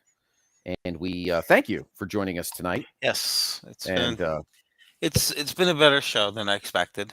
Yep, and we got another full night tomorrow night. So join us here on the Twitch feed somewhere between, I guess, hop on about 6:50 and sometime in that 10-minute window, we'll go on live I noticed that NWA was a little late with the YouTube pre-show. Threw me off a little bit. But we have now been on. The clock is now reaching 4 hours, 9 minutes, and 49 seconds. So, wow. Oof.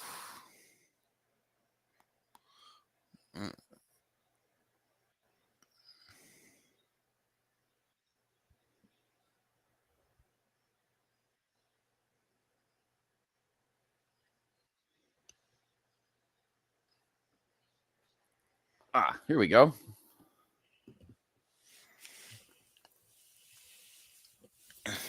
We're getting a thank you, Will Rally Sport Rally. I think that is. Thanks for joining us from the UK.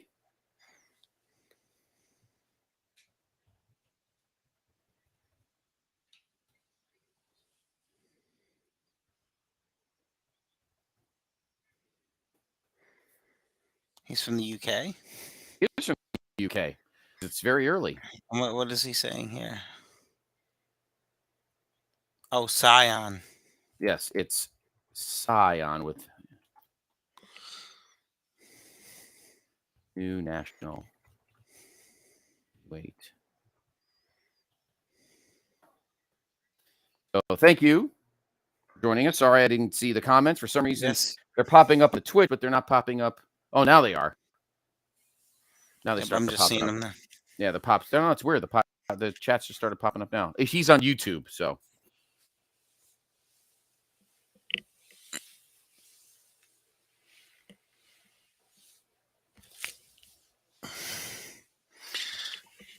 It's nice to get people from all around the world to join us.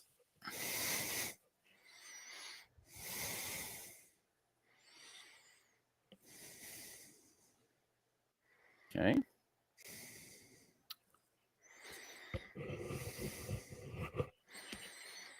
Kind of like his spelling better.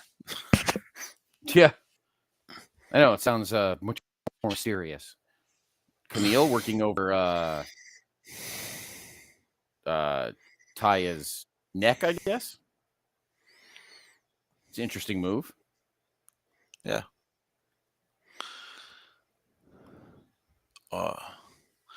Camille's just such a monster. She really is. I mean, she has mastered the being in the ring and being like commanding the ring when she's in control of a match. Like that, she's definitely like grown in that aspect.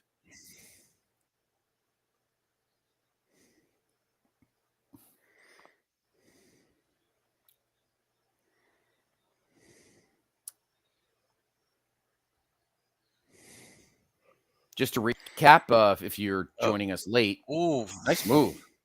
That was nice. Sliding under her legs, and then I think that was a pin, and I rolled through. And she took a boot to the face. In case you're joining us late, we have 2 titles changed hands tonight. Well, one changed hands and one was vacated, and we have new champions, and that is La Rebellion, are now 2-time tag team champions. They defeated Hawks Aerie in a match for the vacant tag team titles. For those that didn't hear earlier on, Harry Smith has an illness, so he and Dougie Williams, the Commonwealth connection, had to forfeit or vacate the titles. And we have a new national heavyweight champion. Scion defeated Jack Stain. So that belt, I was right. I have to say I called that one on the show, on our preview special. If there was a belt that was going to change hands tonight, that was going to be the one, and it did.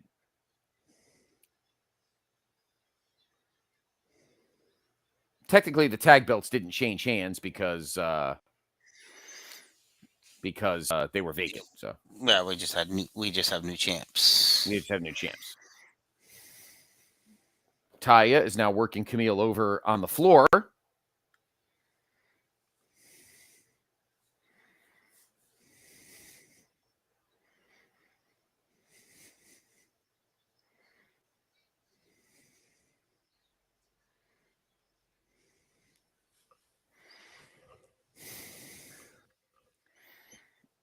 Valkyrie, of course, a former Impact Knockouts champion. She's been in the business a while. She was in NXT for a cup of coffee as, what was it? Frankie Bonet or Frankie Monet or something. Whatever weird name they gave her. It was another stupid Billy thing or Vince thing. And then she left, went back to, and then I saw her live in Dallas at the Impact Multiverse of Matches when she got in Sean Kidd's girlfriend there's Deonna Purrazzo's grill.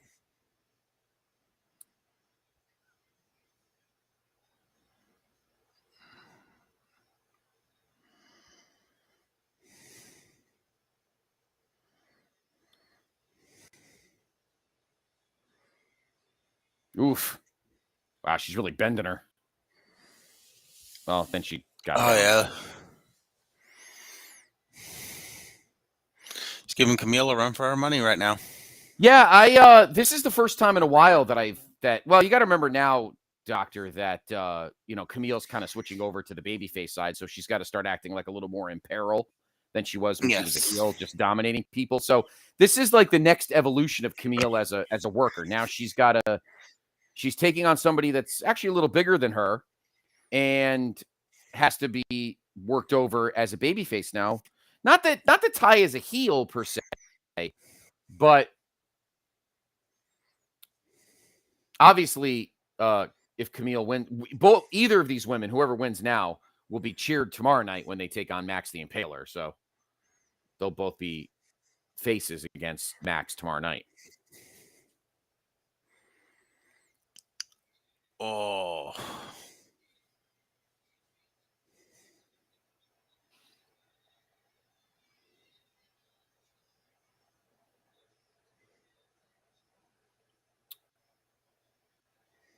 I like Camille's shiny boots. I think she had shiny boots at the last pay-per-view too. I think you're right. I think so. Camille trying to fight back here. Ooh, she deadlifts up Taya. She got a power bomber? What are we doing here? Yes, that was a nice power bomb of Taya to give. I tell you, they're going all out tonight. Yeah, they are.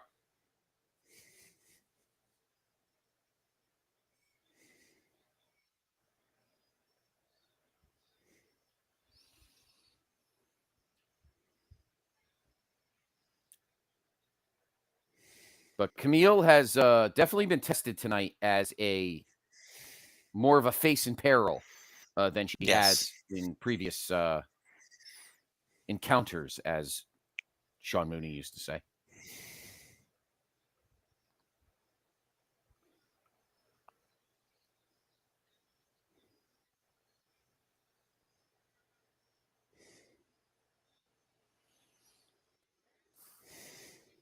I love how the chase has those weird, like, chandelier light things. It's very unnerving. I don't know why, but that's because they have weddings there and stuff. Yeah, weddings and pay-per-views. Maybe people should have weddings for pay-per-views.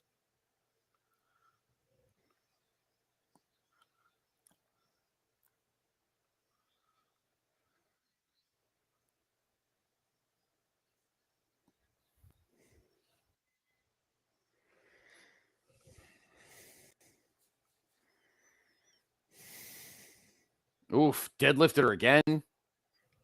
Threw her in the corner. Got a little power slam. Yes, very nice. Very nice. This has been an exceptional back and forth.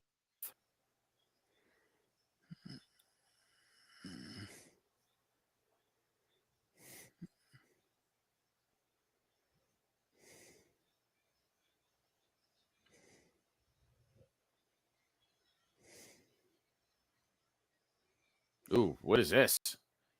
Camille loves doing all these, like, very experimental power moves to show off the fact that she can hold somebody up. Wow, she's giving her the torture rack. Look at that.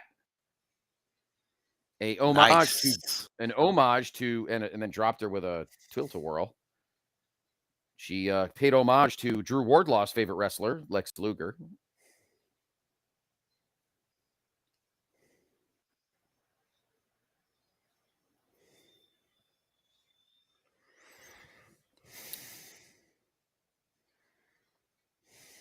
She's working her over. And there's the spear. But she speared her out of the ring. So Camille hit her finisher, drilled Taya Valkyrie with the spear, but Taya fell out of the ring.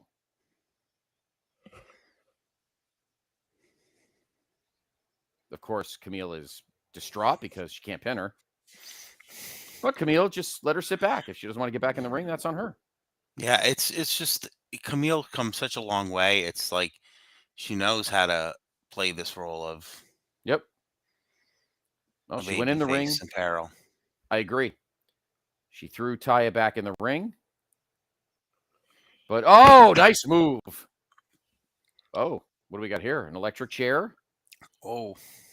Oh, face first on the apron. That was nice.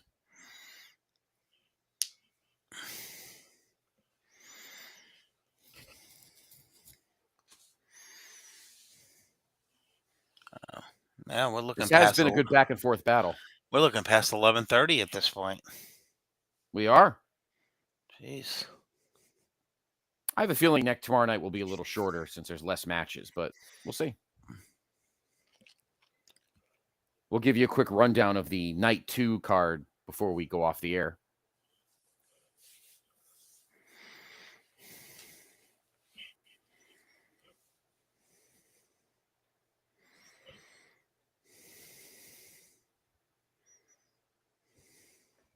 This has been a good.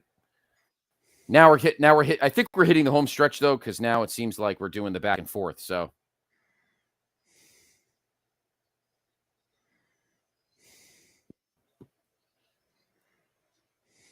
is somebody bleeding? Because Taya's got some. I think she's got some blood on her fluffy boots, or is that makeup? Maybe it's makeup. I don't know. See, there's a spot on her fluffy boots. All right. Oh, yeah. Both are getting up to the top rope. I see a big power move coming. Maybe a superplex. Wow.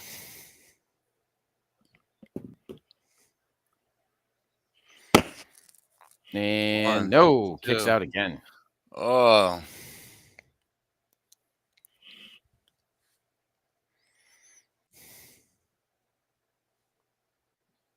Camille trying to pump the crowd up. Oof. I love how she deadlifts people. Ooh. I've never seen, double kick. I've never seen so many forearm shots than I have tonight. Like, I know. Everybody's been throwing forearm shots. Oh! Wow. Taya hit like a half Canadian destroyer. That was a great, or unless Camille hit it. 1, 2. Nope, and she kicked out. That was like a half Canadian destroyer. That was a great finish. That was a great move. God, she's good. She is so good. I would be crushed if Camille was not in the top 10 in PWI's top 100 women this year. Crushed. She has been amazing.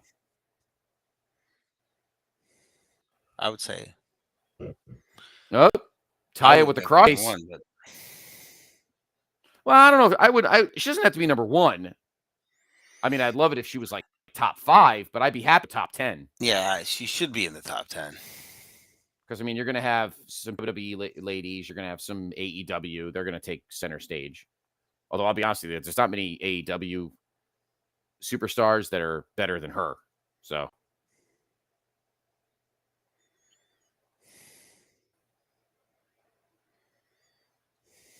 And Camille is starting, like, she just, I don't know what it is. I don't know whether it's just training or learning on the learning tree, but she is learning how to maneuver her way through a main event match. You know what I'm saying? Like, she's telling some story. You know?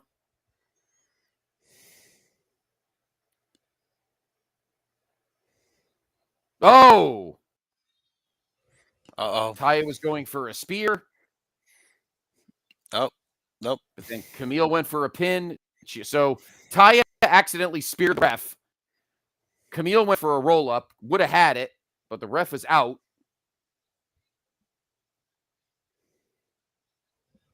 Now Taya just booted Camille in the face.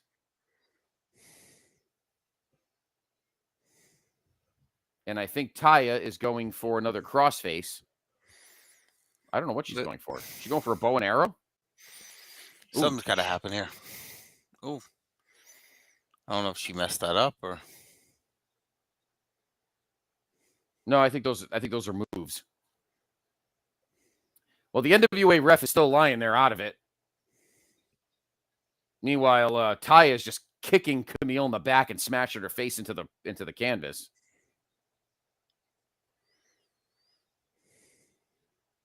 Now Taya is leaving the ring. She's grabbing the Burke. She went and grabbed the belt. I don't know what this is about. She just hit. Wow. Taya hit Camille. Oh, man, look. With the title belt. Still no ref. Wow. Wow. 1, 2, 2. And oh. Oh. And Camille kicked out. Wow. 2. We have, finally, thank God that fucking fad ended. What? That hasn't. No. What will probably never go. Oh, swoof. They just headbutted each other. Spear. Camille just speared out of nowhere. Yes. And 2. 1. And Camille. Wait. Camille retains the women's title with another minimum 3.5 star, 3 3/4 star main event. She did it again, Dr. G. She did it again. That's right. So it'll be Camille and Max the Impaler tomorrow night. That's going to be an interesting match. Yes. That is going to be an interesting match. I am very... Oh, here comes Billy. What's Billy going to do? Not going to be as good as this match. What's Billy going to do? What's Billy going to do here? Does he want the Burke? What's he doing here? What's he like? I could wrestle with green sneakers on, you know? So... And out comes Kylan King, Samantha Starr. I think that's what's her face, Matey. Here comes Genocide, Tootie Lynn, who looks miserable. I think that's Missa Kate. Is that Chelsea Green? All the women have come out from the match earlier. In fact, a couple of extras.